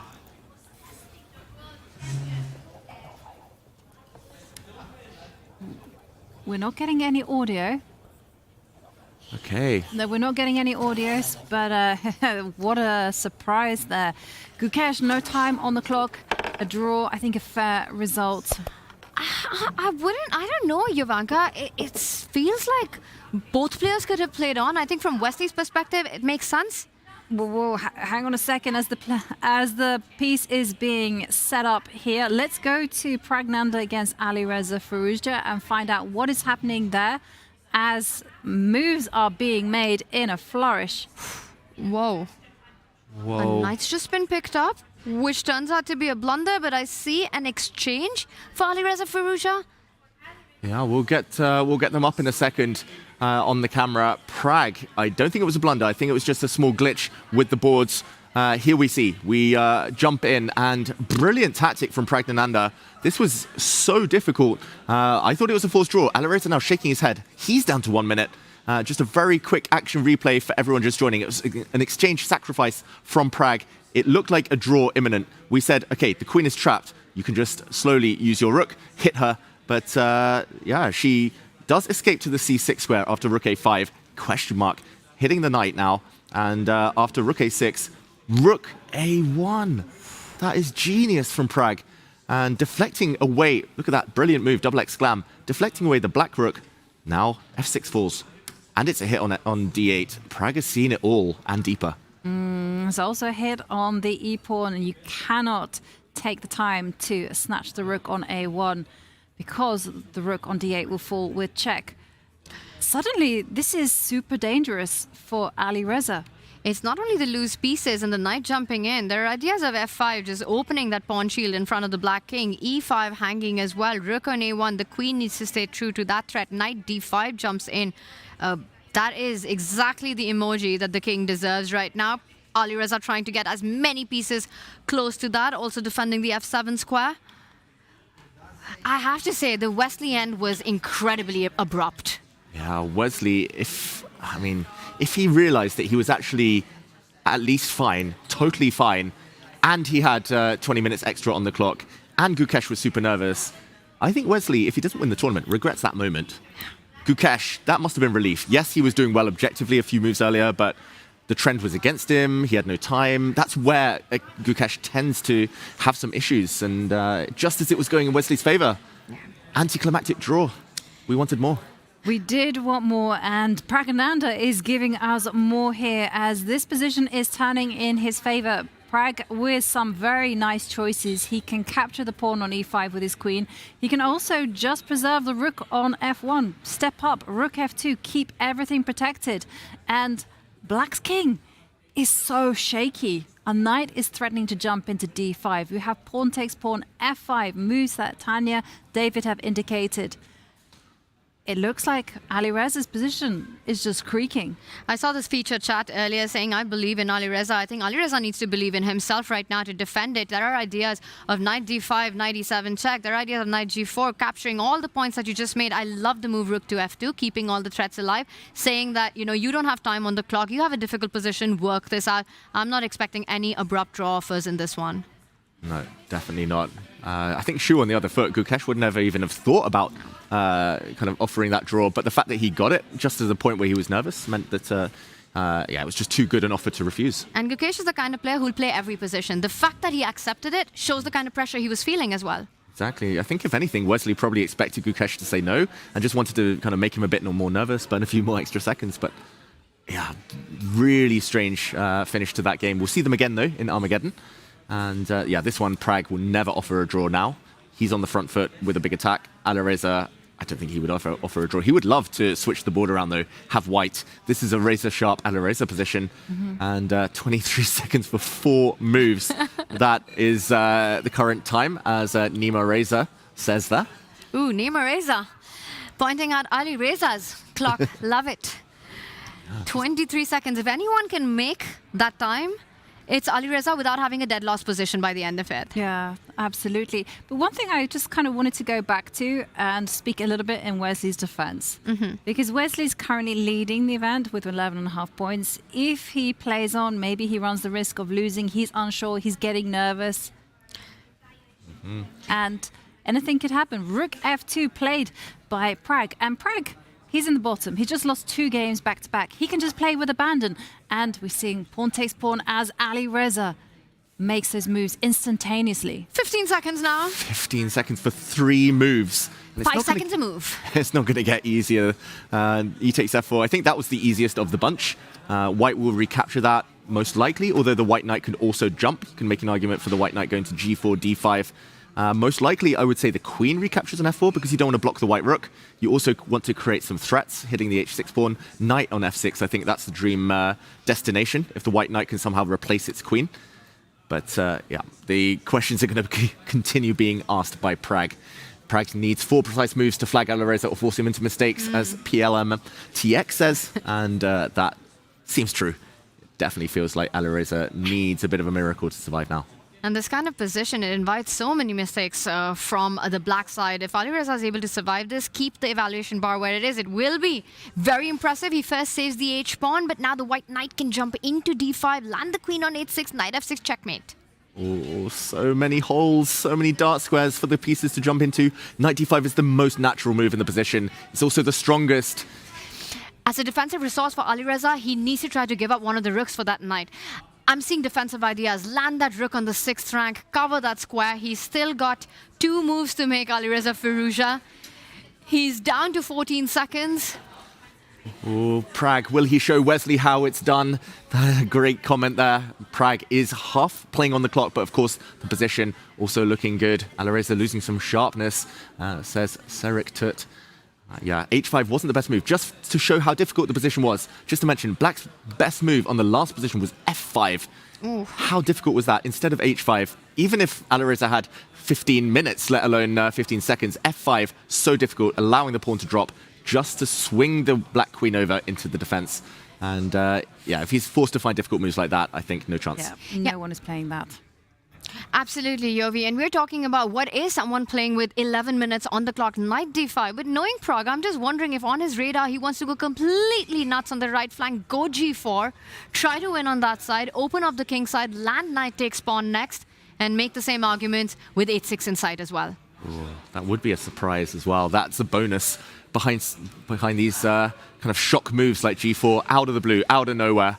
Knight D5 is the obvious one. That's what Alireza is calculating, though. So Alireza will have an instant reply lined up. Maybe there are no good replies. That's why Knight D5 should be played. But yeah, we'll see. We'll see. Prag needs to just calm himself, use his 11 minutes wisely. Maybe 1 or 2 minutes now would be a good investment. I'll just make a case that if knight D5 happens, the fact that Alireza has had these few extra seconds while Prag is thinking, he's ready to go rook back, give up that rook for the knight on that F6 square, say, I'll suffer down a pawn. It's not happy, though. It's not happy, and that is a lot of suffering. Down a pawn, he'll be losing every endgame. Queen's still in the mix, though, maybe some chances. But yeah, he might try and find another way to defend. Who knows? But I agree with Harley D, by the way. Ooh. Good call there. I don't think Prag wants to go to an Armageddon against Speedy Gonzalez here. Exactly. He also wants revenge for the first half of the tournament where Prag went down to Alireza in the classical. Well, it's a matter of pride for Prag. He's just suffered 2 back-to-back losses. He knows that if he wants to make any inroads into the standings, he has to strike in the classical. He has to get those 3 points. And now, big question, knight to D5. Will that fall into Alireza's hands? Rook A6, what we're expecting. G4 is another suggestion. Blast things open. 6 seconds. He goes in with the knight. Big threat. Queen H6, knight F6. Alireza ready with his response. 1 more move to make with 10 seconds on the clock. F5. Pragnananda needs to find the best move. Queen to G5. It's a killer. Not only hitting an all-important pawn on G6, but allowing the white knight to threaten more checks. Looks super strong. Also very natural. Alireza will be calculating this, so Prag will want to calculate deeper before he makes that move. But it will likely end up on the board. And I love that Alireza did not fall back with the rook, even if objectively it was the move to be played, because you're only delaying the inevitable. Here, you're trying to just go into complete chaos. You're hoping for miracles, but you're creating your chances. Yeah, and F5 may be coming as a surprise to Prague. Because, he would have been calculating rook a6, moves that give back the material. Instead, Alireza's just rolling the dice. Queen to g5, queen to g7 is the move that both sides will be relying on. And I think this is definitely calculable. It's all forcing moves. Queen g5 threat, the black queen slides across to g7. I think white can just, e5's very tempting there to get a knight to f6, but also e takes f5 to be calculated. There are ideas of knight e7 check. All the black pawns on this side, the 3 black pawns might just drop off the board. Want some GM advice right now. If Pragnananda wants to flag Alireza on the next move, only one move remaining, what's the shocker you want to make here? What's the spanner in the works? You cough, you look over his shoulder and be like, look at that! And then make a move. And then you make a move. Knight c7, could that throw you off? But the thing is, though, Alireza's so fast. He's got really good instincts. I don't think anything is going to throw him off.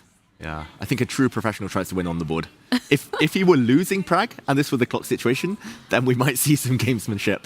But no, Prague is so locked in on trying to outcalculate Alireza. He doesn't just want one move to try and burn Alireza's time. Alireza is going to have 10 seconds per move for the rest of this game. It's also the position where Prague is clearly better. He can't have any confusion about it. It's not that you're down in exchange and you're double guessing the evaluation here. So Prague trying to work it out the professional way. He's trying to win on the board. And also, Alireza's only going to get a 10-second increment per move. Queen g5. It's got to be on Prague's radar. Queen h6 is the other option that I see. Coming with the queen on the other side, d6, e5. Queen e5 looks extremely attractive as well in this moment. Yeah, I think black's reply to everything. I think Alireza is going to pre-move, bringing the black queen across in front of his king to g7. That's on the right board. But on the other side, we see Divya. She's blown no advantage. She's allowed Humpy back in. It's still better for black. Divya has an extra pawn on that left board. But now the white king is so active. Humpy, she survived the worst. No longer getting mated. No longer totally stalemated. She is back in the game. Yes, that game is looking like it's going to be a draw. And just to keep you updated on what's happening on the other games, Ju Wenjun is a comfortable pawn up in an endgame against Anna Muzic, going back to our bird's eye view. And Magnus Carlsen, he's trying to work his endgame magic. He has better pawn structure, but everything's still looking relatively balanced. That's a crazy position with 3 minor pieces, queens on the board, and only 2 pawns remaining. That's the top center board right there. Vincent Keimer, who was on the push in this game, but Magnus right back. The better pawn formation because Vincent's pawns thrown apart there, both weaknesses. Magnus has got to be feeling good about his chances right now, even though low on the clock. Yeah, Magnus feels like he's playing without too much risk. And yeah, he loves a better pawn structure. He loves active central pieces. The clock situation slightly in Keimer's favor, but I think both low enough that it's blunder territory incoming in the near future. So we'll keep everyone up to date, of course, if anything dramatic happens between Vincent and Magnus. For now, still roughly in the balance, as it has been most of the game. And there's an Armageddon coming up soon. There's an Armageddon, yeah, between Gukesh and Wesley. So will Wesley So walk away with 1.5 points? Well, he'll have draw odds as he takes on Gukesh with the black pieces, and this is the most dramatic game so far, as Prague, 5 minutes and 33 seconds on the clock, just going into the tank, trying to be very precise. Queen to g5, as indicated by the blue arrow, is the best move. Love that move, but there are other options. Queen can come to d6, queen can come to h6, even e5 at the right time is going to be something that black has to worry about. And this game, huge for the standings as well. You know, while Wesley's getting ready for his Armageddon, he's also rooting for Pragnananda right now. Alireza with 10 points closest in that chasing pack. And I think if this one goes to Armageddon, or worse for Alireza, he loses in the classical, Wesley will be quite pleased. Yeah, and Prague will go from last place up into the middle of the pack. Back in the tournament, things could start turning. So many storylines here at Norway Chess. But yeah, the early leader of the event in trouble. Queen e5 is Prague's choice. A surprise going into the center. Queen g7 is a pre-move almost. There we go. Alireza blocks. He controls everything. He covered his rook in the corner. The black queen, a great defender, now has to run with this king to h7. Best square, protecting his pawns. He's down to 4 seconds. Makes a blocks with his move. queen. It's a mistake. The queen sidesteps. No trades for you, Alireza. Hits the pawn on c5. 97 check. f5 lose. Oh, that was the mistake. And now 4 back to seconds, 4. 3. Oh my god, he's about to get flagged. He's going to get flagged. He can't find a move. He makes it with 1 second on the clock. Queen g7. Pawn takes pawn. Wow, keeping it simple now, and the white rook will join the party. Maybe some checks in the air with the knight as well after that pawn is recaptured. Got to be really careful, but Prag will go back to the calculation mode. We saw the nerves there. Alireza, no time. It's just, he's just playing purely on instinct now. That was pure panic, that last move by Alireza, realizing he's got no time on the clock and barely saving himself from getting flagged as Pragnananda keeps the pace, picks up that pawn. Good practical play, actually, from Prag, because he anticipated that Alireza would have been looking at queen to g5 and all these kind of ideas. Instead, he went for something completely different. And the most natural move, blocking with the queen, was incorrect. Yeah, he gave Alireza a lot of choice as well. That's how he nearly flagged him there. And that's how to beat opponents when they have no time on the clock. Give them choice, where 3 moves look the same. He had to choose between king h8, king h7, queen f7. Who knows who's best? Which move is best with just 5 seconds on the clock. And now Prag, it will be so tempting to come in with the knight. Worst comes to worst, his queen can start taking pawns. He can take c5, he can take b4, he can win all the queenside pawns and still continue with the attack later. About 4 minutes on the clock. Enough time to work out all those lines, David, that you're highlighting. A very pleasant choice for him. Meanwhile, Magnus making some pleasant moves for black. Okay, Magnus making some moves. We still see a level-looking position, but Vincent under some pressure here. There's an annoying pin. The white knight here. The black king will be safe, hiding behind its own steed, behind the knight in f7. Vincent's the one who has to draw this. Not easy. And you have to be careful. Magnus's last move hints at the move bishop c4, pinning and winning that knight as well. Queen g3 is only one single check. King on f8, and there's no mate. Magnus, the clock isn't in his favor, but the position feels like he's not risking much, and Vincent only playing for the draw here if he finds a bunch of accurate moves. But here we see both boards. Prag still thinking, no moves yet. He's down to 3.5 minutes. How does it always come down to the time scramble? It feels like we're on edge. Normally we would say Prag's going to win this 100% of the time, but the clock adds that extra dimension, a bit of spice. Exactly. The players do not get a break after move 40. Instead, they just get 10-second increment per move, which levels up the pressure. And for Vincent Keimer, the big question is, how is he going to defend his weak pawn? Because as Tanya's pointed out, a bishop is going to appear on c4. b4 is the target. For Prag, he's just comfortably calculating whether he should take the pawn on c5 or jump in with a knight to deliver a check. For Keimer on the left side, the dream would be to get the queens off the board. The white king looking a bit unsafe right there. Bishop c4 as a threat. If there's a way to neutralize the pressure, get as many trades in with such little pawns left, the endgame should be a draw. I mean, the Armageddon then just gets started, and that's a nightmare for Vincent Keimer, but that's a problem to deal with later. Meanwhile, a choice by Pragnananda on our right side. The rook moves in, it's about to come in. It is about to come in, and some instinctive play, f4. f4, the bar goes sky high. Firouzja's just thrown the pawn away. Everything's covered by Prag. It's knight and 2 pawns now for the rook. Material parity, but the white rook coming into e7. The black king's so open. Checks all around. No time. It's about the clock. The queen goes across. He delivers a check of his own. But if the white king can hide, that check can be blocked in so many ways. Then Prag, it'll be his turn to attack. And it doesn't look like any shelter for the black king. Rook to e4 now looks like maybe the most simple way to avoid any further checks. He could also think about walking forward with his king, but don't walk too far up the board. Prag in full control. In full control, and the queen on d6, she is poised to start munching on the pawns. Very nice, safe block there from Prag. There's nothing that Alireza can do to generate play. I mean, he can go rook to c1, but queen to g6 is in the air. Queen takes pawn. Okay, he drops the rook back. Living life on 1 second, a pawn drops. Prag's actually just calmly, not even going for checkmate, he's just going for the pawns. h5 hanging, b4 hanging, rook c8, the last try from Alireza, but he's leaving his king bare. That black king has no clothes with which to survive this attack. This is looking very bad for Alireza. His campaign about to take another hit right now after going down to Magnus Carlsen. Praggnanandhaa on the brink of victory. 13 seconds. Alireza needs a miracle to save this one. He's trying to come in with his rook, set up some tricks. He is a tricky player. We've seen miracles happen in Oslo. We've certainly seen both players just rise from the dirt. And for Alireza, he's just going to rely on his instincts. And, you know, there are some counter chances. Rook takes pawn being one of them. The Black Queen will swing over to block any checks to try and survive. Tanya, do you spot anything immediate? Are there any knockout blows? Oof. The bar seems to suggest so.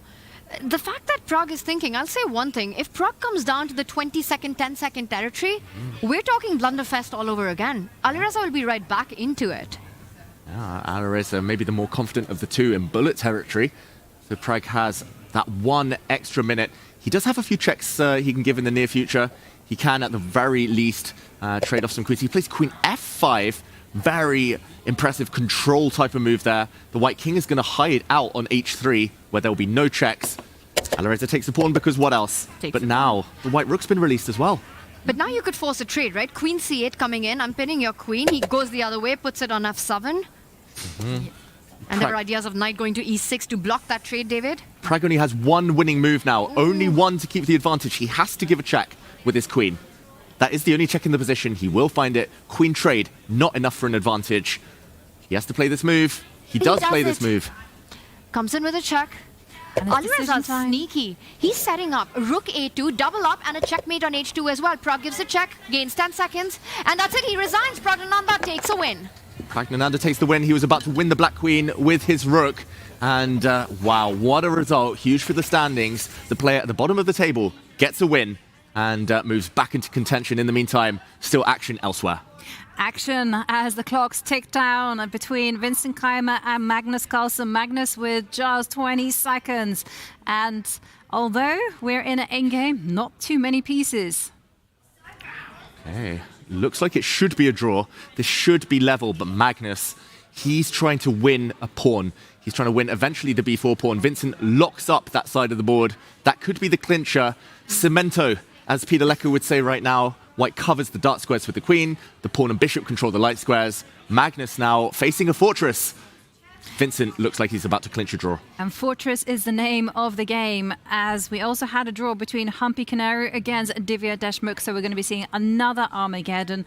And Ju Wenjun, she's a pawn up against Anna Muzichuk, but it looks like a fortress as well for Anna. Magnus here desperately trying to trade queens on his term to create some imbalance, just to keep the game going, get that D-passer if Vincent was to take the queen on d4. Vincent confident of this one. He's about to march his king closer towards that pawn. He first stops it from moving anywhere closer towards the queening square, stops the king from coming forward. Just not enough material for either side to try and win this game. Magnus, his king is cut off the white light square bishop, doing a great job with his X-ray, and we're about to see a handshake. There we go. It is a draw. These two go to Armageddon. Oof. And that's going to be an exciting one. Vincent Keimer, can he change his fortunes in an Armageddon? Magnus Carlsen not happy. He knew that he needed a classical win to stay in the race. But Vincent said not today. Yes. Which means there's one game remaining, and it looks like that one is going to be finishing in a draw. Anna Muzichuk claiming a draw by repetition. She's correct. It is the third time the players reached this position. They weren't notating as the clocks were so low. So this is a great spot by Anna Muzichuk, who gets out of jail. She was in such a difficult position, lost at some point, but Ju Wenjun unable to put on the finishing touches. It feels like one that slipped away. And we'll get draw confirmation shortly. But in the meantime, Armageddon. In the big one, it's tournament leader Wesley So playing with the black pieces against world champion in their decider right now for Gukesh. Has to win with white. Wesley, a draw is enough, and so far a cagey start. Definitely a cagey start. Well, Wesley will be happy because he will at least walk away with a 1 point. But he has the black pieces, and a draw is sufficient to net him 1.5 points. So Gukesh in a must-win situation. Castles, and well, everything is building up for a big breakthrough. Yeah, this is still very well-known stuff in the symmetrical English opening. Both sides just angling for the first pawn break. Black going with the Botvinnik pawn structure. Pawns controlling the dark squares, controlling the pawn breaks, but leaving some holes behind. No matter what happens here, Wesley will maintain the lead. Alireza falling in the other game means that Wesley is happy. The chase is not making any inroads on his lead there. He attacks a loose pawn with his bishop, asking for a decision, and he completes his development. Yeah, cagey was the right word, Tanya. It is very locked up for now, this pawn structure. No trades, but some holes on the light squares as the white knight jumps forward. At some point, Wesley wanting to break free on the queen side. Jovanka mentioned the pawn breaks. I think they're about to land here and now. They're going to be definitely making an appearance. Whether one side wants to build right now or do it. He was reaching out for the queen side pawn, and there it is. Mm-hmm. I mean, he was dictating it. This is a very well-known tactic. You give up light squares, but white can only control one at a time. If white had one more move and was able to deploy the other knight on c3, clamp down on the b5 square, Wesley would have been suffering passive, positionally dubious position for a long time. Instead, breakout. And black's rook on b8, very strong. Bishop, annoying pressure on this diagonal. I don't really like how Gukesh has handled the last few moves. And I'm still thinking about the decision that Wesley So took against Gukesh in their classical to abruptly finish that game with a draw offer in an absolutely crazy position with Gukesh down to seconds. Is that something that he will live to regret? It all depends on the result of this Armageddon. Yeah, it's something that will definitely be clarified later on in the tournament. This is going to be a moment where perhaps Wesley will look back and go, well, I should perhaps have played on. But the rook slides back to its starting square there on b8. And now it is all about how is Gukesh going to start to improve his position. He does have a lead in time. He has to play quickly. To play quickly, but without pawn breaks for white, he's facing pressure along the b file for eternity. He can swap off some knights, sure, doesn't change much. He brings his other rook to the c file, but watch out, there will be c4 ideas. Wesley does the same. He doesn't need to go for anything special, Wesley. He has a grip, controlling the pawn breaks, and a draw is enough. More space. The b file with a b2 target right there. The bishop on g7 also eyeballing that side whenever he's able to push open with his pawn. Ideas of the light squared bishop falling back, f5, f4 coming in as well. It just feels like all the plans reside with Wesley in this position. As Gukesh, you have this beautiful looking knight on d5, but it's empty beautiful. There's really nowhere else to jump and no assist. 100% accuracy from Wesley so far.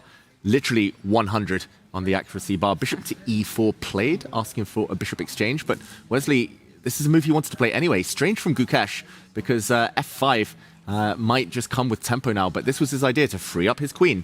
Tactics on the diagonal. f5. Yeah. Come on, Wesley. Push that bishop away. He's thinking, what's the follow-up? Yeah, the most natural move. Why not? He just wants to make sure he's not too loose, but no threats from white. Knight takes knight will be met by the black knight recapturing. Black's got everything defended. The queen held by her bishop. F8. F8. Just avoiding any checks at all. But I gotta say, Gukesh is keeping the tension alive, and he's got that healthy lead in the time. And that's something that will come back to haunt Wesley. If Gukesh can just keep the game going and force Wesley to burn some time taking those decisions, then when the clock starts running down, it's going to be a problem. Yeah, Gukesh doing okay on the clock so far, but yeah, the key moment's still ahead. And Wesley's been the Armageddon king so far in this tournament. After a first round loss, he picked up so many points, just making sure he gets the draws in the classical and raking up the points in Armageddon. So all of that Arma experience coming into play. He's got a good, healthy position and keeps that time clock apace as well. Just a bit under 5 minutes, but they're starting to level out. With Gukesh going under 7 minutes, picks up a pawn, and it's a mistake. That is so risky. Like, the black rooks cannot use the a8 square now, because the white bishop in the center was controlling a8. I'm really surprised Wesley didn't play the move d5 there. Gaining time, gaining tempi. Gukesh's queen, though, living a charmed life. It's lucky to survive as it is, but he's hoping that the pawn that he's just stolen will come into play a bit later. Wesley, can he trap that queen or force a repetition somehow? He's trying to calculate exactly that. Does he push in a d5 first, or does he go on the counter offense with rook to a8? There are trades on the c6 square that you need to calculate, but it's all eyes on that queen on a6. Yeah. No way home.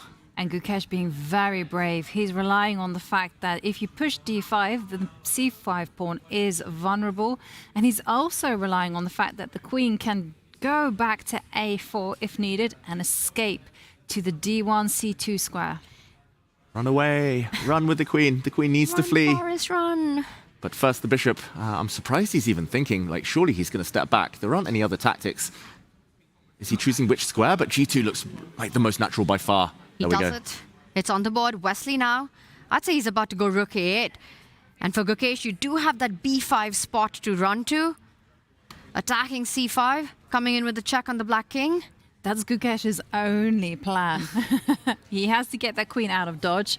And that's the path forward. And then you're up a pawn. If that queen survives and returns, Gukesh is playing for a proper win here with that extra a pawn. And the question is where to put the queen. Should she go on b6? Should she go on b5? It's decision time for Gukesh, but that's going to cost him some seconds on the clock. Yeah.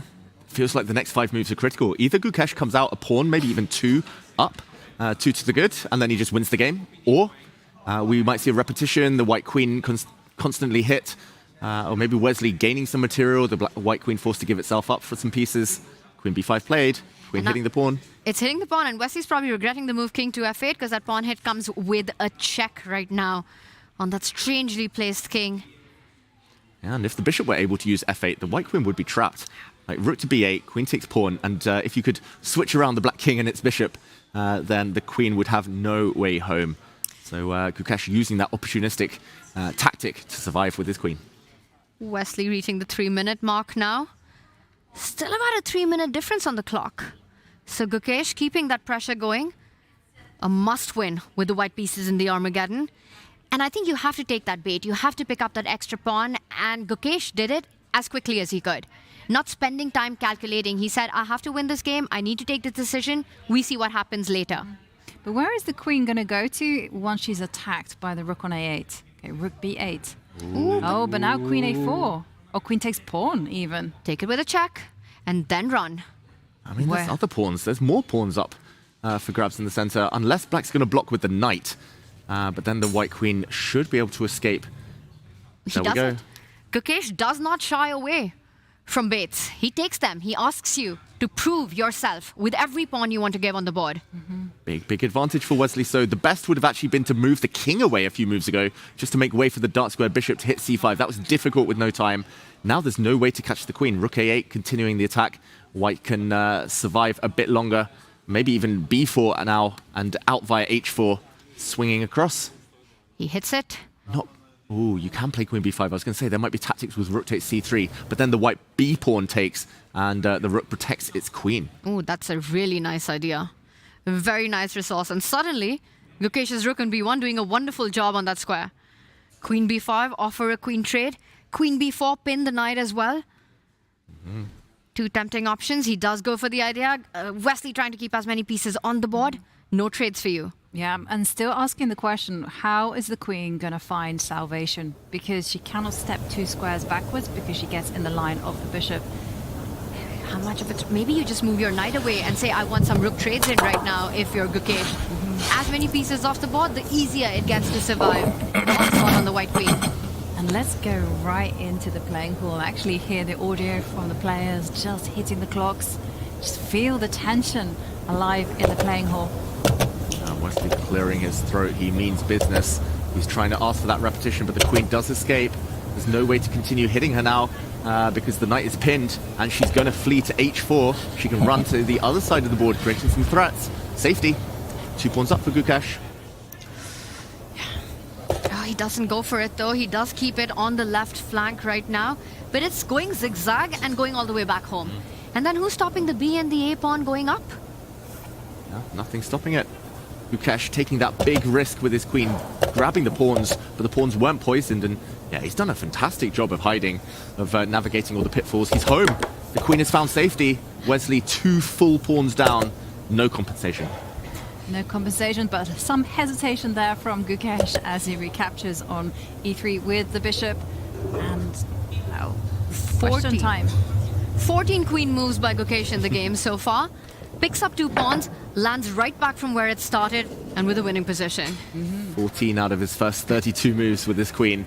And yeah, don't try it at home. Normally, you get your queen trapped if you try this, but not if you're Gukash and you're a fantastic world-class calculator. And light squares now slightly vulnerable around the white king, but Wesley just lacking the ammunition to attack. Well, he's beginning to load up right now as the knight moves over to f5, but Gukash quickly covers that diagonal. I was going to say there's still pressure, you know, against the pawn on d3, but also the fact that for the time being, white's pawns are not motoring. Very important that queen takes d3 a move ago was impossible because bishop c5 check would have hit the black king and the queen would have been picked up on d3. So the white knight gets time to centralize. Just as soon as Wesley set that up with the king sidestep, Gukash blocks it with an active knight jump to the center of the board.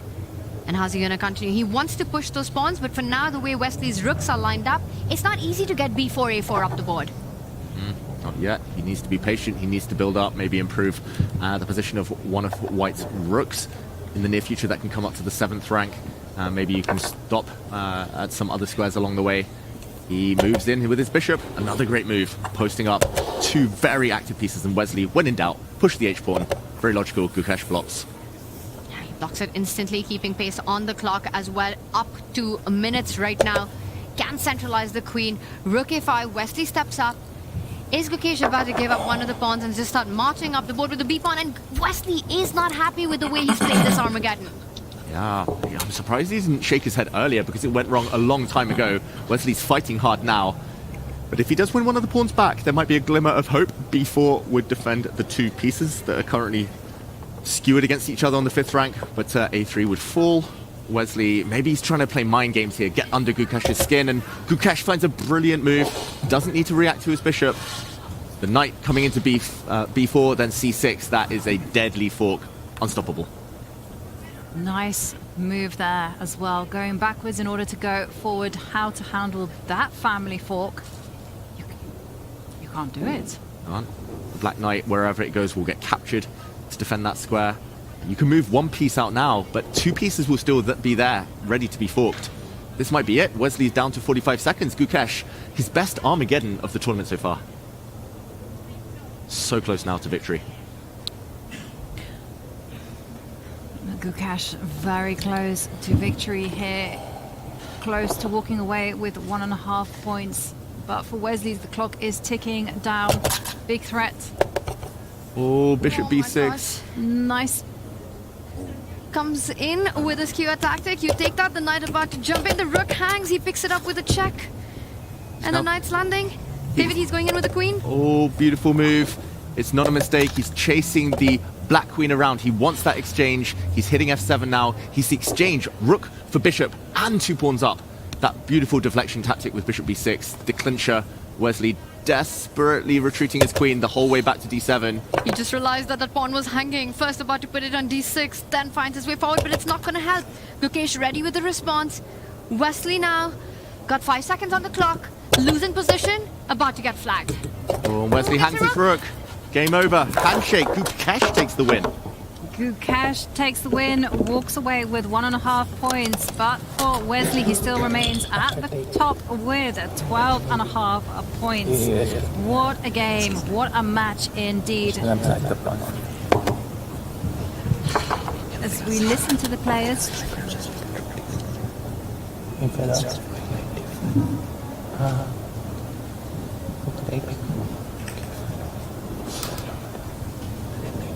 Queen f8. My rook is trapped. King g2. That one left one. My rook is trapped. Yeah, no, I remember that. Yeah, knight c6 d5 was very strong. Knight c6 was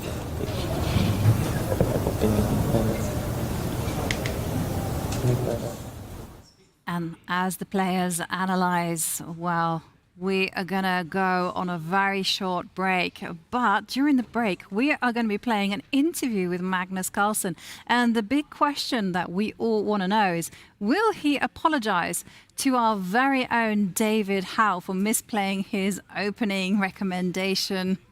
Oh, no, I'm scared. I haven't seen this yet. I'm dreading what's to come. Will he apologise for not mentioning David by name? Now, this video is for subscribers only, so make sure you hit that subscribe button and get to listen into what Magnus is saying as he warms up for his Armageddon.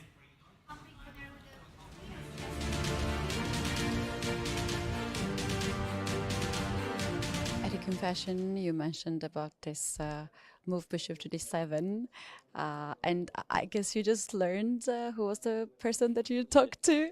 Yeah, I guess so. Yeah. Sorry, David. Magnus, tell us how the game went. Did you play again old man chess that went really good for you yesterday? I wouldn't necessarily say so. I think I just tried to do something to get a game, and we got that to some extent. I obviously was worse at the get-go, but I felt like it was at least semi-manageable. And yeah, after a while I was pressing, but it didn't feel like it was anything special. And I think at some point he kind of changed his mindset and started defending, and he did that really well. And I probably could have kept the game going, but I didn't see a way. And then the clock started ticking and kind of lost hope. At this point, are you pushing yourself to winning classical games rather than to go to Armageddon, or you don't really think too much about that? No, I mean, at least I'm trying to do something to get the games going for sure. Because yeah, probably gonna need a lot of classical wins. But you know. It didn't go my way today, but I'll keep trying, and at least we got a nice fighting game. Thank you very much, and have a nice rest of the day. Thank you.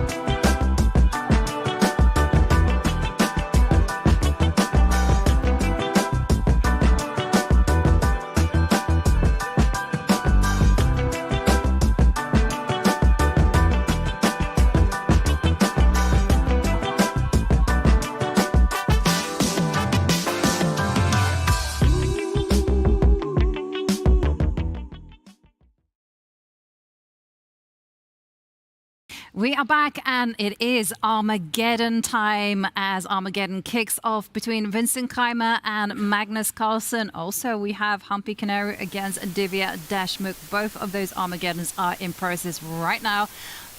Both players playing with the white pieces. They are in a must-win situation.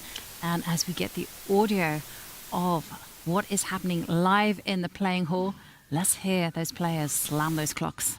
Gotta love that sound. We're going to get plenty of that in this Armageddon. Started with the Queen's Gambit, declined this one. The Queen's Pawn opening. D4 was the opening of choice here. Magnus taking his bishop out, getting ready to go castle on the right side of the board. Meanwhile, for Vincent Keimer, a lot of plans revolving around planting his own dark squad bishop on the longest diagonal on the board. Exactly. IQP, isolated Queen's Pawn. Magnus, in recent years, has started to like these quite a lot. They provide flexibility. Endgames, maybe tough to defend, but Magnus will hope that the game doesn't necessarily get there. Easy plans, easy next moves for Black. Black will castle, Black will play Queen e7, maybe even the Queen to e5, threaten some nasty stuff on the king side. White's king lacks defenders, and very, very interesting middle game ahead. Very interesting middle game, but for Vincent Keimer, it's been a nightmare of an event when it's come to Armageddon, and what a boss move if it would be if he's able to change that narrative today against the world #1. But lots of work left to be done. I have to say though, playing with the white pieces against this IQP, you know, a structure where trades become that much more difficult. You always have a long game to fight for. I think Vincent's got his chances. He's going to try to keep as many pieces on the board.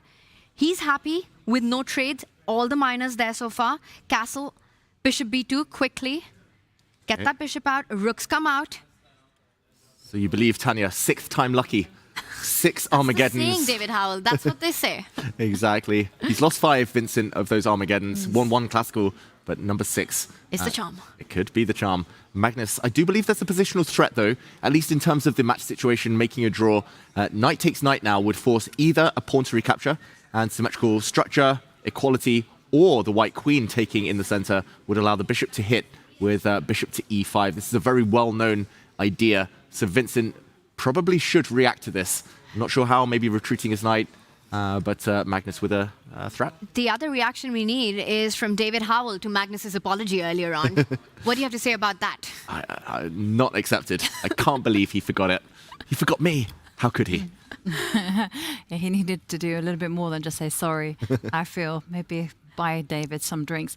But going to the game, I agree with you, David. I'm looking at that bishop on d6. It's bearing down on h2.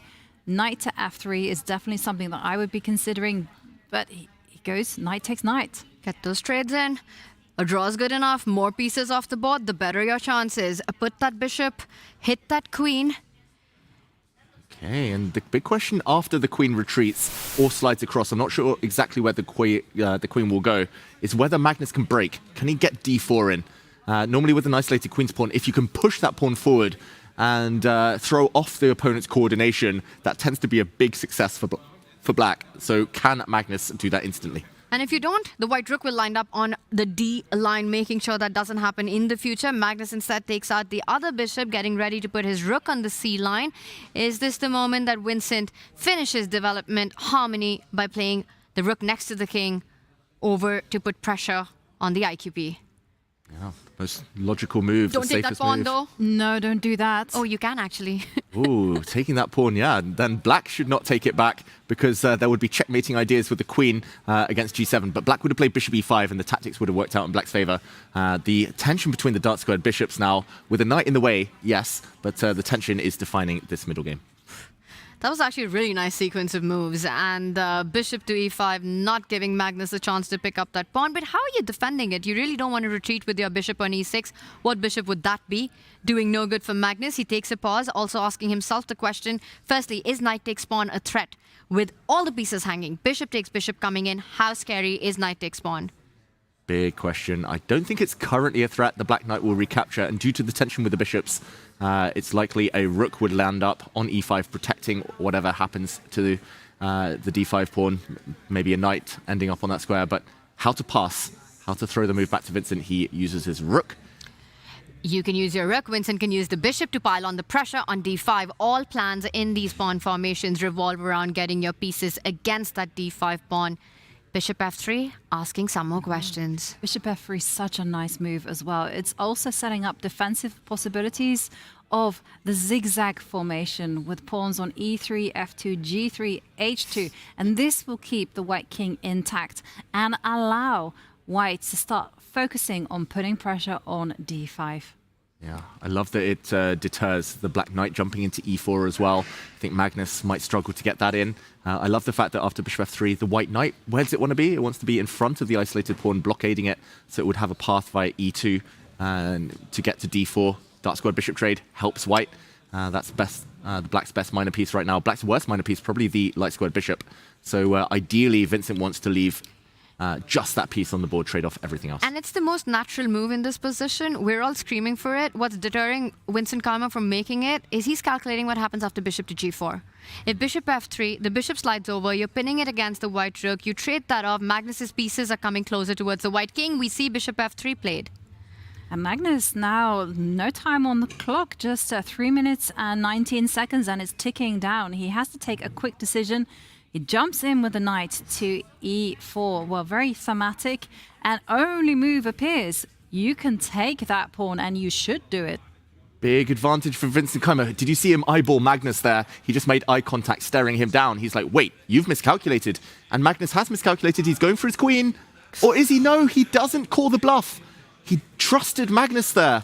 And now the game is back to equal. That was a free pawn. There were some tactics, and it was hanging by a thread for white. But Vincent had the time on the clock to think about it at least. He didn't. He trusted Magnus. And how many times we've seen even the world's best players fall to that folly, right? Where you just feel that Magnus isn't capable of making mistakes. You just don't take advantage of those misses. He trades more pieces off, but you can't do that. It's opposite color bishop endgame. Magnus is down a pawn.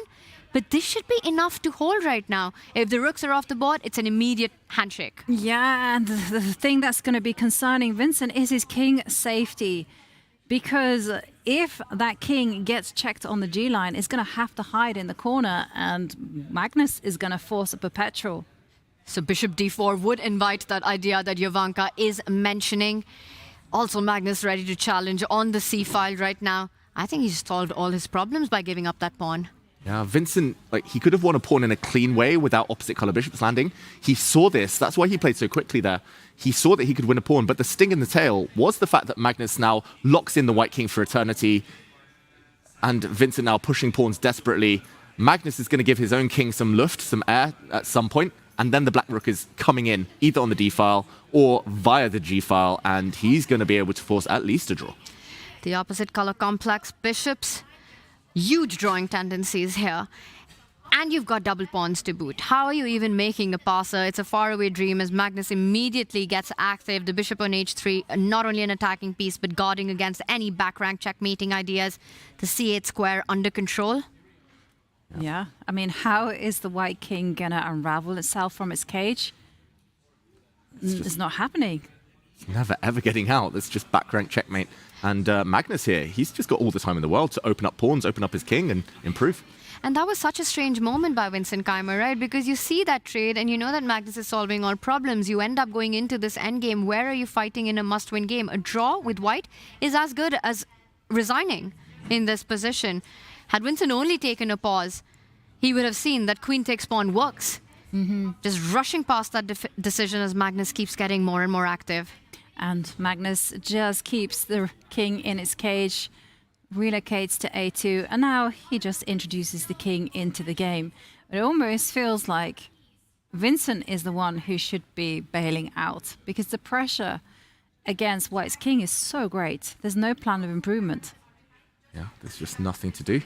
And yeah, sometimes I think maybe this is a pattern. Vincent Keymer, obviously it's easy to read into results. This would be his 6th Armageddon defeat in a row if he doesn't win this game now. But it feels like he's not keeping the tension. He's rushing a bit. Like there was a game that he just blundered against Prague. One mover, it was just over. And he's not looking, deeper. He's not happy to sit there and play against the opponent's clock. Magnus had about 3 minutes when we went into this simplification series. And there, you just try and find ways to keep as much tension as possible instead of bailing out to an easy endgame where Magnus can blitz. So I think it's just something a bit off at the moment with Vincent's radar. Just maybe it's the mindset, maybe his head's still filled with the classical ups and downs, but yeah, Armageddon, not his friend. Absolutely not. He addressed it by saying that he's just not being able to find his rhythm and flow when it moves to Arma straight from a classical game, which also takes so much from you. I think for Vincent Keimer, whatever chances were there had to happen in that classical game at the beginning. He did get a little bit of edge to push in that King's Indian, but once Magnus sneaked his way out of trouble, never gave him a second chance back in. And this Armageddon, except that one move miss, has been a Magnus Carlsen show. Has been a Magnus Carlsen show, and look at this, very instructive. G5, preventing the f-pawn from advancing. There's no way out for the white king. The bishop goes to the center of the board. Vincent slowly but surely trying to make some improvement with the white king boxed up in a checkmating net. It's not going to be easy to free that rook. It's almost Zugzwang. Like, White's just going to end up playing like rook a1, rook c1. Black maybe has no way forward to try and win this game, but doesn't need to. He can just sit still. Put the king on g6, maybe push h5, g4. Only black can improve the position. White is stuck. The bishop drops back, but f4 never really achievable without losing the e4 pawn. I think right now Magnus might even start getting ambitious. He's just going to enjoy this position, going to improve his king, march forward at the right time, try to strike with f5, and just say, you know, I've got no danger right now. We're setting up the idea of lining up the rook and the bishop against the g-pawn if the f-pawn moved forward with rook g1, stopped by Magnus Carlsen, consolidating the king side. Rook to g1. Vincent at least staring down the black king. But where's that rook going? What's Vincent's next move? Any rook trade draw? Any check on the back rank could be mate. Magnus is going to play f5 at some moment in this game. He's going to try to create his chances. You know, the bishop and the rook beautifully combined by Magnus here to lock up all of White's pieces. Just no improvement. The pawns don't go forward. The bishop can't really go anywhere. The rook stuck to the back rank. The king boxed up in the corner. Yeah, definitely. If Magnus were the one who needed to play this out for a win, I think Magnus would absolutely do it. But he doesn't need to. He can just like shuffle the king backwards and forwards. He can do whatever he wants. And we have a win for Divya as she walks away with 1.5 points. Very nice game there from Divya. And we're back to Magnus. We'll update everyone. We'll break that one down a bit later. But Anna Muzychuk will let you know when there are twists and turns in her Armageddon that's just begun, only just against Zhu Wenjun a few minutes ago. Magnus, in the meantime, he's basically doing the online or over-the-board version of pre-moving, like king g6, king f7, king g6. What can White do? Nothing. He's just shuffling his king, and now the clocks have leveled out as well. Vincent Keimer has to be feeling that this is a game of no improvement for White. Bishop d2, even if you get the rooks off the board, rook e1 is still not possible, even if it was to happen. A pure opposite color bishop endgame, immediate handshakes, a draw, which means Magnus takes the win. He's setting up rook d6 though now, with the bishop on c3 controlling a checkmate on e1. At least some ideas. Some ideas, although when the rook vacates, black will go behind with his rook and try to set up those checkmates again. The MVP is just the black bishop. Just so glorious, so strong. We've seen a lot of light squared attacks actually this round here today in round 7 overall in Norway chess and Norway chess women, but this is the best minor piece of them all. You could start shuffling around with the black rook and chasing that bishop if you're Magnus Carlsen. I don't think there are any bad moves in a good position, especially one that looks like this right now. Magnus, though, going under a minute. The only thing, the clock. Yeah, the clock is not on Magnus's side, but they do say playing a king down in the endgame is never a good idea. Magnus now trying to break things open, but I'm slightly surprised that he wanted to take any action at all. White was the king down on g1, so why do anything? But maybe he wants to clarify it here and now. He's winning back his pawn. He's going to try and get the rooks off by giving a check. And if you push your f-pawn forward, the black rook steps one step ahead with a big double attack. You could go back on the second rank as well. Both moves look good there. Yeah, I think rook e3 actually is the cleanest of them all. Vincent shaking the head. Magnus has found a direct way to shorten this game, to try and get it done before the clocks tick truly down. Vincent now, that's the face of a man who knows 6th time was not lucky, 6th time was not a charm in this Armageddon. The Armageddon curse continues for Vincent Keimer, and he offers a draw. Magnus Carlsen, with the shake of his hands, takes the win of their mini-match. Very important win there for Magnus in the Armageddon. We immediately go over to Zhu Wenjun, Anna Muzychuk, as Anna is in full control. Look at that. She has the material to boot. She comes in with a knight to f3. King sidesteps, but Anna, she's just simply material up. Yeah, it's a queen for just one piece. I think we saw a huge blunder just 3 or 4 moves ago. Queen g5 is such a devilish move, and handshake. Zhu Wenjun resigns, about to get checkmated. Queen down. It's been a bad day for her. Bad day for Zhu Wenjun, coming so close to winning in the classical, but in the end, losing it in Armageddon. And Anna just keeps on keeping her hope alive. She literally is making a win in Armageddon her bread and butter in this event. And she did that last year as well. So she has enough experience to know that this is the long game at Norway Chess. You know, you throw in a couple of opportunities with the classical, far and few. If you keep control on the Armageddon, you will always have a shot at championship. That's how she did it last time. Feels like the story continues. She's always in the mix, Anna Muzychuk, you'll notice. Yes, she's and always that makes her go for it right at the end. Absolutely. She's always keeping it calm in classical, and then in the Armageddon, this is where she just rolls the dice and goes for broke. We had some interesting Armageddons. We joined in the last minute. Maybe we can just recap in those critical moments. Yeah, I'd love to do that, because some really cool tactics, especially from Anna Muzychuk. I should mention in that final one. We'll jump in just half a dozen moves before the real change in this game, where things suddenly span out of control for the women's world champion Zhu Wenjun. It was actually a slightly suspicious opening from her. Black's doing very well. Black has the open F file, big targets here. The white queen short of squares. And here Zhu Wenjun decided, okay, I might as well grab something, try to cling on. She played rook takes b7, grabbing a pawn. But this rook, no way home. Bishop to b6 shuts the door in that rook's face. And after the bishop dropped back, the other bishop did the trapping. And Anna Muzychuk didn't stop there. After winning the exchange, she decided, okay, she needs the energy. White still has 2 pawns, so it's not game over yet. e4, she pushes forward, unleashing the queen. And here, White needed to get her own queen out of the way with a check, because instead of taking this pawn, for example, as well, she just retreated her knight, and now queen trap. Rook to e5, and here, knight d4 and rook to e5. Here, the queen realized no escape. Just 2 pieces trapped, first the rook, then the queen. Beautiful from Anna Muzychuk. Zhu Wenjun found nothing better than giving up the queen for the rook, but now queen for piece down, checkmate, and she had to resign. It always amazes me about Anna that her classical games feel so many times that they're these slow, strategic, positional grinds. Sometimes we get a bit of a no-game draw as well from her. And then the Armageddons, they're absolutely wild. It doesn't matter if she's playing with the white pieces, the black pieces. She goes full throttle for her opponents. Absolutely. And I actually asked her about that. I was like, how come the difference in style? Another interview. I wonder this time, is it too late now to say sorry, David Howell? Is it? Am I too late to say sorry? No. Is that not the song? It is that one. Yovi, please tell me. This one you know. No, I've never heard of it. I don't know why you keep choosing these songs I don't know. I'm going to apologize to you, Ivanka, for my singing there. And I'm going to bring us over to another game that we didn't get to, Clint, to focus on too much because there was drama on the Magnus board. But Divya taking the win against Humpy. And I just want to point out, this bishop ended up falling. Humpy walked into the same exact opening she nearly lost in the classical. Almost a repetition of it. Again, a rook on b1, bishop on c1, just like the classical. They never got out.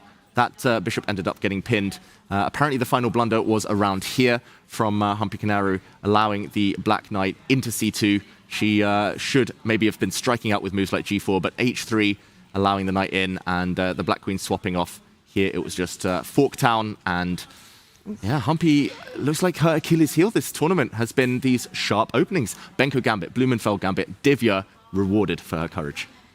Definitely courage. Well, they do say fortune favors the brave. It didn't quite work out in the classical for Divya, but she managed to nail it in the Armageddon. We're going to go on a short break because during that break, we're going to try and get some players into the hot seat. See you then.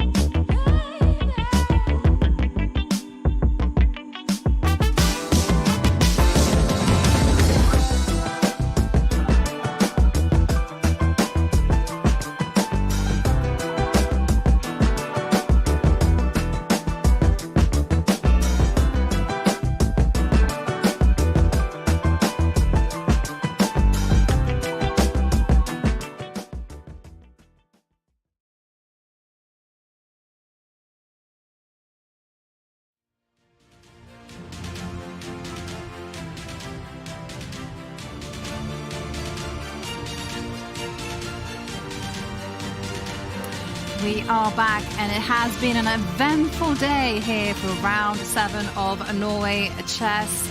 We didn't quite manage to get anyone. I'm looking at an empty chair beside me. Yovi, you have us. But I do have the wonderful Tanya never leave. and the Lord of the Dance over here who's been jigging away. Grandmaster David Howe. He's also our prediction king. He's got reasons to be happy and doing the victory dance. David Howell, how does it feel to get it right again? It's only the 4th day out of 7, you know. I'm gutted. I'm thinking about the ones that slipped away, those 3 days where the chair was correct. And then you were correct, Tanya. But today, 4 Armageddons, 2 decisive results. It could have been so much more. I actually thought that Jovanka was going to win for the first time. Looked so close.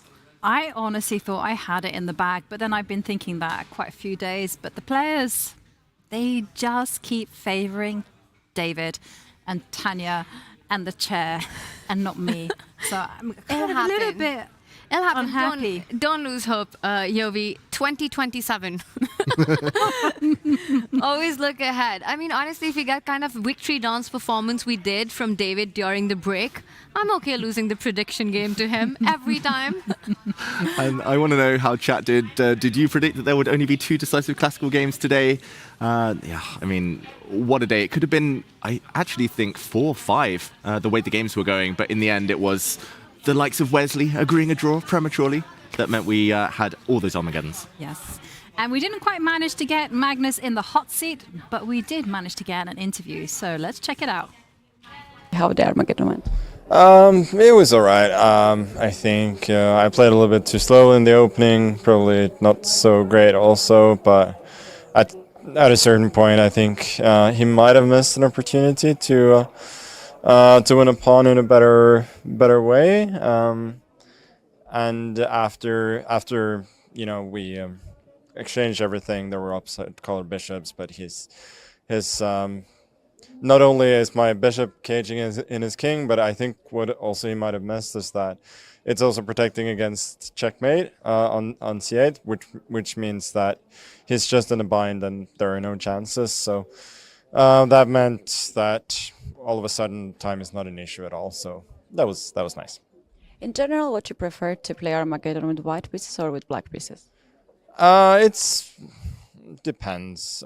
Generally, I feel like it's a little bit easier with black psychologically, but I think my results are just as good with white. So whichever side I'm on. Congratulations.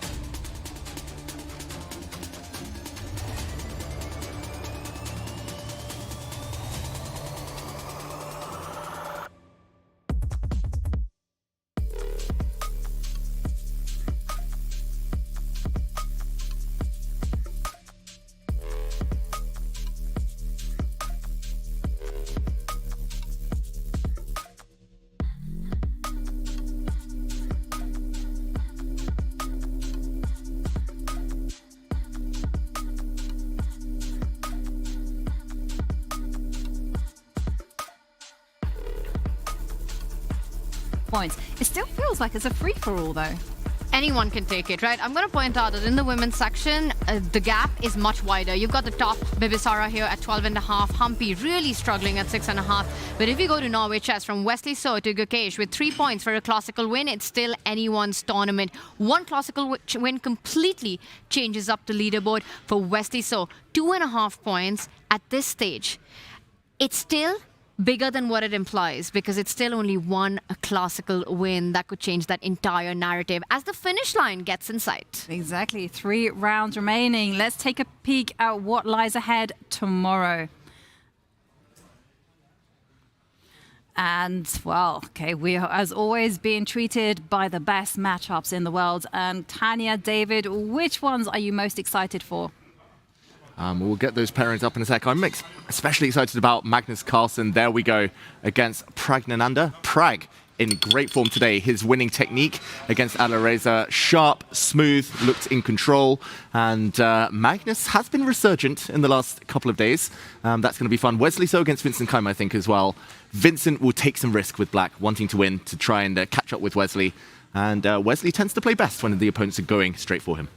This is Norway chess. Every day, it's on fire. But I will point out that last matchup there. You've got Divya Deshmukh taking on Bibisara as well, right? Bibisara has been in the lead, except that one round where she messed it up for just a little bit, reclaiming leader land just on the next day. She takes on a very, very dangerous and extremely in form, especially in the Armageddon, Divya Deshmukh. Yeah, and we'll see Divya Deshmukh. Today she came in meaning business. Tomorrow she has the white pieces. You will be seeing how she puts Bibisara Asaubaeva under pressure. And under pressure is exactly what our guys are going to be feeling tomorrow. Under pressure? No. Now that song, I know. Who's going to be singing tomorrow? That's the big story. I'm got to apologize to everyone for my singing today. It's been too much. No, it's been absolutely perfect. Tanya, David, it has been a blast. I'd like to thank you both. And David, you're not getting a high five from me because you are the king of predictions. We'll see whether David is on point with his predictions tomorrow. Thank you everyone at home for following along and joining in, subscribing. It is very much appreciated. Tomorrow, of course, it's crunch time.